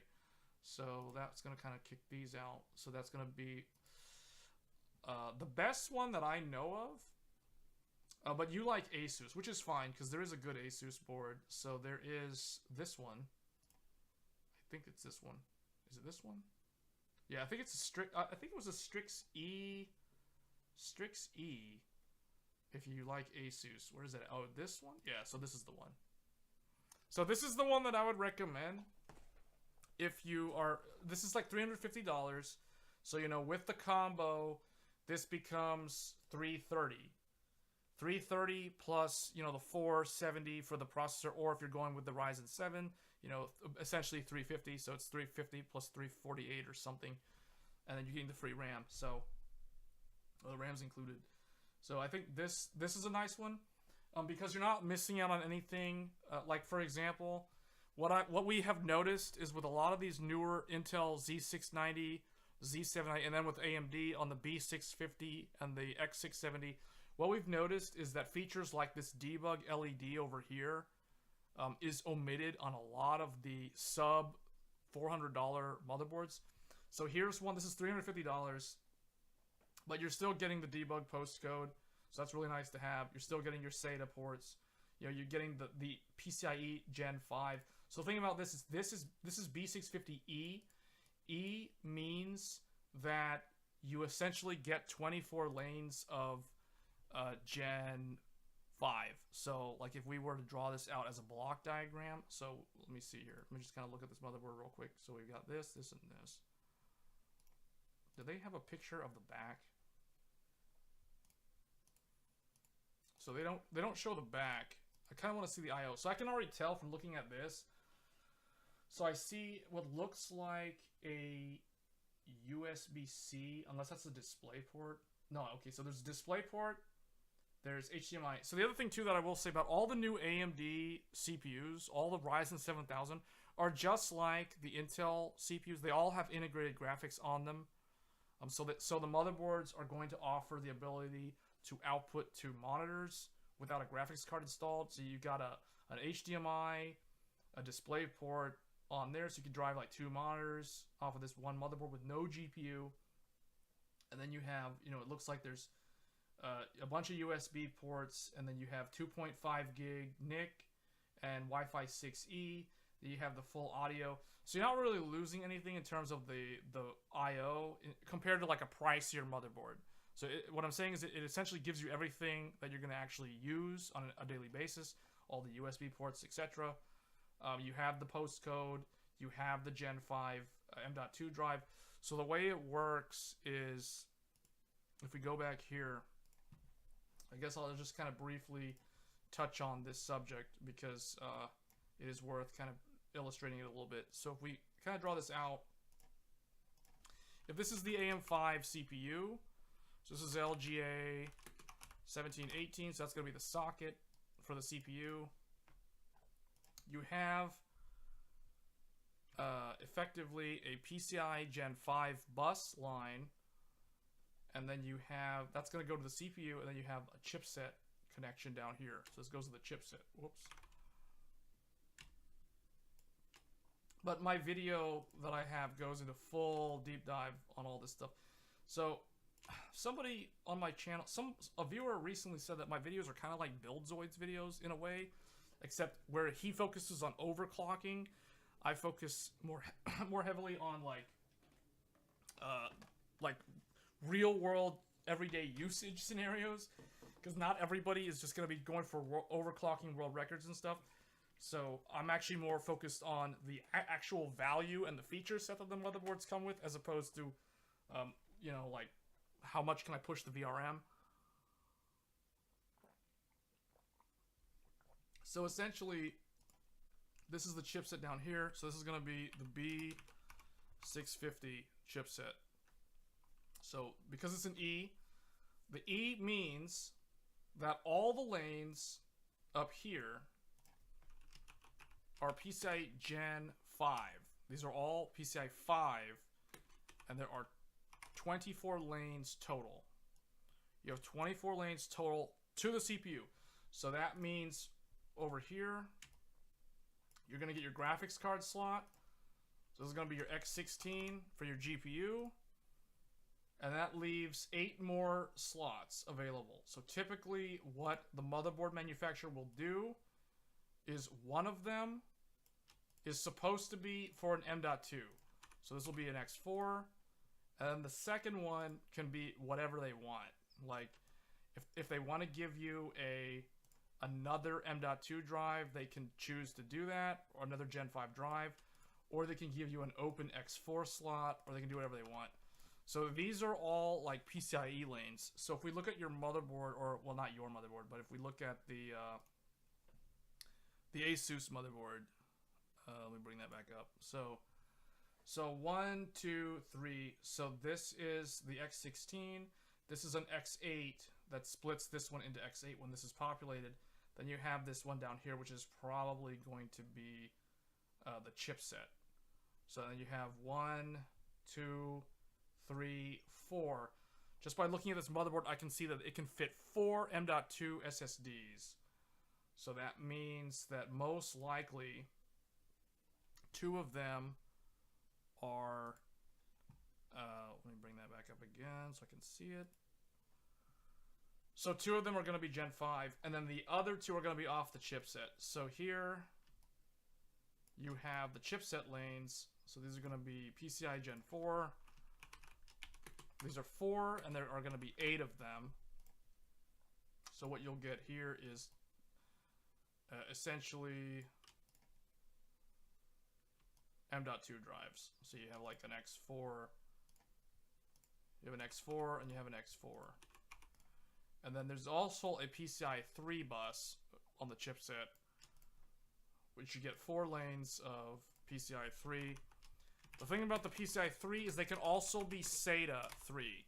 So typically what they do is they give you the hard drive, or the, you know what I mean, like the old SATA drives. So those can be like 2.5-inch SATA SSDs, or just whatever. There's 4 lanes of this. So that's basically the B650E chipset. And this is like on a $350 motherboard. So and I haven't drawn, what I have left off is all the USB. So there's like a ton of USB ports that connect to the CPU. There are ones that connect to the chipset itself. So these are going to be like USB 2, USB 3, USB 3.2 Gen 1 or Gen 2, USB 3.2 Gen 2 by 2, so that's your 20 gig USB, etc. So we haven't even talked about that, but that's all there as well.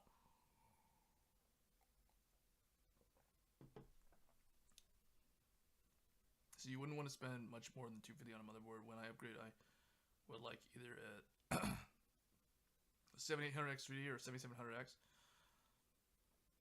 Yeah, it'll be interesting to know how the 7800X 3D clocks relative to the 7700X, Because I think the current rumors are that it will be slower. Like, the clock speed won't be as high. It'll essentially be just like the 5800X3E. It won't clock as high, but it'll have more cache, so it'll perform better in gaming. So I do think that that CPU will be the gaming CPU champ of 2023.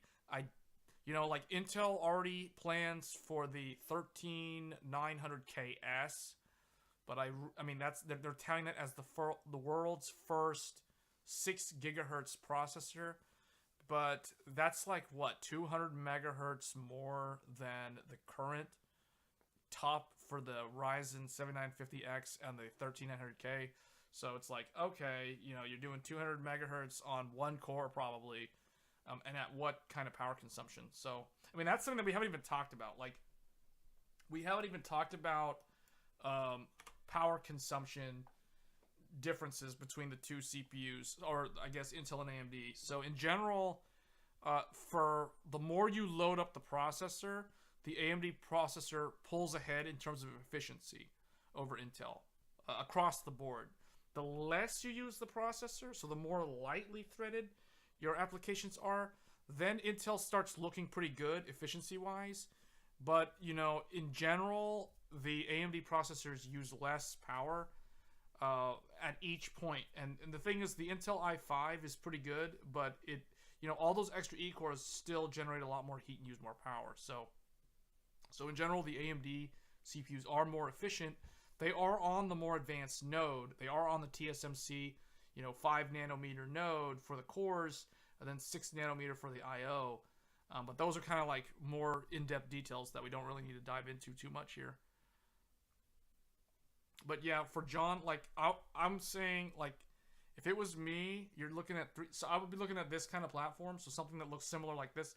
This is the general block diagram on what you'll find for all the B650E motherboards. So, and I would kind of steer you toward B650E mainly because you're getting the multi-threaded benefits. So, I mean not multi-thread. I mean you're getting the PCIe Gen 5 forward compatibility. So, it may not be a thing today, but it's always nice to have it for later down the line. So I guess the bottom line is if you buy a B650E as opposed to a B650, you're getting 24 lanes of Gen 5 to the CPU.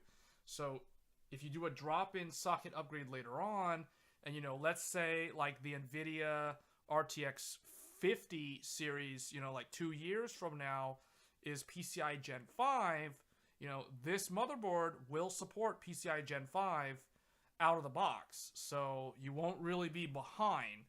So in terms of forward compatibility, I hate to use the word future-proofing, but objectively, like this is a pretty future-proof motherboard for all intents and purposes. So can't really go wrong with that. Yes, it's like it's $349, but that's not a bad deal, and you're getting like a ton of USB and connectivity and all that stuff. So, and you're not really missing out on anything too. Compared to the X670, which is the other chipset from AMD, the only difference is you're losing a little bit of PCI 4 and PCI 3 lanes. Regardless of whether you're on B650E or X670E, you're still getting 24 lanes of PCI Gen 5, no matter if you're on, B or X. So it's still the same CPU lane count. What changes is the chipset lane. So with X670, you gain 4 more PCI Gen 4 lanes, and you gain 4 more PCI Gen 3 lanes. So, and you also gain a couple more USB and potentially more SATA. But that's gonna pull from the PCI 3 lanes. So you might get things like 10 gigabit LAN. That's a pretty common thing that I've seen. Some boards might feature USB 4, which is backwards compatible with Thunderbolt. That's another thing that I did some content on my channel recently. So people were asking about Thunderbolt on AMD. So I kind of proved that yes, it does work. You can get Thunderbolt working without any issues, or you can run Thunderbolt based peripherals on an AM5 platform, but for that you will need to buy a motherboard that has either USB 4 built in, or it has to include the Thunderbolt header on the mother, which the Gigabyte X670 motherboards do include. So that's like another. Now we're kind of getting into the weeds, and we're going down the rabbit hole in terms of like features and stuff like that for different use cases. So that's what I would do. I'd probably get one of these. I'd probably get the Asus Strix gaming Wi-Fi, the B650E-E, and pair that up with either a Ryzen 7 or a Ryzen 9. So that's what I would do if it was me. So yeah, I would opt for this because I do think that you get a lot more longevity out of this platform. The other brother, your brand, so you can explore my options. Okay, so the other one. Okay, so that one, unfortunately, I don't. Let's see if that one's actually on Microcenter. We may have to go to Newegg to look for that. So it's a B650E, and unfortunately, it is not here. So the other one is B650E Aorus Master. So it's a Gigabyte motherboard. So it's the same price. It's the exact same price as the Asus. So this is the other one that I had in mind. Actually, you know what? Well, let's do this. Let's go to the actual web page. Let's go to the Gigabyte web page. We'll also look at the Asus one. So let's go to the actual official web page. Let's look at key features. So the nice thing about Gigabyte is that they actually publish their block diagram in the manual. So like for instance, if we go to, well, let's look at the specification page first. So this one, 2.5 gig Intel networking, so that's really nice. AMD Wi-Fi 6E. Oh, the other cool thing is AMD actually they actually partnered up with I forgot who the OEM is, but AMD actually now sells Wi-Fi cards. Wi-Fi 6E, which is the latest spec. I mean, Intel has the LAN typically, and then AMD can have Wi-Fi. Intel also does sell the Wi-Fi, obviously. So you got all this. So what I like to do is I like to go to the manual. But this is the one that if it was my money, I would buy this over the Asus, and I'll show you why in a second. So this is the reason why. So let me zoom in so I can make it clear. This is the reason why. Now you might not need this, but this little connector THB_U4, this stands for Thunderbolt USB 4. So this little 5-pin connector right here, this allows you to install a PCIe add-in card for Thunderbolt 4 and also USB 4. They're basically backwards compatible. So you can add USB 4 or Thunderbolt 4 to an AMD-based motherboard. This is kind of rare. It's starting to show up more and more these days. Thunderbolt used to be an Intel exclusive technology that Apple typically was the only one who implemented, and the PC space, even though Intel made Thunderbolt, no one in PC world used it for the longest time until now. It's actually starting to show up more in the mobile world, in laptops and stuff. Well, it's always kind of been a mobile thing.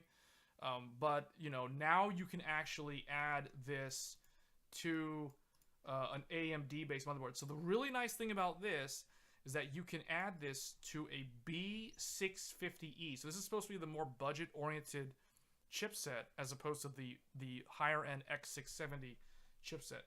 So you can add this to a Gigabyte motherboard.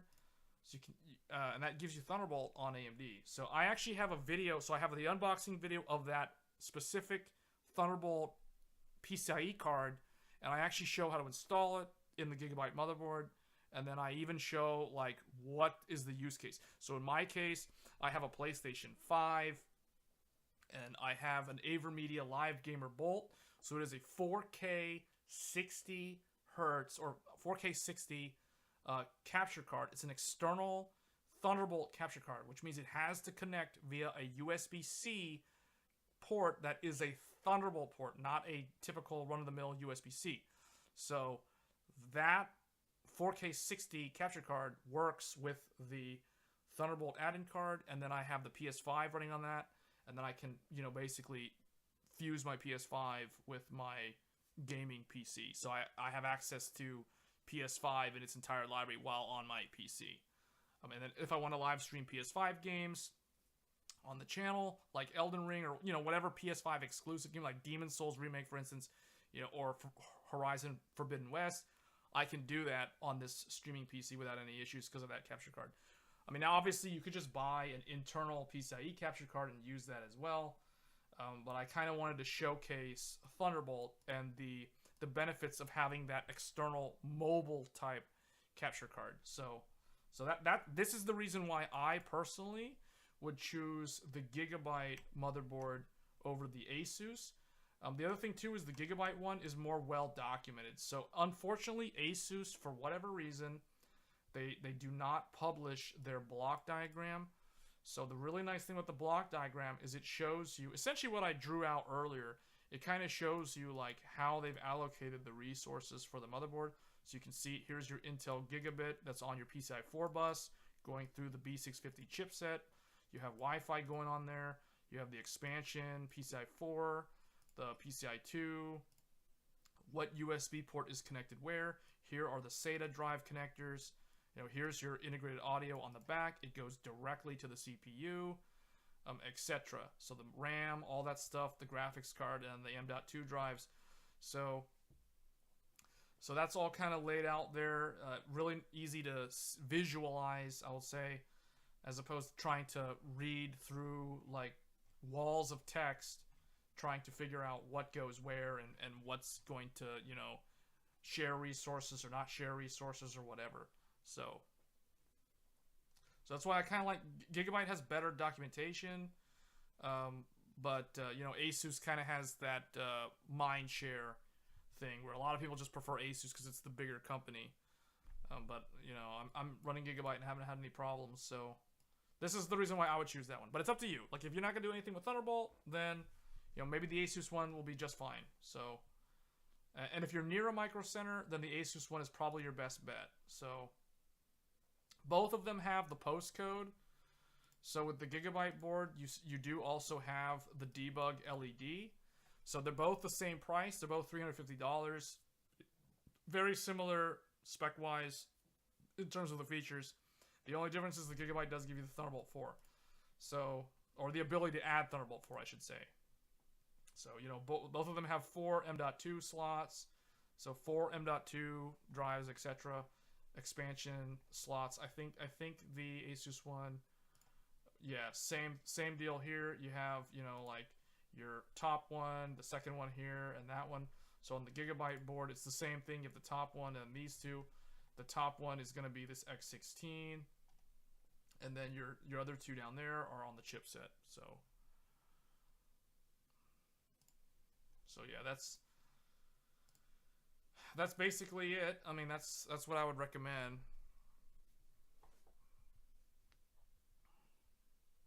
Because the thing is, I feel like you're also an interesting interesting case study example here, just to use your old PC as an example, because you're somebody who has had the same PC for so many years.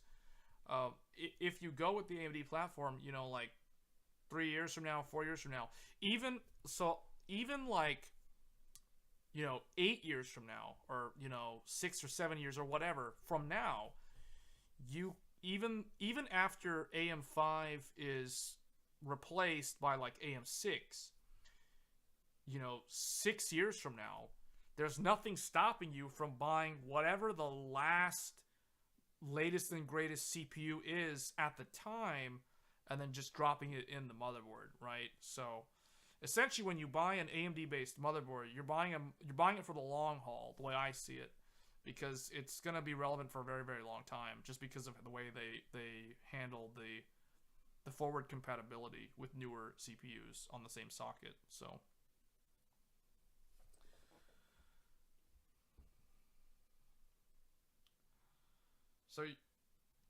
the M5 platform will last longer. Yeah. I mean, that's essentially what I'm saying. That's a good TLDR, Joel.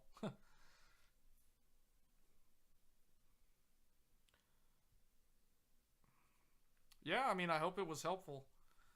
I mean, I'm always trying to get the best deals myself. So, like, I'm being totally transparent. Like, if it was my money, I'd tell you what I would do, and that's what I would do. Like, I would buy AM5. I wouldn't buy if I'm on a super old computer and I have to basically buy a new computer, essentially, like new RAM, new motherboard, new CPU, maybe new graphics card, maybe new power supply. If I was gonna do the whole thing, AM5 is the way to go. Like, especially right now with these deals, like the free memory, the fact that it's 32 gigs of memory for free, like that's kind of a no-brainer. So, and the installation process with AMD is the same as Intel now because they're both LGA. So if you're already familiar with putting together the Intel system, putting together the AMD one is basically the same thing. So, yeah. All right, guys. Well, I think other than that, I will point out this deal. I have said it probably twice on the stream, but this is an insane deal at Microcenter. 2 terabyte NVMe PCIe Gen 3 for $80. Like, this is insanely good deal. Like, this is probably the best deal that I've seen. Especially because it's under $100 and it's 2 terabytes. 2 terabytes of M.2 storage. PCIe M.2, not SATA M.2. Now, granted, it's not that fast. But it's so cheap that I can't say no to this. I can't say no to this deal. Like, this is such a good deal. Oh, it's out of stock? Yeah. Yeah, I have it set to global because I don't know, like, viewers are going to be in different parts of the country, so I can't, can't single out one over the other. I mean, there is also this one for $50. You can get a 1 gig. This one still might be available, but this man, for the $30 more to double the capacity, that's an insanely good deal. That's a really good deal. To put things in perspective, the Samsung, this is a Gen 4, so this is much faster. But this is $100 more. Granted, it's much faster. This is the type of SSD that's supposed to go in a PS5. Like, this is a PS5 type SSD. But obviously this will work with the new AM5 because the AM5 has those PCIe Gen 4 and Gen 5 M.2 slots. Or the AM, yeah, so, regardless, right? But, like, these other ones will work totally fine. Like, this, to me, is a no-brainer, like, for a laptop.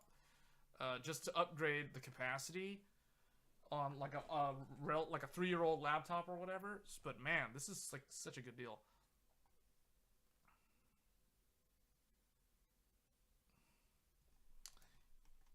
Well, okay, when I'm talking about PS5, I'm talking about installing this in the PS5. I'm not comparing this to what's already in the PS5. I'm talking about adding this drive to the PS5. Yeah, but no, this is what you want. Like, Sony even says they prefer that you put one that has a read speed of 7,000. Basically, what this is saying is what Sony wants you to install. So this is basically, when I see this, I just immediately think, oh, this is PS5. This is the PS5 SSD. Without the heatsink.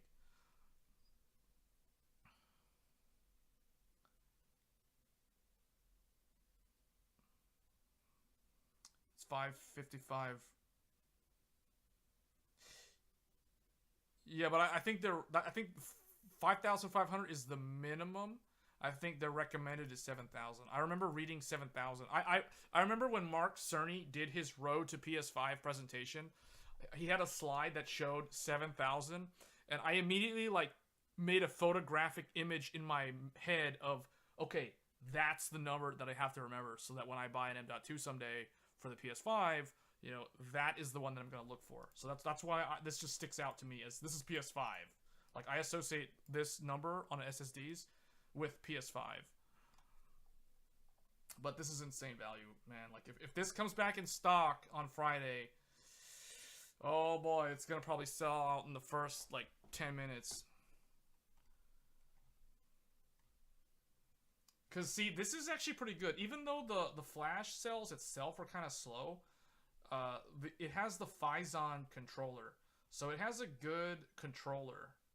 The Phison controller. So for those that haven't really kept up with M.2 drives, so the first PCI Gen 5 SSDs are going to launch with the Phison-based controller. They're going to be first to market, is what I know, based off of the roadmap, based off of everything I know internally. Just like attending webinars and stuff from different companies. So like Phison's gonna be the first one. So if you're in the market, if you're looking for like a high speed PCI Gen 5 SSD, if you're like an SSD enthusiast or whatever, you know, like you're gonna be paying attention to anything that's Phison related. But this thing has the Phison controller, so this is actually pretty good SSD. Even though it's kind of slow, it's gonna be pretty reliable. So, and I'm actually using an inland 2 terabyte, not this one. I'm using an inland professional or premium or something like that. It's a 2 terabyte. I'm using that as my main C drive on this very computer right now. So I'm very familiar with the inland, like Microcenter's store brand SSDs. I have a bunch of them. I have one in the PS5, and I've never had any problems with it. So PS5 like did the speed test, and PS5 says it's like 6600 or whatever. So it's good. Yeah, laptops. I mean, these are I don't know. From time to time, people ask me about laptops. I try to do laptop content, but I personally don't like gaming laptops. I personally tend to go with business class laptops. So I typically go with ThinkPad. So I usually go with ThinkPad. Like I've got multiple videos on the channel covering like Lenovo ThinkPads over the years. So if you guys are interested in my take on like laptops and mobility, you might want to check out my ThinkPad videos because I do have a number of those. In fact, there's going to be one that goes up on the channel tomorrow. Even though tomorrow's Thanksgiving, I mean I've already set it to go up. It's gonna be live tomorrow.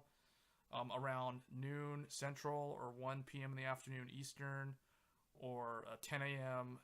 Pacific time. When Portal RTX comes out, we will have the third game that supports path trace ray tracing.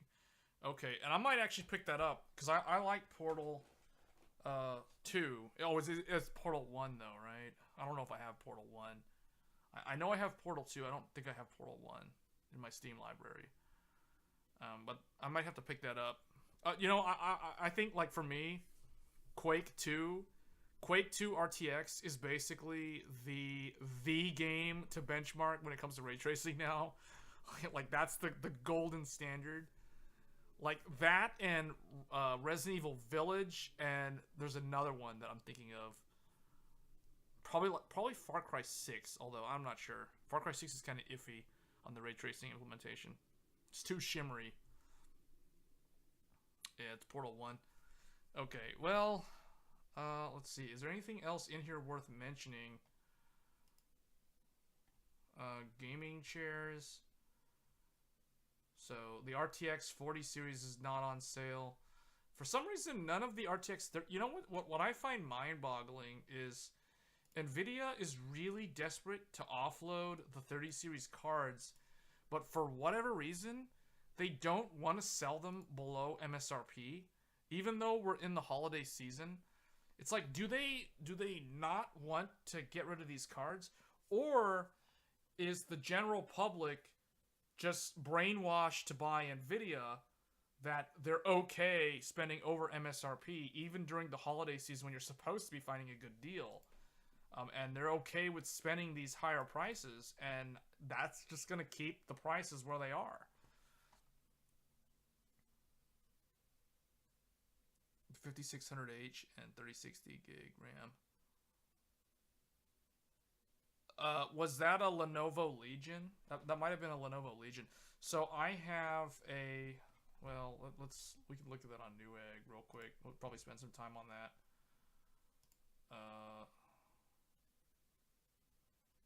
Laptops.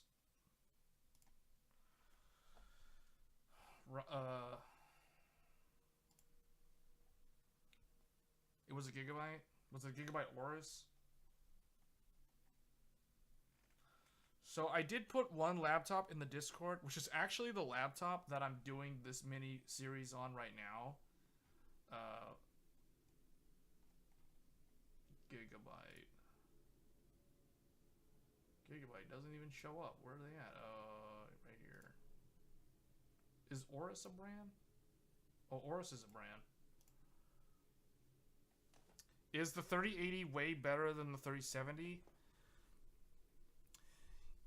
Yes, but at the current prices, I can't recommend either one of those. I would recommend the AMD cards over both the 3080 and the 3070. Go Scoo. We talked about that earlier. I can't recommend any NVIDIA graphics cards for the holiday season. None of them. Not even the...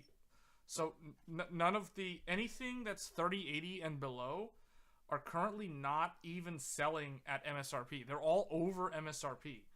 So just to give you... we'll just kind of throw it up on the screen real quick, just to kind of show it again. So for those tuning in and weren't paying attention earlier, or they just weren't here... So these are the MSRPs. This is MSRP for these graphics cards. So if you're looking at a 3080, if the 3080 is over $700, it is not a good deal. It is above MSRP. Likewise, if you're looking at the 3070, if it is greater than $500, it is overpriced. What's the AMD cards that's better?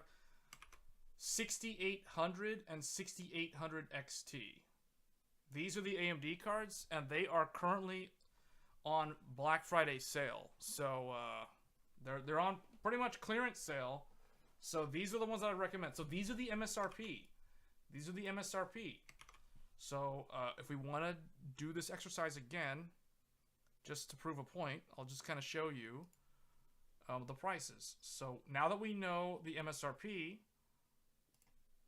let's take a look at what they're priced at. So let's look at RTX 3080. So 3080, we'll do it again, sold by Newegg. And here we go. So what did I say earlier?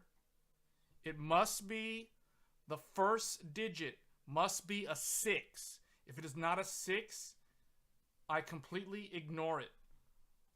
So 88888. So all this is all fail. This is fail. It's out of stock. Fail. Fail. Out of stock. Out of stock. Out of stock. So they're all out of stock. So first of all, you can't buy one unless you're at a Microcenter probably. So let's look at Microcenter's pricing. So let's go to graphics cards and then sort by RTX 3080 because if you type it into the search bar, sometimes they just don't show it. So again, what did I say?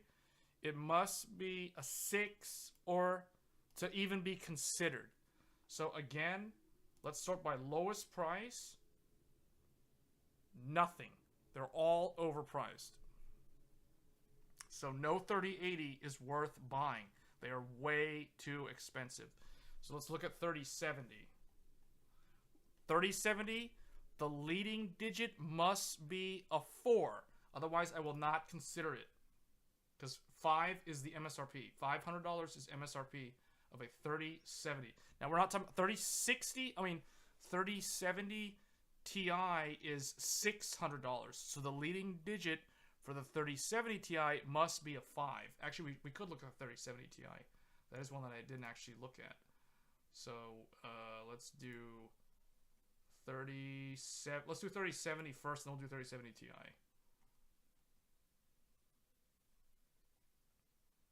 You wanted to take your 2060 Super out and get a new GPU. Well, if you're looking for a Black Friday deal, I can tell you right now it's going to be an AMD card because there are no. I don't know what's going on with Microcenter, but in general, there are no good deals for any of the NVIDIA cards right now. So let's search for the 3070. 3070 sold by Newegg because I don't want to buy some random refurb or something from China or some weird someone who's selling mining cards. Okay, so let's take a look at this. They claim Black Friday deal. Now let's see if that's actually accurate. So what did I say earlier? MSRP of the 3070 is $499, $500. So if it does not have a 4, it is a complete waste of money fail. So they claim Black Friday deal, fail. What is this? 3070 Ti?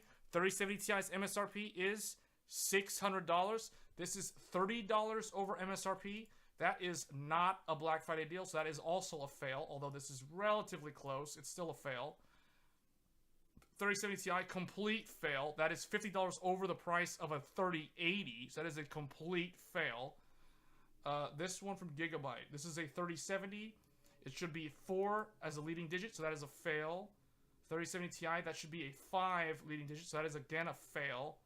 So see, this is what I'm saying, guys. Complete fail on NVIDIA's part.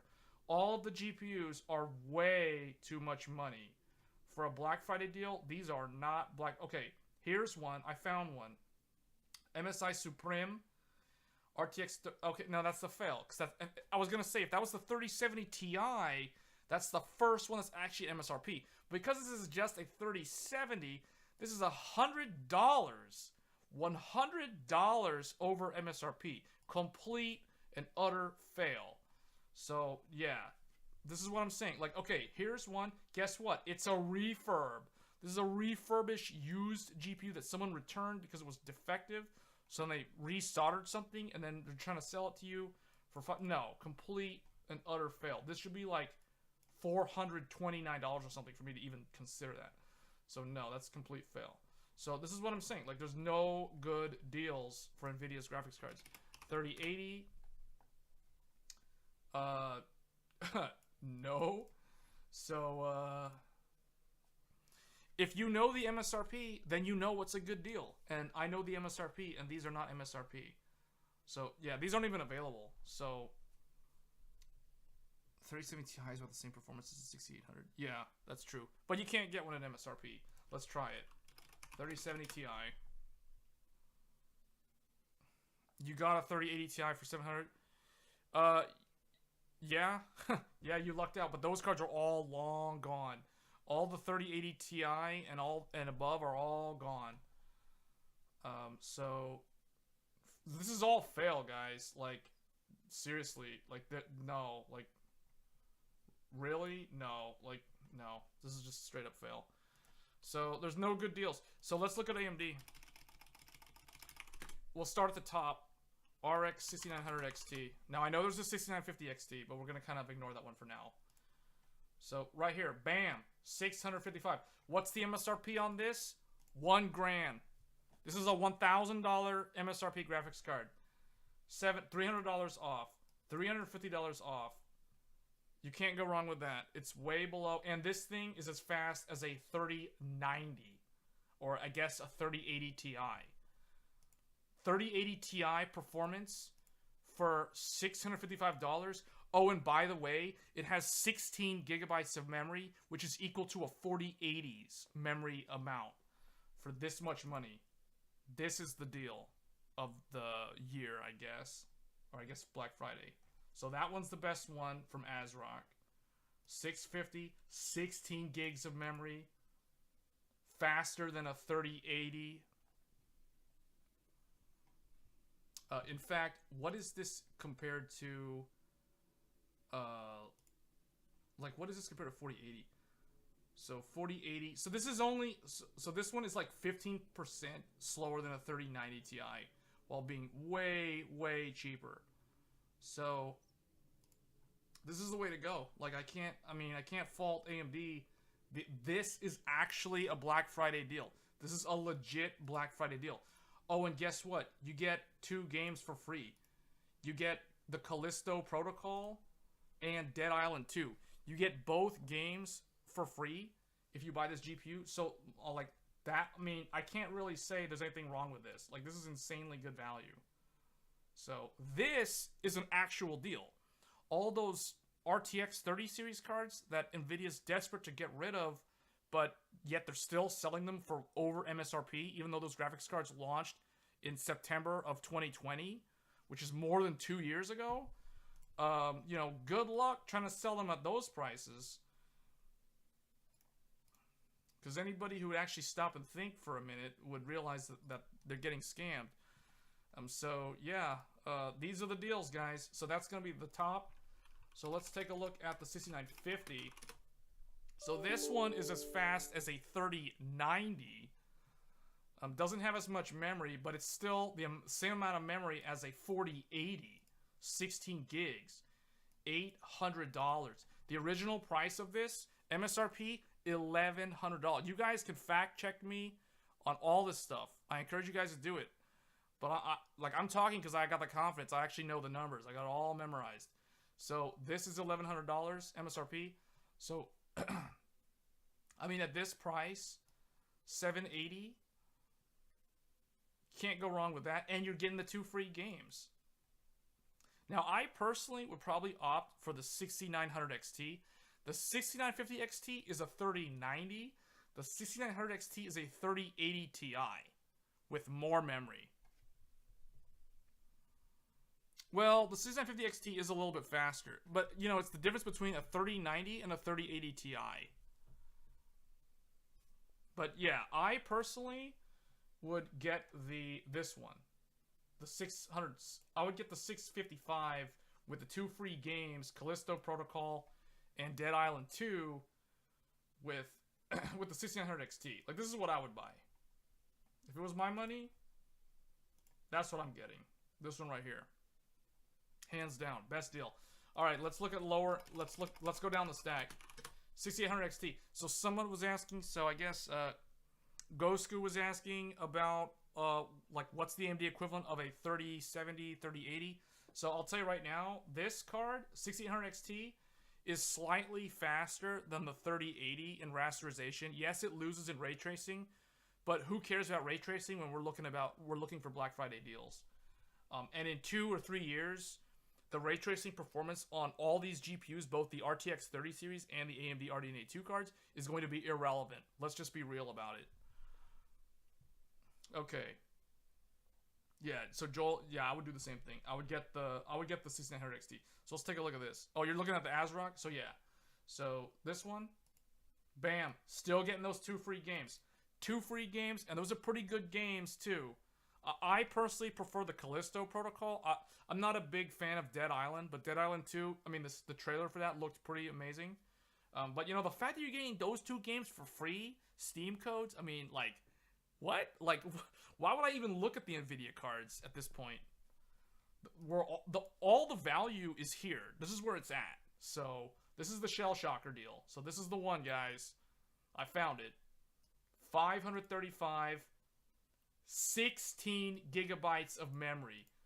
2 free AAA games. This is it. This is it. This is the Black Friday deal. This is the one. Oh, and guess what? There's also a $20. There's a $20 mail-in rebate. 515 for the same amount of memory as an RTX 4080. Let that sink in for a second. 16 gigs of GDDR6, 2 free AAA games, $20 mail-in rebate. Like, and this thing is slightly faster than an RTX 3080 while having 6 more gigabytes of memory, you know, because the RTX 3080 has only 10, which means it will age poorly, especially if you want to go to a 4K monitor. Let's be real about that. VRAM matters more than ray tracing. I'll take more VRAM any day over the week over better ray tracing performance, because the VRAM doesn't limit me in all games versus the gimmicky ray tracing games. On both RTX Minecraft and Quake 2 RTX, can still do ray tracing. I'm gonna build my new PC. I don't know how to build a PC, but I'm gonna try. Well, there's a first for everything, right? I have a PC build video, so for those of you that want to see like how I build a PC, now I don't show the full process. I kind of show like the major steps. But I did recently unbox the Intel 13th Gen i9 13900K. So I've got one here. Well, it's not in the box. It's in the PC now. It's in the other PC, not this one. So the one we're streaming on, for those wondering, I said it earlier, but for those that are tuning in now, we are currently streaming on the brand new Ryzen 9 7950X. This is my new current main PC. This is the one that you'll see me streaming on. I edit all my videos on this PC currently. So Ryzen has been the workhorse that's done all my work day in, day out ever since I upgraded to this platform. It's been rock solid. I have Thunderbolt 4 on it. I'm running my AverMedia like 4K 60 capture card. My PS5 is effectively like fused together with this PC. So I did not do a build video on this particular CPU, but I did do a build video on the 13th gen. So that is on the channel. So if you want to see like kind of the quick and dirty of how to build a PC. Now, granted, there are much more in-depth how to build a PC videos on YouTube, so I encourage you to check those out as well. Do you think I'd be able to put an AMD 6900C formula in Alienware? Maybe. Depends. So, Alienware Aurora R11. Probably. You could probably put it in here. I don't know if this is the exact case. I need to see a picture of it open for me to be able to comment on it. Because my only concern is the length. So, like, will it bump up against, like, some kind of hard drive cage or something in here? That's my only concern with that. What you want to do is you want to get the measurements. So if we're looking at this, so you're looking at the, oh, you were looking at the 6900 XT. Well, they're going to be the same cooler. We can go back to that one. But this was the shell shocker, guys. I found the gold mine. This is the one. If you guys are in the market for a new GPU, looking at Black Friday deals, so far, this 6800 XT is the best deal I've found. Let me duplicate this tab so we can come back to that, because I do want to show people that we want to go further down the stack. But if we go back to that 6900 XT, so 650, so it's $100 more for RTX 3080 Ti/3090 type performance, more memory than a 3080 Ti, equal to a 4080 in the memory, 2 free games. Man, this is like such a good deal. So what's the length? What we want to know is the dimensions. Does it even have the dimensions?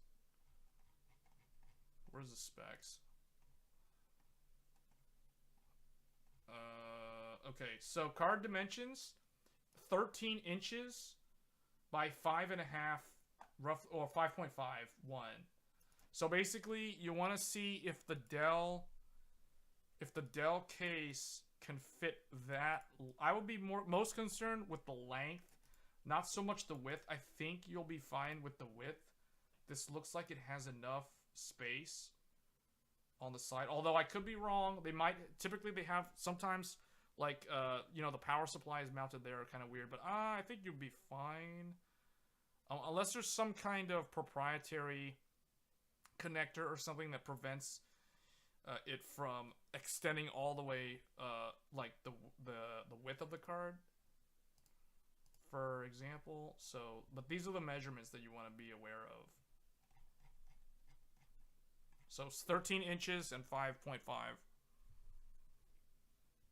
The ASRock card requires 3 8-pin, does it? Oh yeah. Well, is it 3 8 or is it 2 8 and 1 6? Oh yeah, it's 888. It's 888. So this is basically like the 4080, which requires 3 of these 8-pin off of that, you know, the adapter that can catch fire. So you don't have to worry about that. So you don't have to buy a power supply. Because people were asking about power supplies earlier. So we were looking at this power supply, which does include that very high power cable connector down. You can see at the bottom there, like literally like right there on the screen. So if you're in the market for a power supply, this is the one that I'd recommend. Me specifically, like if I was building a PC, this is the one that I would look for. 1,000 watt, gold certified. It includes that plug. Now, if I ever needed to use that, if I was ever gonna get like a 4090 or whatever, I have the ability to do it. But if not, I can still use the traditional, the 8-pin connectors off of this PSU. So this is the one that I would get if I was in the market for a power supply.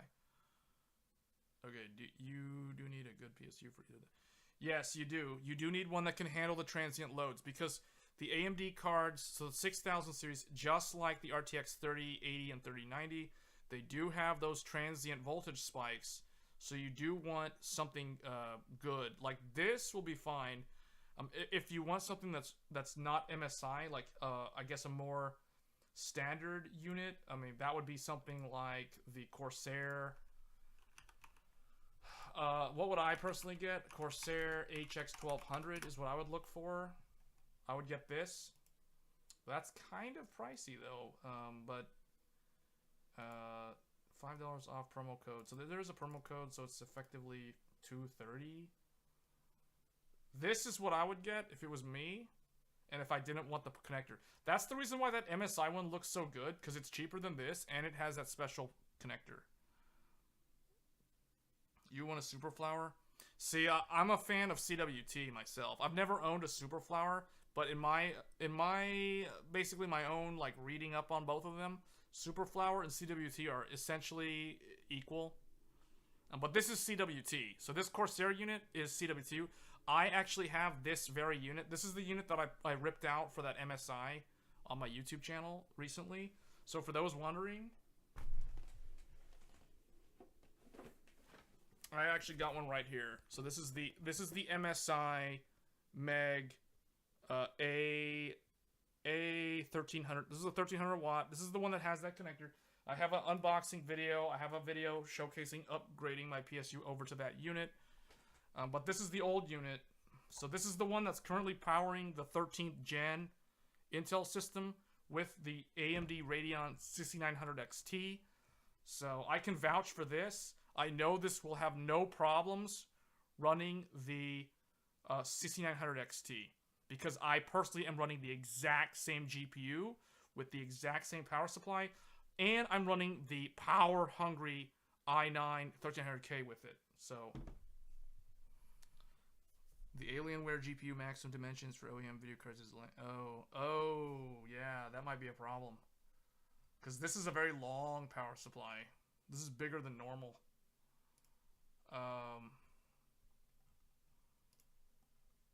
So let's see if I've got the dimensions. So 3. Oh, they give it to you in the millimeters, so we'd have to convert these to millimeters.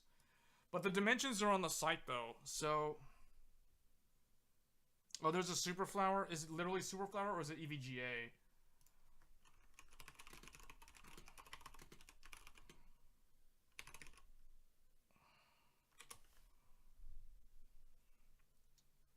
For 155? Which one is it? This one? This one? There's a Black Friday deal. Is it this? I mean, I found this one. So for those who are wondering, what is Super Flower? So Super Flower, if you're familiar with EVGA power supplies, Super Flower is the OEM that makes the vast majority of EVGA's high-end power supplies. You posted it in the Discord chat, or in that chat? No, where did you post it? You posted in the chat. I don't see it. Maybe it's slow. I don't see the link. Does YouTube not allow you to do that? I don't think I. Do Asus have the best RTX cards? No. That would actually be Zotac. Or PNY or Galax. Well, I mean Asus is... There's nothing wrong with Asus. I just would never pay the Asus tax, personally. I would go with Zotac. But like what I was saying, so Super Flower makes the EVGA power supplies, and CWT, aka Channelwell Technology, makes the Corsair high-end power supplies. Okay, I see it in the Discord. I don't know what's up with the YouTube. I don't know why YouTube's not letting it go, but I'll throw it in here. So, okay, so here's the one. $20 Newegg gift card with purchase. So, yeah, this is the Super Flower. 1000 watt. It looks kind of small, so maybe it'll fit. It looks pretty compact. Maybe it'll fit in the Alienware.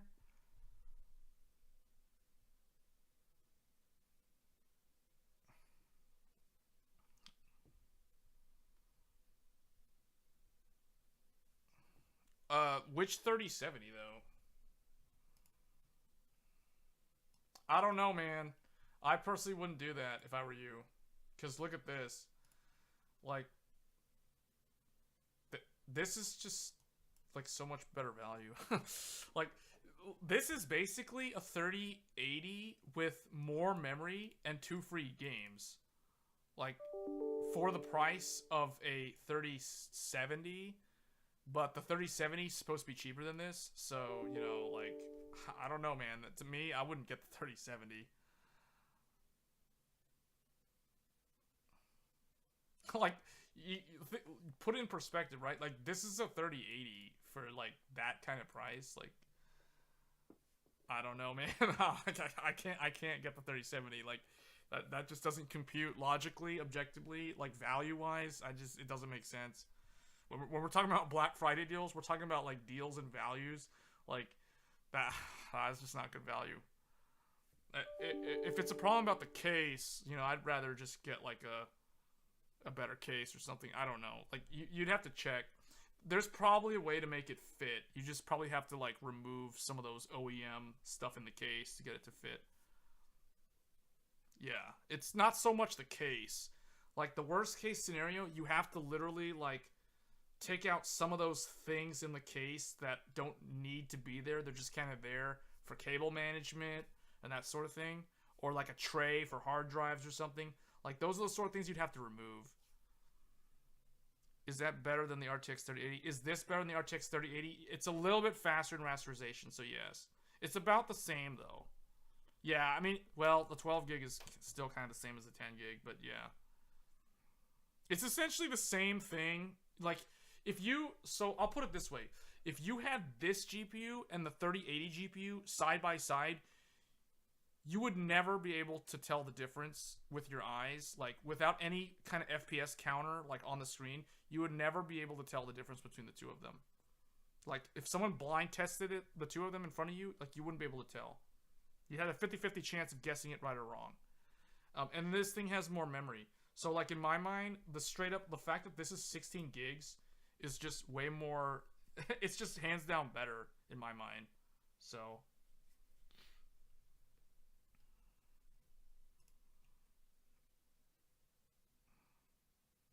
to me, like, this is kind of a no-brainer. Yeah, this is the best deal. That's why they got the Shell Shocker sticker on it.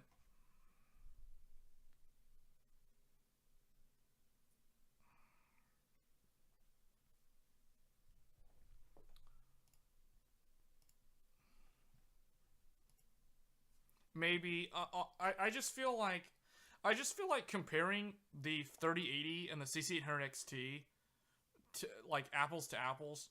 The reality is, in some games the AMD card will be faster, in other games the Nvidia card will be faster, but the reality at the end of the day, they are so close regardless of which GPU is faster in any given game, that you'll never be able to tell the difference. Like, objectively speaking, you'll never be able to tell the difference. So, what case should you get? Oh man, now we're doing like a full build. What's better in Fortnite? You know, gee, I don't know. I think they're so close in performance, it doesn't really matter.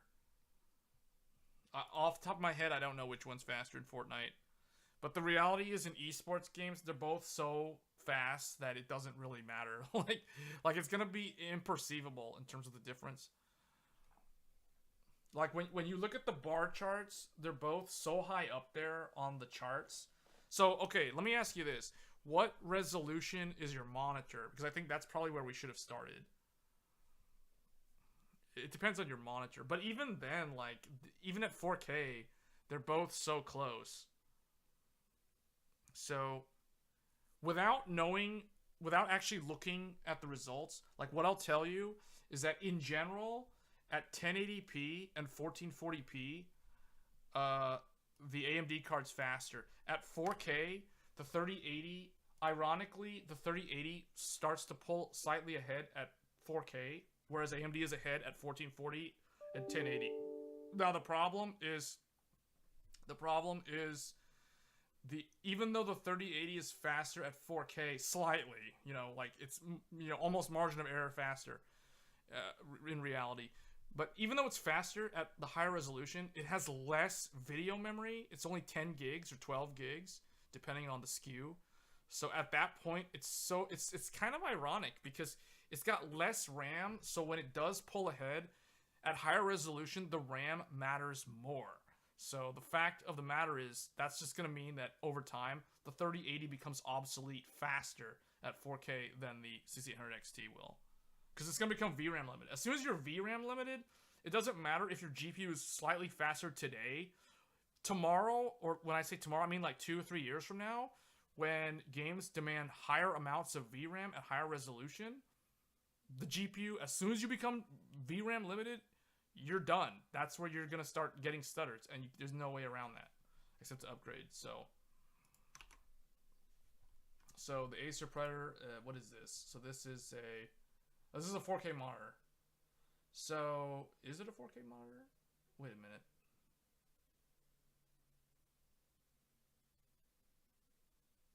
Is it the 4K? Why do I see like a 1440? Oh no. They're all 4K. You said it was 240 hertz.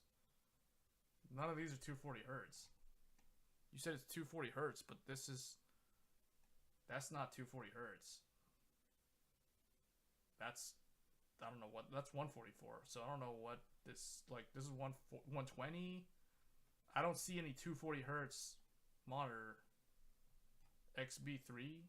Like none of these are 240 hertz.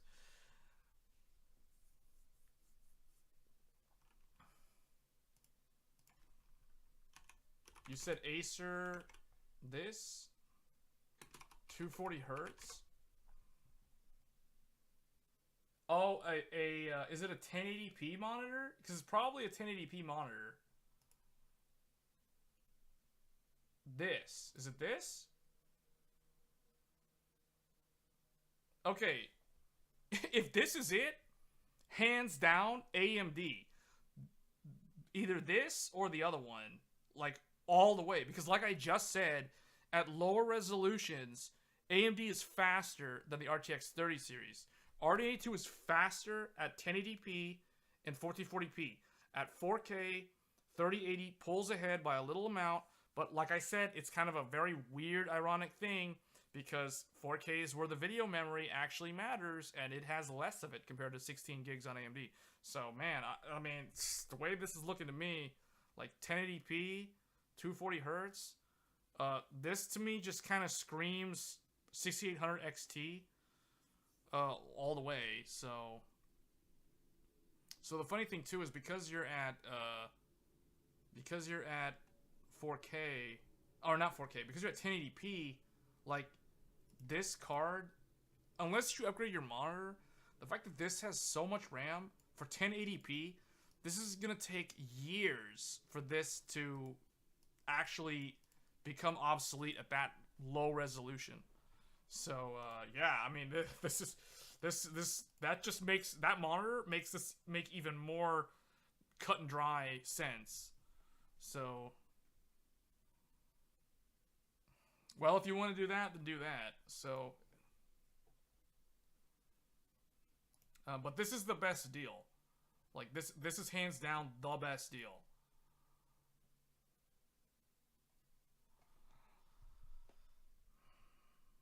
But I really think at 1080p, I do think that this one logically makes more sense. Like from a optimal standpoint, like frames per dollar, This one makes more sense at that resolution than the 6900 XT. It's roughly 10 to 15%, maybe.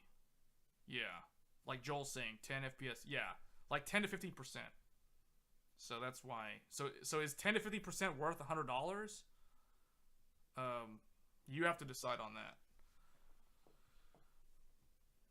So for the case, well, the power supply we kind of already established. Like, this is a good one.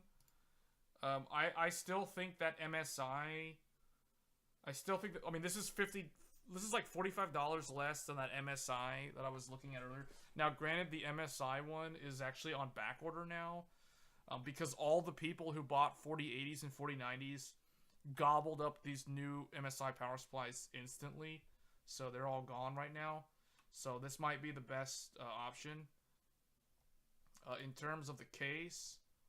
So I would say, I don't know what your budget is. You haven't told me your budget, but the fact that you're looking at the 6900 XT tells me you have kind of the upper range. So there's this. Well, let's kind of stay away from Fractal for right now. So Corsair, what is it, the 6000D or something, or the, what was the number? 5000D. 5000D. Airflow, tempered glass. So there's this. This is a decent one. I mean, this I know will fit it, no problem. So you can see, like, that's one that's good. 5000D Airflow, yeah, that's the one. Black Friday deal. It's a little bit off. It's like $30 off. So this is a good one. I was actually considering this earlier this year. But I ultimately got a Fractal Torrent instead. But this is still a really good one. So the nice thing about this is the power supply is bottom mounted, which means the power supply goes at the bottom. It installs in the bottom of the case. Man, we might as well go to like PC Part Picker. I don't know if PC Part Picker is gonna show the PC. We might as well do all of that because we're doing like a full build. So, man, what was the last thing? Okay, builder. So, okay, if you want me, like, if you want my opinion, now, I don't know if you're near a Micro Center, because if you're near a Micro Center, it makes more sense to just go all in on Micro Center's deals, because Micro Center has the best deals. So, let's just start with this. So, what I would recommend, if I was doing a gaming build, brand new, I would go with the Ryzen 7 7700X, because if you live near a Micro Center, I'll just bring this up on the screen again. So right now, Micro Center has an insane deal. Not only did the price drop for Black Friday deals for the new AM5 CPUs, but not only that, but if you buy any of these CPUs, you get free 32 gigabytes of, oh dear, you want 3900K. Oh man. I mean, we're talking about deals, right? So I can't really recommend 3900K right now because you still have to pay for like memory and stuff. But like for value, like this is really the value king. So even with that, like the 7950X is better. Like it's better in multi-thread, although it kind of depends on the application. It's slightly slower in gaming, but you'll never really notice the difference, especially because you're talking about like playing on a 240 hertz monitor. So most of the time, you're never gonna notice the difference. So I really don't think, like for your use case, the 3900K doesn't make any sense at all. If you want to buy Intel, I can't really recommend anything above the 13700K for gaming. The 3900K just doesn't make any sense for a gaming PC. Like, because you're running a 240 hertz 1080p monitor, that to me just sounds like a gaming PC. I can't recommend Ryzen 9 or Intel i9 for that use case. It just doesn't make any sense. From a value standpoint, it's just kind of throwing money away. So it's just you're not getting any value there. So 7700X is roughly very close to the 1300K in gaming. So you're not really losing anything there. And the fact is you're getting free 32 gigabytes of memory. 1300K, yeah, 1300K is not a gaming CPU, so I can't really justify recommending that. So hold on, let me see, let me make sure that there was nothing I skipped over. Corsair, it's a good motherboard. So we already talked about Corsair. So the motherboard, like I would basically recommend. So there was, what did we recommend earlier? We talked about B650. So John C was in the chat earlier, and we basically recommended. No, neither one of them are gaming CPUs. Anything with a 9 in the CPU is not a gaming CPU. So i9 is not really a gaming CPU, and likewise Ryzen 9 is also not a gaming CPU. If you want a gaming CPU, it tops out at i7 and Ryzen 7. Like that's kind of where it's at. So like for example, like this is for 300, what is this? Roughly $350. You get a 8-core, 16-thread Ryzen 7, brand new. It's DDR5, and you get free 32 gigabytes of DDR5 6000. So this is not some cheap memory. This is actually good, like high-end memory. You know, 6000 mega transfer. Typical DDR5 is like 4800, 5200, 5400, like somewhere in that range. So this is like 6,000 DDR5 6000. So that's really good, and that's like free with any of these processors. So you cannot get the equivalent deal with Intel. Now, you haven't told me if you have access to a Microcenter or not. So I mean, we could be kind of just wasting time talking about the Microcenter deal. But if you're near a Microcenter, this is kind of a no-brainer. Like, there's really nothing better if you're building a new PC. So you're not close to Microcenter. Okay, so then that kind of changes things. So we already, let's just go to PC part picker then. So let's just do this the formal way. So this is 329. So let's first do what I would buy. I'll show you what I would buy, and then we can kind of change it. So I'm just gonna put what I would recommend. Like if it was my money, this is what I would spend money on. Okay, so now you're seeing my own opinion here. So where is B650E? I would buy the Oris Master. Where is that at? This one. And then memory. Now the memory, for me, since I'm near Micro Center, the memory is straight up free. I don't have to pay anything for it. And I get 32 gigs. But that would be DDR 6000. Oh man, this is gonna be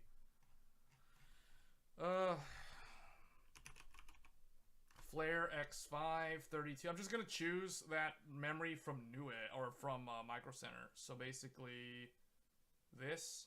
I think it was this. Was it this? Yeah, it was this.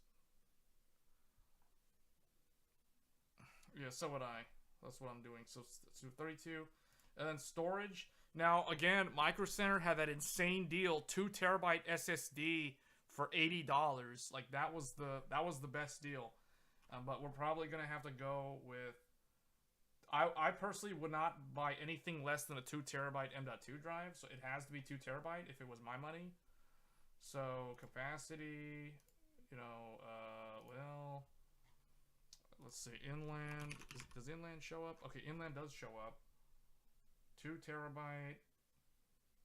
This one is the one that's the Micro Center one, but the thing is you don't have access to that, so we're just gonna go with a.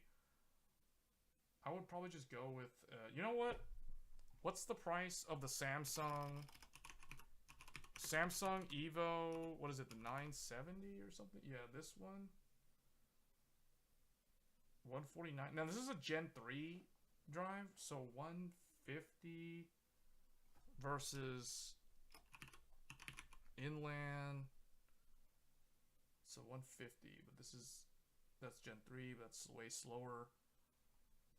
Is this Gen 4? No, it's Gen 3. I guess the Gen 4 ones are just too much, so I'll probably just get a Gen 3. 150. That other one was 150. Like, can I find anything that's less than that? I guess Samsung it is. I can't really find like this one. This one's slightly cheaper, but it's like way slower, so I'd probably go with that Samsung. Brian's asking, is the Samsung Gen 4 2TB worth 180? No, I mean I wouldn't buy it. I wouldn't buy it. I would buy the Gen 3. But the thing is, so really 180 though, $30 more for Gen 4. So I gotta think about that for a second. Because the one that I was looking at is a Gen 3. I was looking at the 970 Evo, which is Gen 3. And I was looking at this one that's 150. But you're saying for $30 more to go to a Gen 4 drive. Maybe. That might actually be worth it. Hold on, let me see. So, yeah, that one might actually be worth it. Hold on, I really think that there's some better options, though. Inland, 2... Performance Plus? Oh, that's even more. Maybe the Samsung is the best deal. This is only Gen 3. This is 200. Oh, that's only Gen 3. You know what? Maybe that is the best deal. I don't know. I'm not seeing anything that makes sense. What about, what's the other brand? Western Digital WD SN850 or something? Like, what is the price on this? These aren't even price competitive either. So I guess, yeah, I guess that Samsung Pro 890, yeah, the 980 Pro, yeah, I guess that's the best one.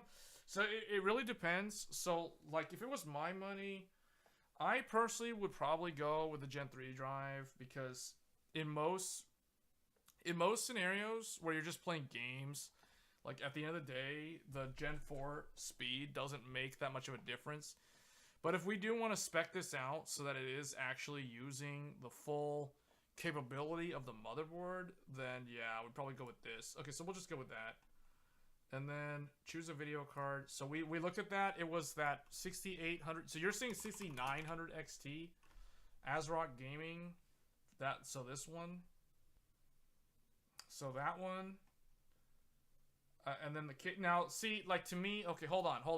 Because if it's my money, and if I'm like I'm trying to build a computer that you want to upgrade to, I personally, knowing your monitor, I would get this one. It's $100. It's like more than $100 less.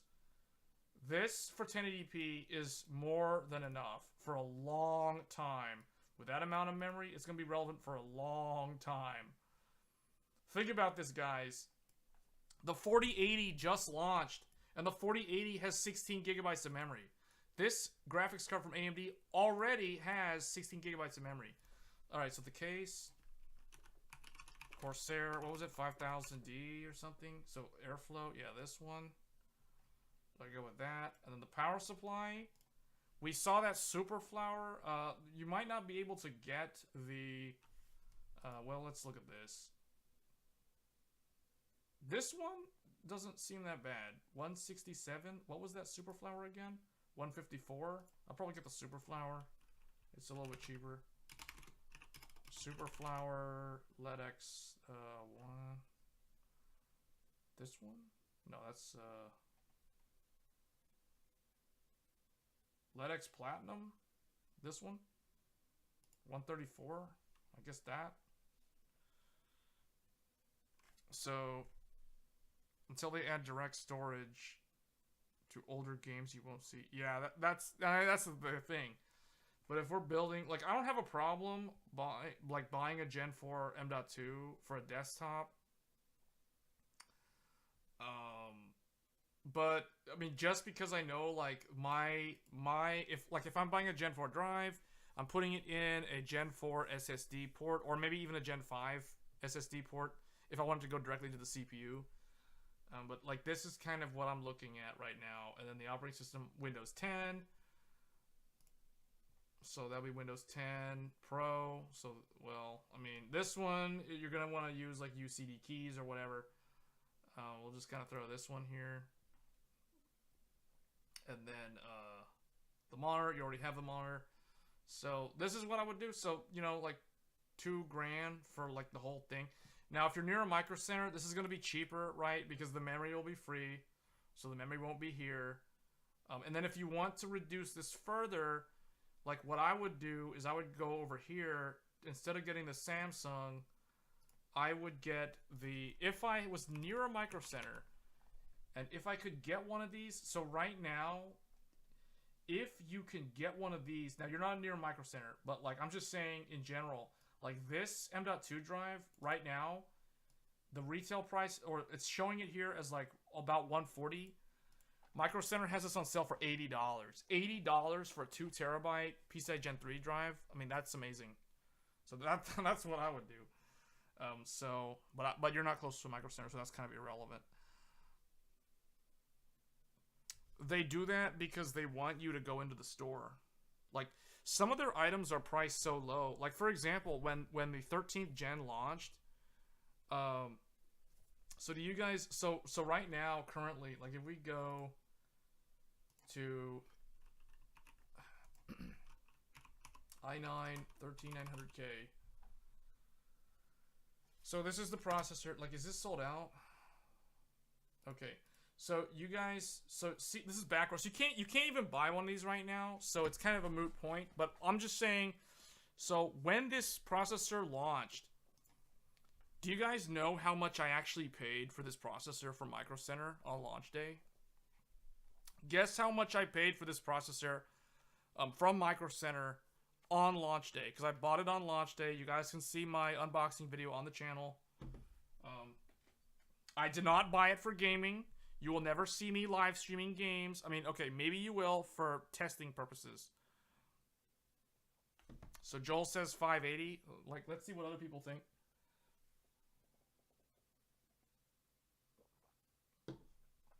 So how much do you guys think? So I guess is Joel the only one that's going to guess?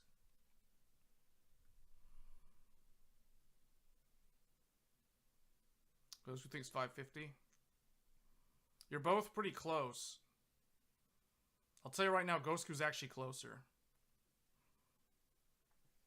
Alright, so I paid $560. $560 for this on launch day at Micro Center. So $560, you can't even get this at that price right now from Micro Center or anywhere else. So like, let's see what Micro Center's price is right now for the 13900K. I bet it's $600. Wait, what? Why is it coming up with these weird... Oh, I was right. $600. So they raised the price on it. They raised the price on it because... I don't know. I guess they just did. So what I'm saying is the reason why Micro Center doesn't ship products is because they can keep their... Well, I guess it's because they can kind of keep their logistics costs down a little bit by doing that. But on the other flip side of that is they encourage you to come into the store because some of the items that they sell are so heavily discounted. Like, for example, you know, I bought, this was listed for $560, $559 for basically the first week that it was for sale at Micro Center. That entices people to come into the store, and the idea is that while you're in the store, you might buy some other things. You might buy, you know, like a CPU cooler. You might buy some other stuff. Typically, it's those other accessory items that, not the big ticket items, but the accessory items. So like cables, cable mods, you know, custom sleeved cables, water cooling peripherals, or like water cooling custom loop stuff, tubing, all that kind of stuff for PC DIY. They do not discount those kind of those sort of products. So that's the main reason why. So Ghost, you're gonna head out. Okay, so I mean, I hope this was useful to you in some way. But yeah, like this is what I would do if it was me, and if I had a 240 hertz 1080p monitor. You know, I would get, at the very least, I would go with the 6800 XT. You know, that's got the 2 free games right now, and that's really good value at the $500 price point. I don't think you need to upgrade the case. I really think you should just kind of like try to do your research, check and see like what you can fit in the Alienware case, because I really think that you wouldn't have a problem fitting that in the Alienware. And then, yeah, if you want to upgrade the other stuff, like, I don't know how, you didn't really say how old the existing parts in the computer were. But, you know, the GPU upgrade itself is a massive upgrade over the 1070 or whatever you had. I don't know if you had the 1070. Somebody, oh no, that was someone else. That wasn't you. Oh, you had the 20 something, you 2060 or something? I forgot what you had. Someone had the 2060, someone else had the 1070. I know we helped people out with older GPUs earlier in the stream. So Z, okay, so you're on Coffee Lake. No, you're on Comet Lake. 10th gen. That's Intel 10th gen. So that would be like a 10 700K or 10 900K or something like that. Or 10 600K. That's what's supposed to go with that motherboard. Now you can also throw an 11th gen in there, as far as I know, but that means you're on PCI Gen 3. You don't have Gen 4, which is okay. But you know, like, yeah, I can kind of see why you want to upgrade. But to be honest with you, you know, if you're on a 1080p monitor, so I really don't think you need to do a full system upgrade unless you really want to upgrade the monitor. Now, if you upgrade the GPU, it's gonna be a massive upgrade for 1080p, and that's really nice with the high refresh. Yes. So Brian, so the 70, so guys, currently this CPU is the best value.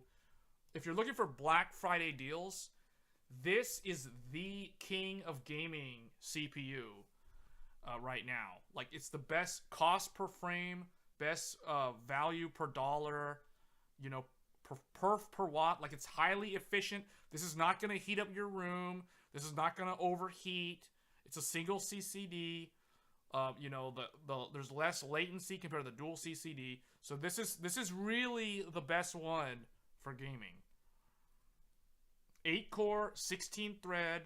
You know, like, it's standard stuff. Very good in Windows 10. No weird scheduling issues with Windows 10 because there's no E-cores. So you're gonna go for an i9. I would not go for the i9, like, especially right now. Like, okay, Brian, I say that, and I'm not trying to sound like a hypocrite because I do have the i9, but again, I do not use this to play games. I do not game on this. If you guys watch my video review of the Intel Arc A770 GPU, I use that in my gaming rig, and my gaming rig is using a Ryzen 7 5800X. I was contemplating getting the 5800X 3D, but I may end up doing a complete rebuild of the gaming PC next year, possibly with a Zen 4 based X3D CPU. So that's why I'm kind of holding out on that. So I do not use this to play games. Like, it is a big waste of money if you want to buy this just to play games. Like, this, the reason why I bought this is for workstation professional use. I do not play games on this CPU. So that's not why I have it. Likewise with the Ryzen 9, we are streaming right now off of the Ryzen 9. I said this earlier, but I don't know if you guys were in the chat. This is the main rig. This is the streaming PC. It's the one that you will see me playing games on.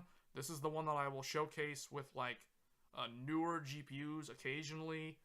So the AM5 platform is the future-proof platform. So this is my main desktop, not the 13th gen. This is kind of there as a workstation PC.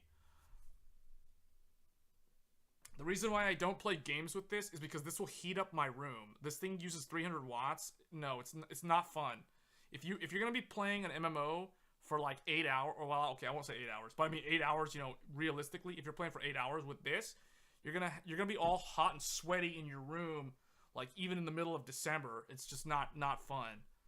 Seriously, like, that's real talk. Okay, so I'm just telling you guys reality of these high wattage CPUs. The 6800 XT is only $35 more and is a lot better. Oh wait, what are we talking about? Oh, goes it. Is it a difference between the... Oh, there is a difference. It's a slight difference. Think of it like this. The 6800 is like a 3070 Ti. The 6800 XT is like a 3080. It's that kind of difference. Power Color Fighter.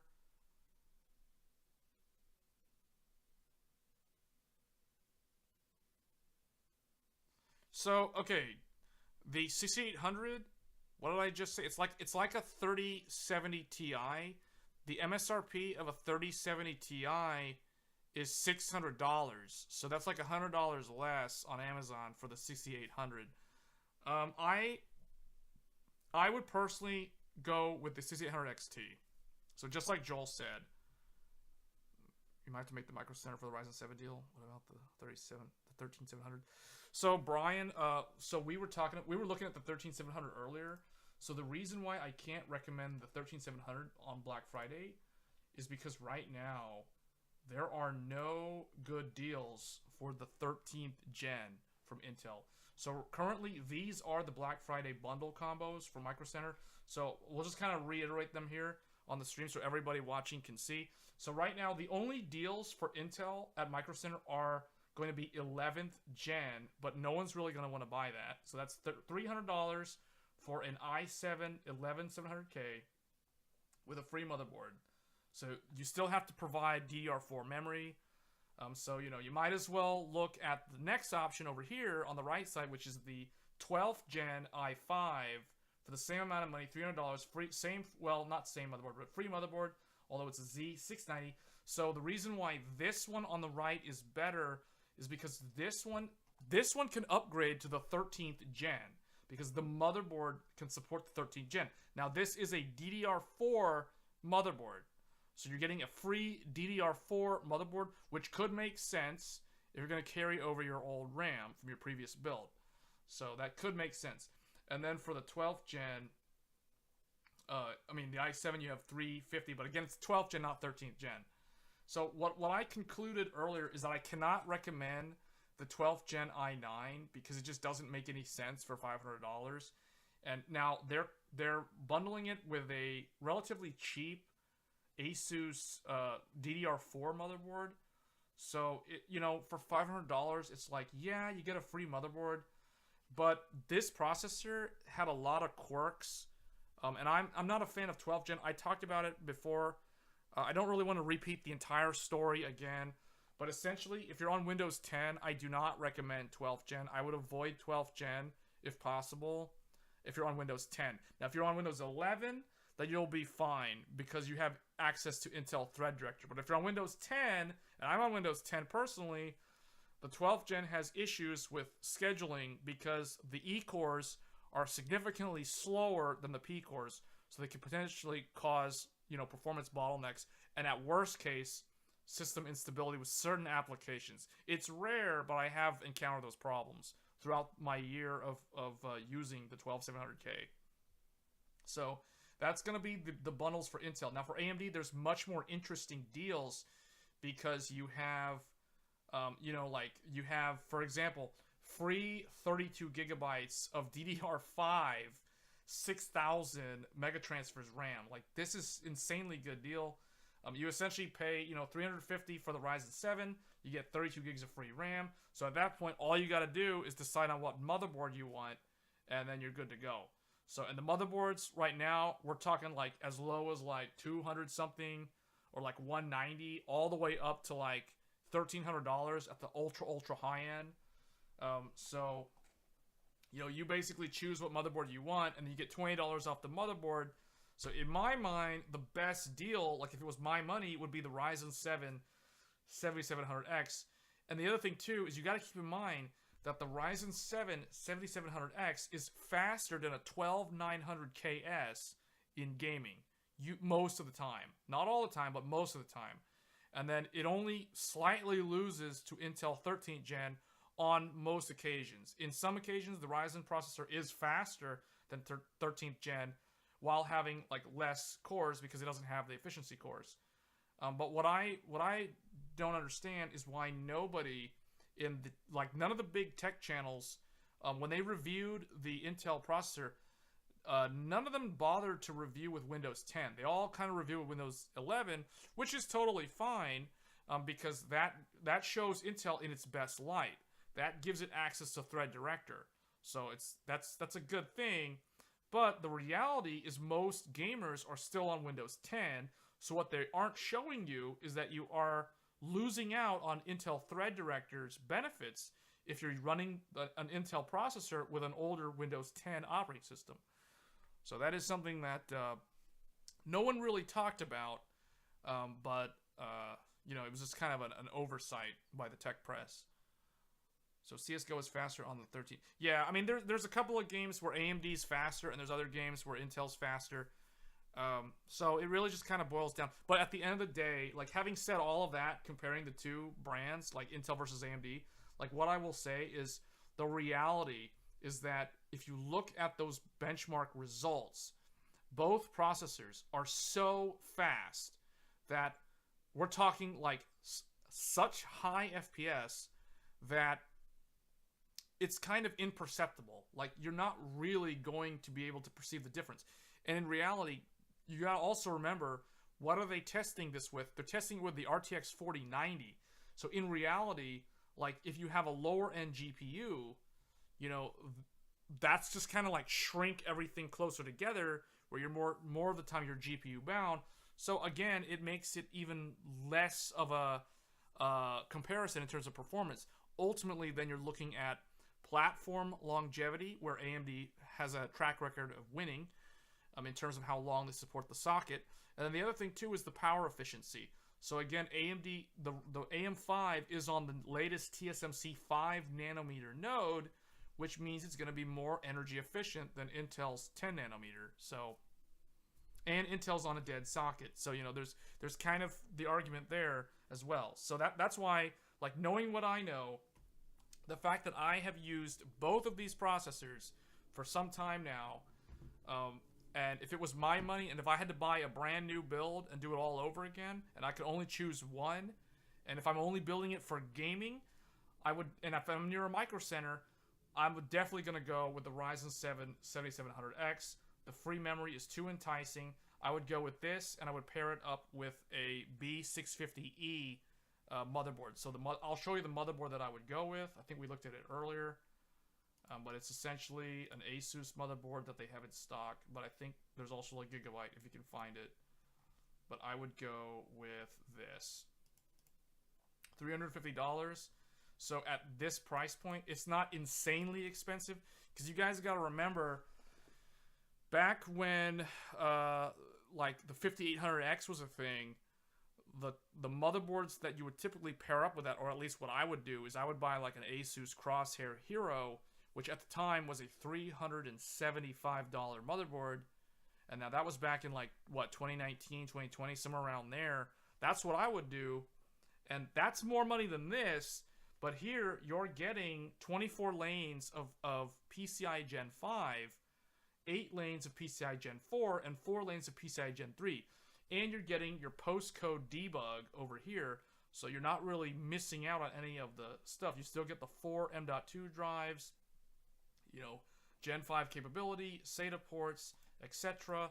Tons of USB on the back, the integrated graphics with the Ryzen. So there's really nothing I can say that's bad about this. Like, a lot of people saying the platform cost is super expensive.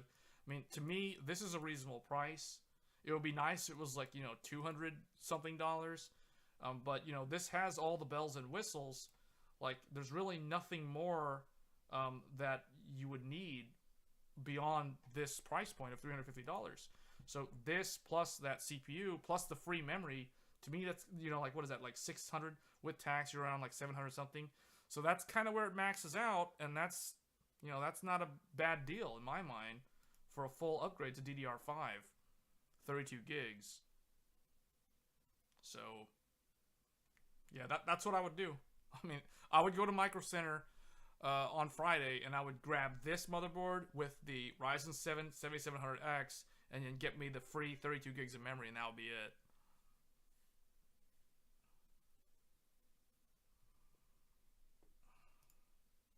And it's only going to get better over time because, you'll be able to do drop-in socket upgrades. Like, we kind of showed this earlier in the stream. Let me bring this up again. I gave you guys kind of like my own history earlier in terms of where I'm coming from, like, over the years. So, like, this was my very first CPU. these are my current generation CPUs from both AMD and Intel, so you can kind of see like where I come from in terms of my history with PC DIY.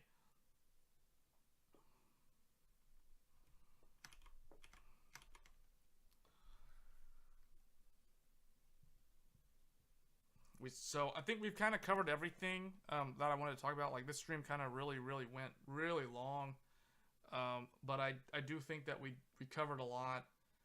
We covered the best deals. You know, that Inland M.2 for $80, 2 terabyte. That was probably the best deal for the SSDs. The $200 power supply from MSI. That was the best power supply deal. It was 1,000 watt for $200 with the special power cable. The power cable for PCI 5.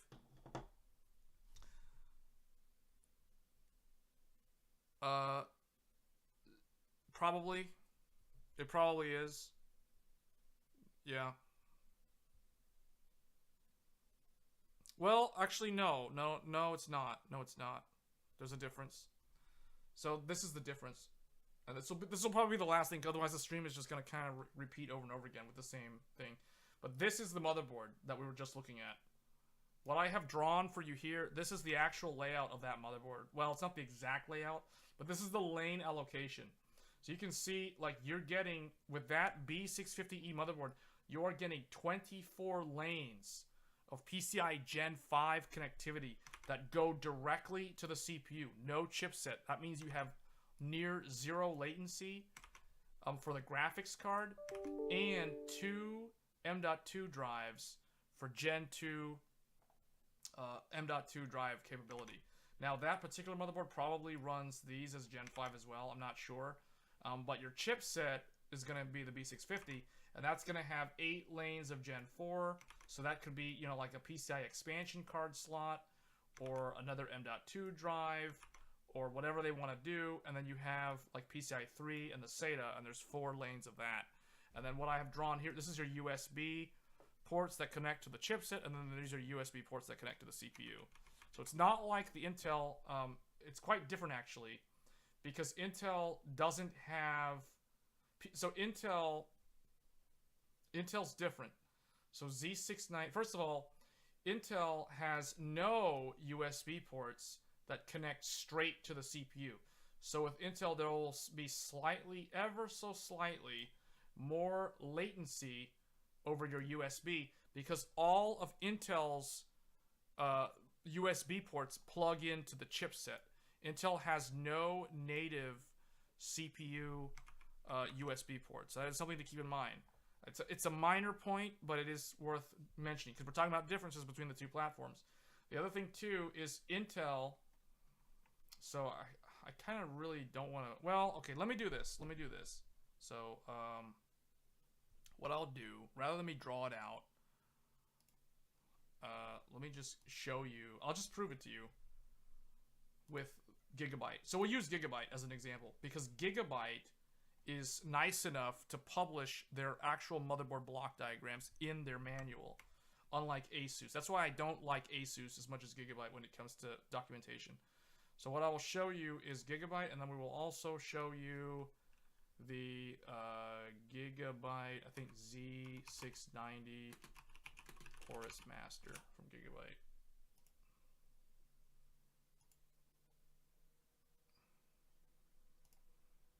So we're going to look at Gigabyte because they show Asus will be similar enough.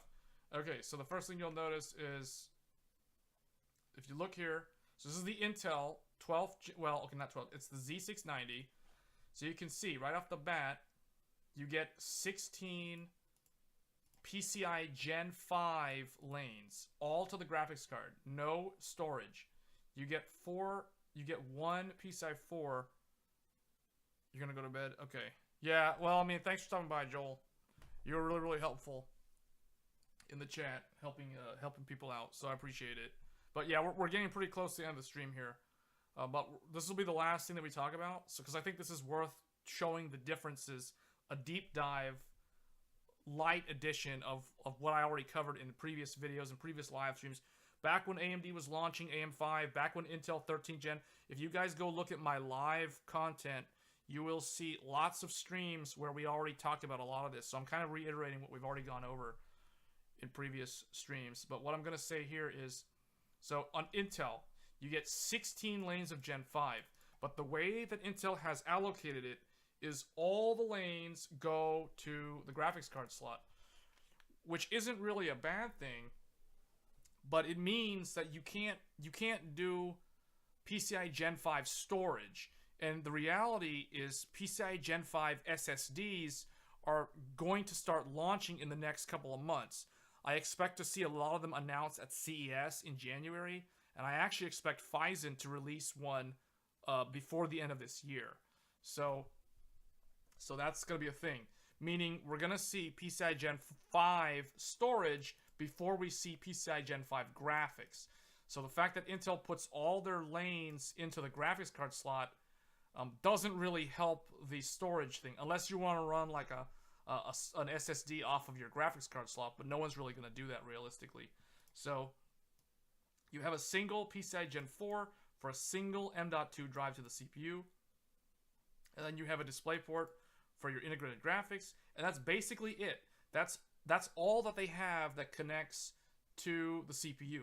No USB, no anything else. So now if we go look at that AMD motherboard, so here's the AMD motherboard. This is, or remember, this is a B650E. So this is more of a budget-focused chipset as opposed to the Z690, which is really more suited to compete with like an X670 AMD board. So if we look here, you can already see, so you have 24 lanes of PCI Gen 5 on a budget-oriented B560 or B650E chipset. So you have 16 to the graphics card, and you have 8 more for M.2. Now, one of them is supposed to be M.2, but motherboard manufacturers can decide what they want to do with the other 4 lanes. And what Gigabyte has done specifically with this Aorus Master motherboard is they have given you 2 native CPU-connected M.2 drives straight off of that bus. No chipset. It just goes straight to the CPU. So that's going to have very, very low latency because there's no chipset that could potentially... I don't want to say bottleneck because it's really a non-issue. But if we look at Intel, you notice like Intel relies heavily on all the things connecting to that Z690 chipset. All your USB, your audio DAC, your onboard audio, all that stuff's going to the chipset. Whereas on AMD, notice that even the audio on the back of the motherboard connects straight into the CPU. So this is really good for people who are doing sound engineering work. This is the reason why a lot of people in recent years who are on Linux have opted for AMD if they're doing stuff with like audio and that sort of thing. So audio engineering. So this is very good. Typically you'd be on Mac for these sort of things for the exact same reasons. But see, that's going to be really, really nice for audio. So the other thing too is you'll notice that there's USB that are connecting directly into the AM5 CPU. So this is very different from Intel. So they're not the same boards. They look the same, but they're really not the same. So you have HDMI, for your integrated graphics on AM5, the BIOS, you have dual BIOS or whatever, the TPM, and then you have like more M.2s that hang off of a PLX switch.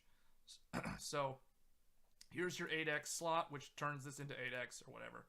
So, and then on the chipset, it's a lot smaller than Intel because the CPU is directly connecting to a lot of these peripherals. Actually, let me zoom in a little bit so we can see that better. And then on the chipset, you have your PCIe expansion slots. So there's one that's wired X2, there's one that's wired X4. You have your Wi-Fi, you have your Intel or whatever, 2.5 gigabit LAN. That uses 1 lane of PCI 4. The Wi-Fi uses 1 lane of PCI 4, etc. And then you have your SATA ports for your legacy spindle drives, or even like 2.5-inch SATA drives or whatever. So that's going to be down there. And then you have more USB ports. So you have a USB 3.2 Gen 2x2. So this is a 20 gig USB, etc. So you guys can see, even though the motherboards look the same physically, electrically they're not. There's quite a bit of a difference between AMD's architecture and their design of the chipset and its function versus the way Intel has implemented theirs. Now, granted, we're looking at B650E versus Z690. But you can see, like, you're getting essentially the same behavior on that. So I hope that kind of, like, gives you guys kind of where my thoughts are when I'm evaluating these products. I'm looking at these deals on Black Friday. In my mind, I already know what the internals are composed of. So, for me, it's a no-brainer. Like, if I was doing a full new build, I would go AM5. Like, especially with the Black Friday deal from Microcenter. But Intel's good. I mean, like a couple of weeks ago, Intel was pretty good, pretty well affordable if you were near a Microcenter at least. But, you know, currently, with the way things are, I think AM5 is the way to go. So that's going to be it for this stream. I hope that answered most of the questions. Yeah, so in general, I think we kind of went over all the deals that I thought was worth illustrating for you guys. But yeah, this is kind of where I would recommend. I have a video on my YouTube channel. You guys can see it here. I'll just kind of show it. So I do go into very in-depth on AMD's chipset, because we haven't even talked about the X670E and the X670 chipset, but I do have a video explaining the differences between all four of them. So if you're interested in that, like, just check like my channel for the X670E and B650E explained. I do a really, really thorough deep dive, you know, on the differences. So next stream SSD.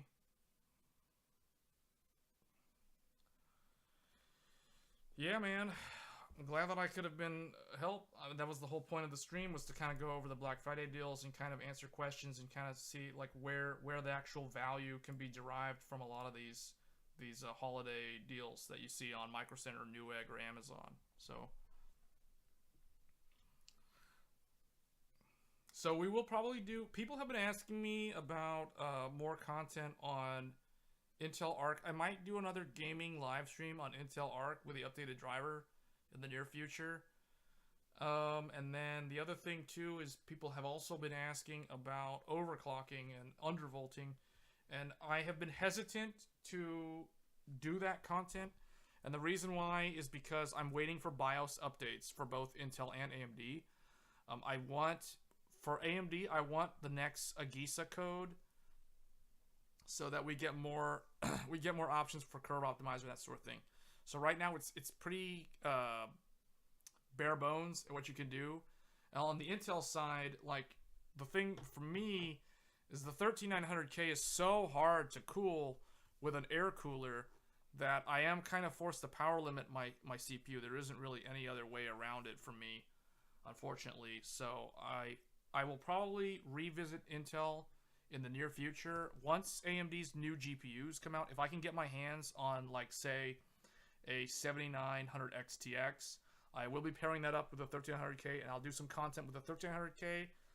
And then I may do the same sort of set of tests with the Ryzen 9 7950X, and then we'll probably also do a couple of other comparisons with, like, a 3090 Ti and that sort of thing from NVIDIA. So that's going to be it for the stream. Hope you guys found it useful, and if you're looking for those Black Friday deals, good luck out there, because I feel like some of these are probably going to go out really quick, although I really think that Microcenter has a lot of product, no matter where you are, as long as you can get to a Microcenter. From what I have heard, talking with a lot of the sales associates there, they've got plenty of stock of all of the processors for both AMD and Intel. So regardless of what you end up doing, if you're able to get to a Microcenter, I think you'll be fine, regardless of what you end up doing. So whether we're talking AM5, AM4, or Intel 13th gen, or maybe even 12th gen, or even 11th gen for that matter. But it all kind of depends on use case, price point, and that sort of thing. So with that said, I'm going to go ahead and end the stream. So once again, thank you all for watching. and you know, asking questions in the chat, and because it's very interesting seeing what people have, what they're looking at getting for the holiday season. So once again, thanks again for watching the stream, and I'll catch you guys in the next one. Thanks.